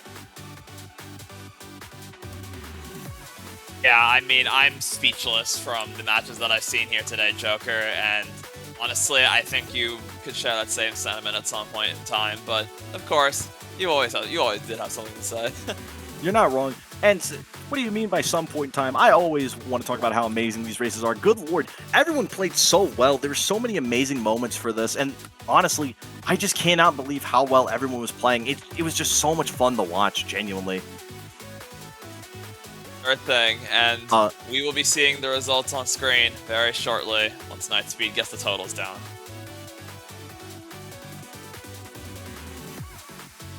Yep. Real quick. Milla, check something real quick. But yeah, I just can't believe, I'm gonna talk for a second here, but yeah, I just cannot believe how everything panned out. It's just so incredible here. Honestly, for everyone that's hanging out in chat, what was your favorite moment from the finals, if there was any moment from the finals? And if you don't have a favorite moment from the finals, what was your favorite moment from today in general? Did anything stand out to you guys by any chance? Or from the entire tournament, from the pools as well. Please, give us your thoughts. I'm very excited to see what everyone's thoughts are on this. Every team came out to play today. They were all trying so incredibly hard. They were playing so incredibly well. And I guarantee you so many players were having a lot of stress going with them. It's just insane to think how much stress these teams probably were suffering throughout the whole course of the races, right? And they were trying so incredibly hard. It's just unbelievable. We do have the scores ready, by the way. Congratulations to... Let's go. Wait, let me get the audio ready for a second. Oh, nice.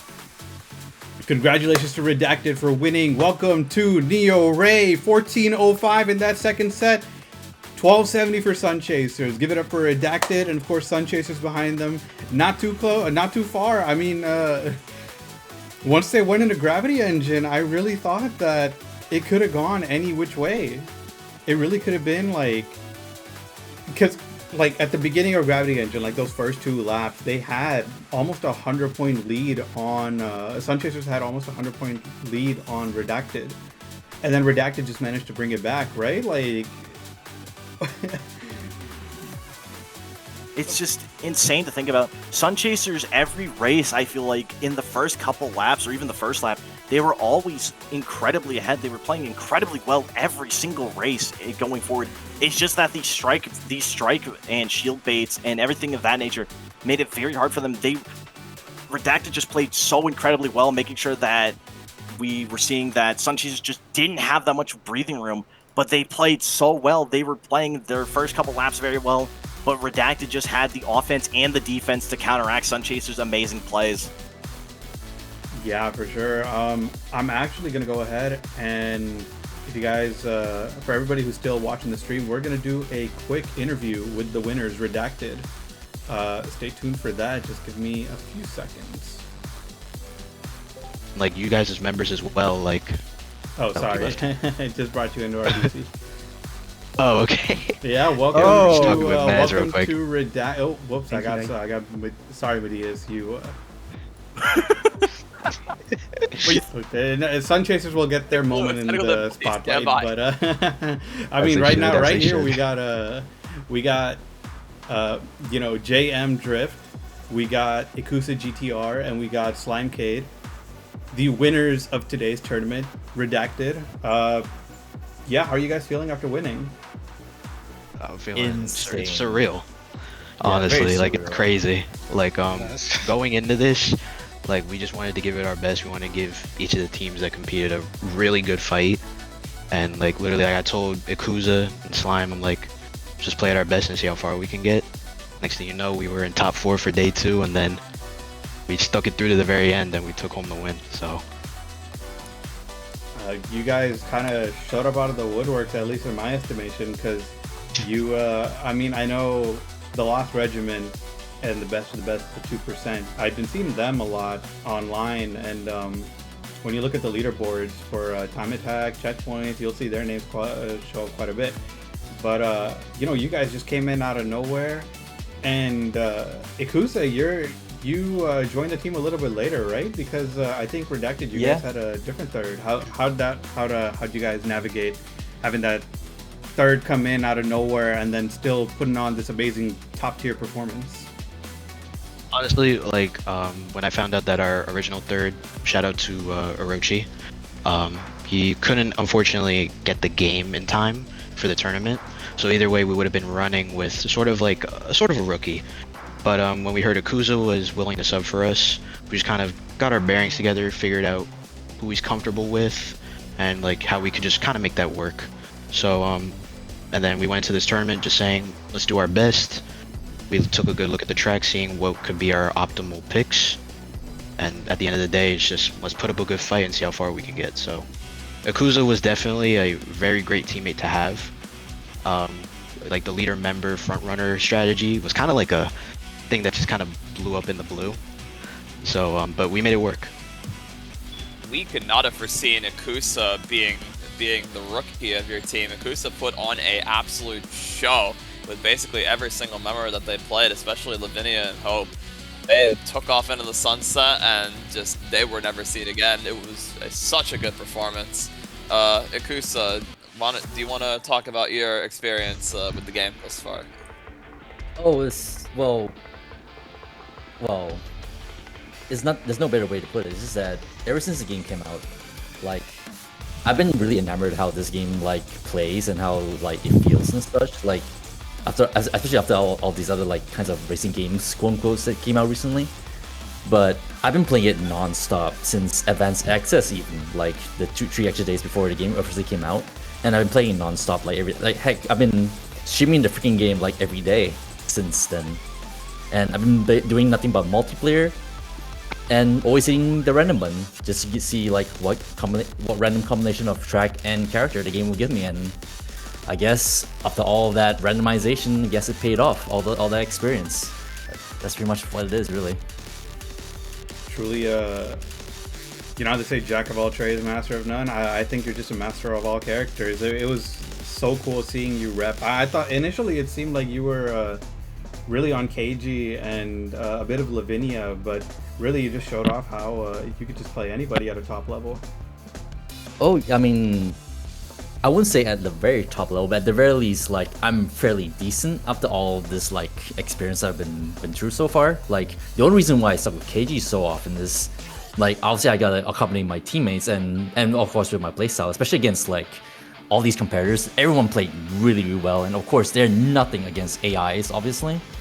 So I gotta think out of the box, and the reason why I stuck with KG so much is like he more or less accommodates like my more or less like best way of playing, which is more or less like, if we're gonna rely on kills, I would rather leave these two guys to it while I'll try and get the best position I can muster. And yeah, that's pretty much like it really paid off at the end. Definitely worked out really well. Speaking of one of those killer members, I want to give it over to Slimecade for a moment.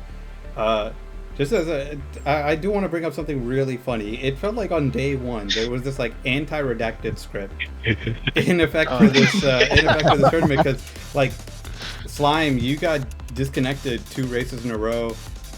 Drift, you like accidentally swapped over to spectating in one of the races, but then like, you know, for the rest of the races you guys were just killing it. Slime, I often saw you bringing up the rear, and it seemed like it was a coordinated strategy. Like you would bring up the rear and like hunt or like pressure everybody in the mid pack, whereas like, you know, Ikusa and Drift, they were, you know, Drift was kind of playing like a little bit flexible with Ritsuko's skill. But how, you know, what prompted that strategy? What were you looking for, and what informed your character picks?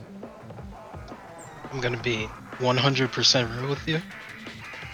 I was just going off of it, like out of nowhere.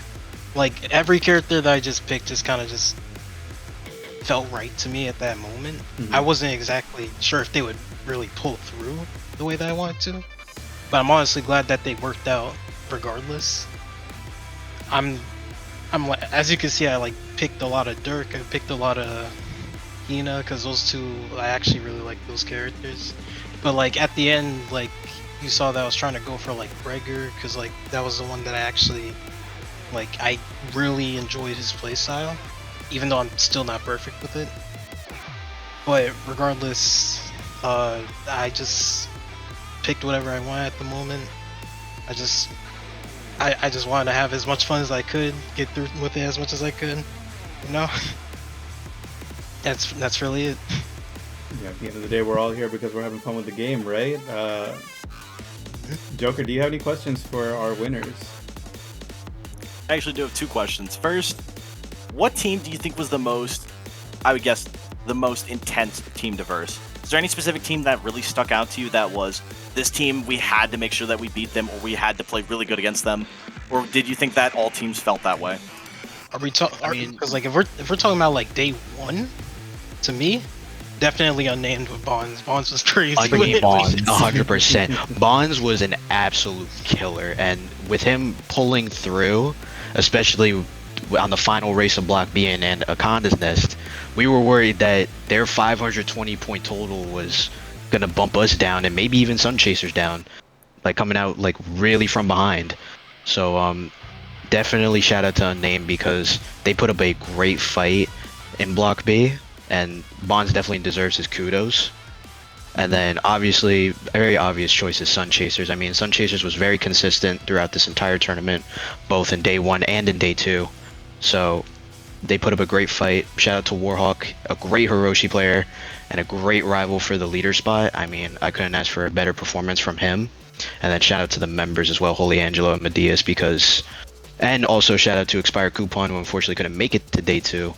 Sun Chasers was a very solid team overall, and it was a great rivalry to have between them. And I'm glad we gave the viewers a great performance from everyone.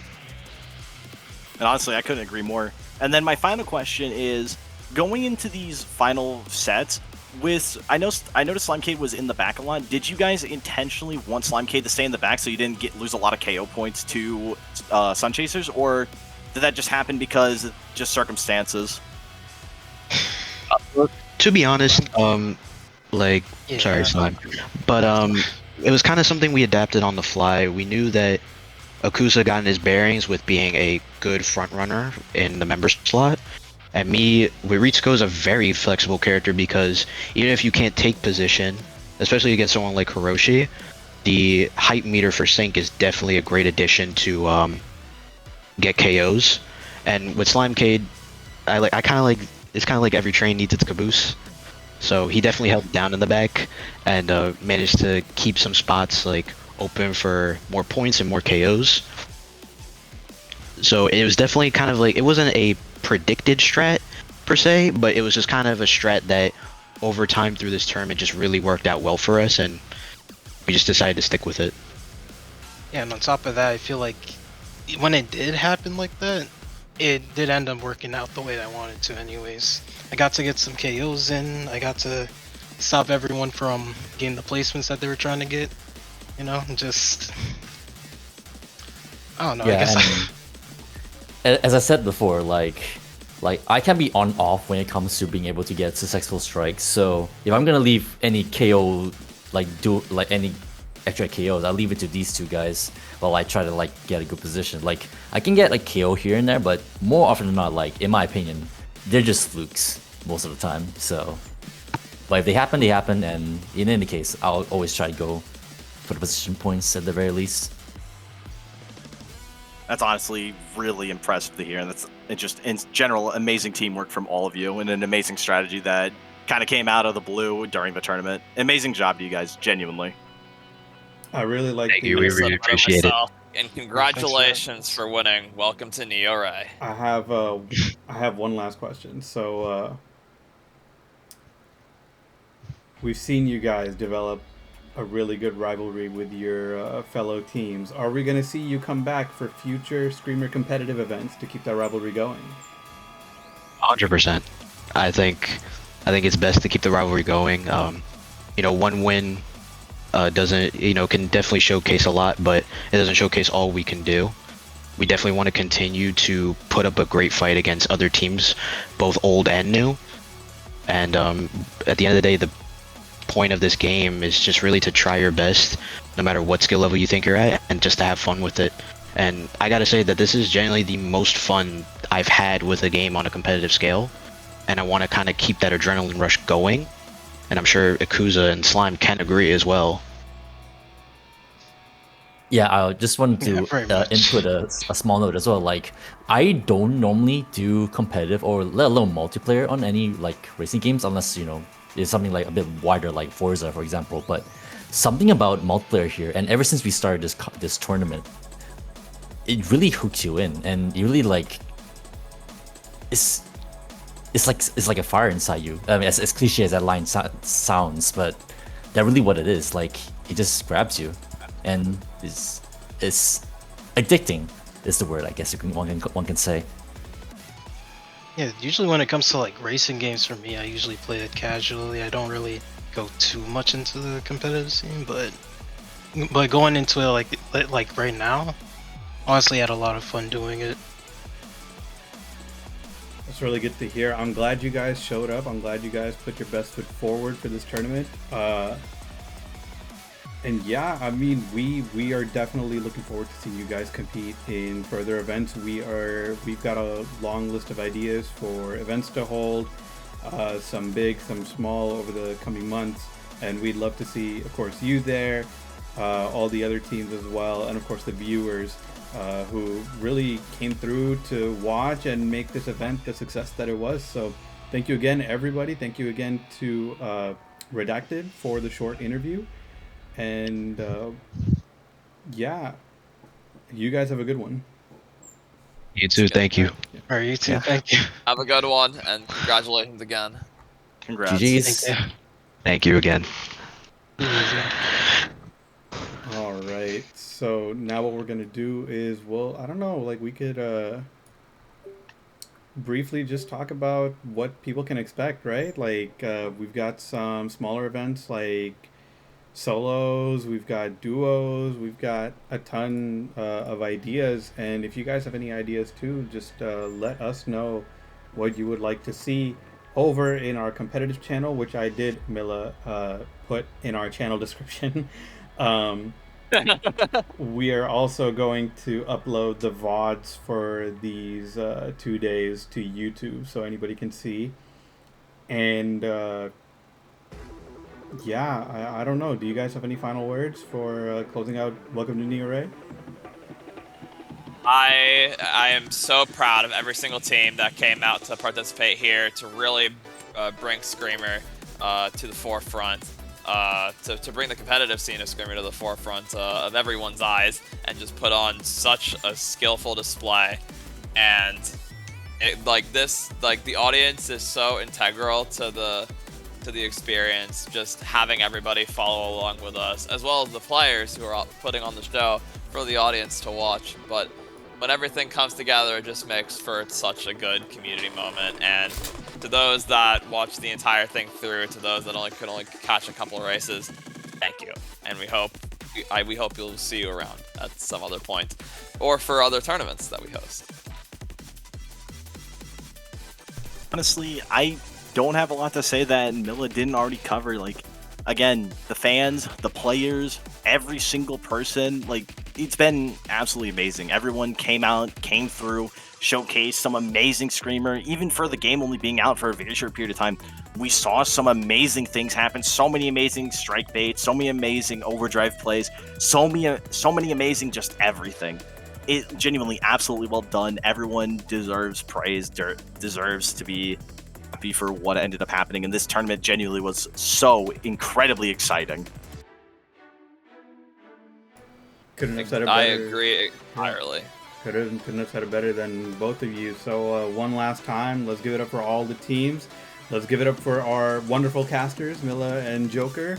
Let's give it up for everybody who watched our tournament and made it a success. And we will see you all in our next event. Take care. You guys have a great rest of your Sunday or beginning of your Monday, depending on where you are. And yeah, be sure to check us out on YouTube. Peace out. Have yourselves a great one. Thank you guys for watching.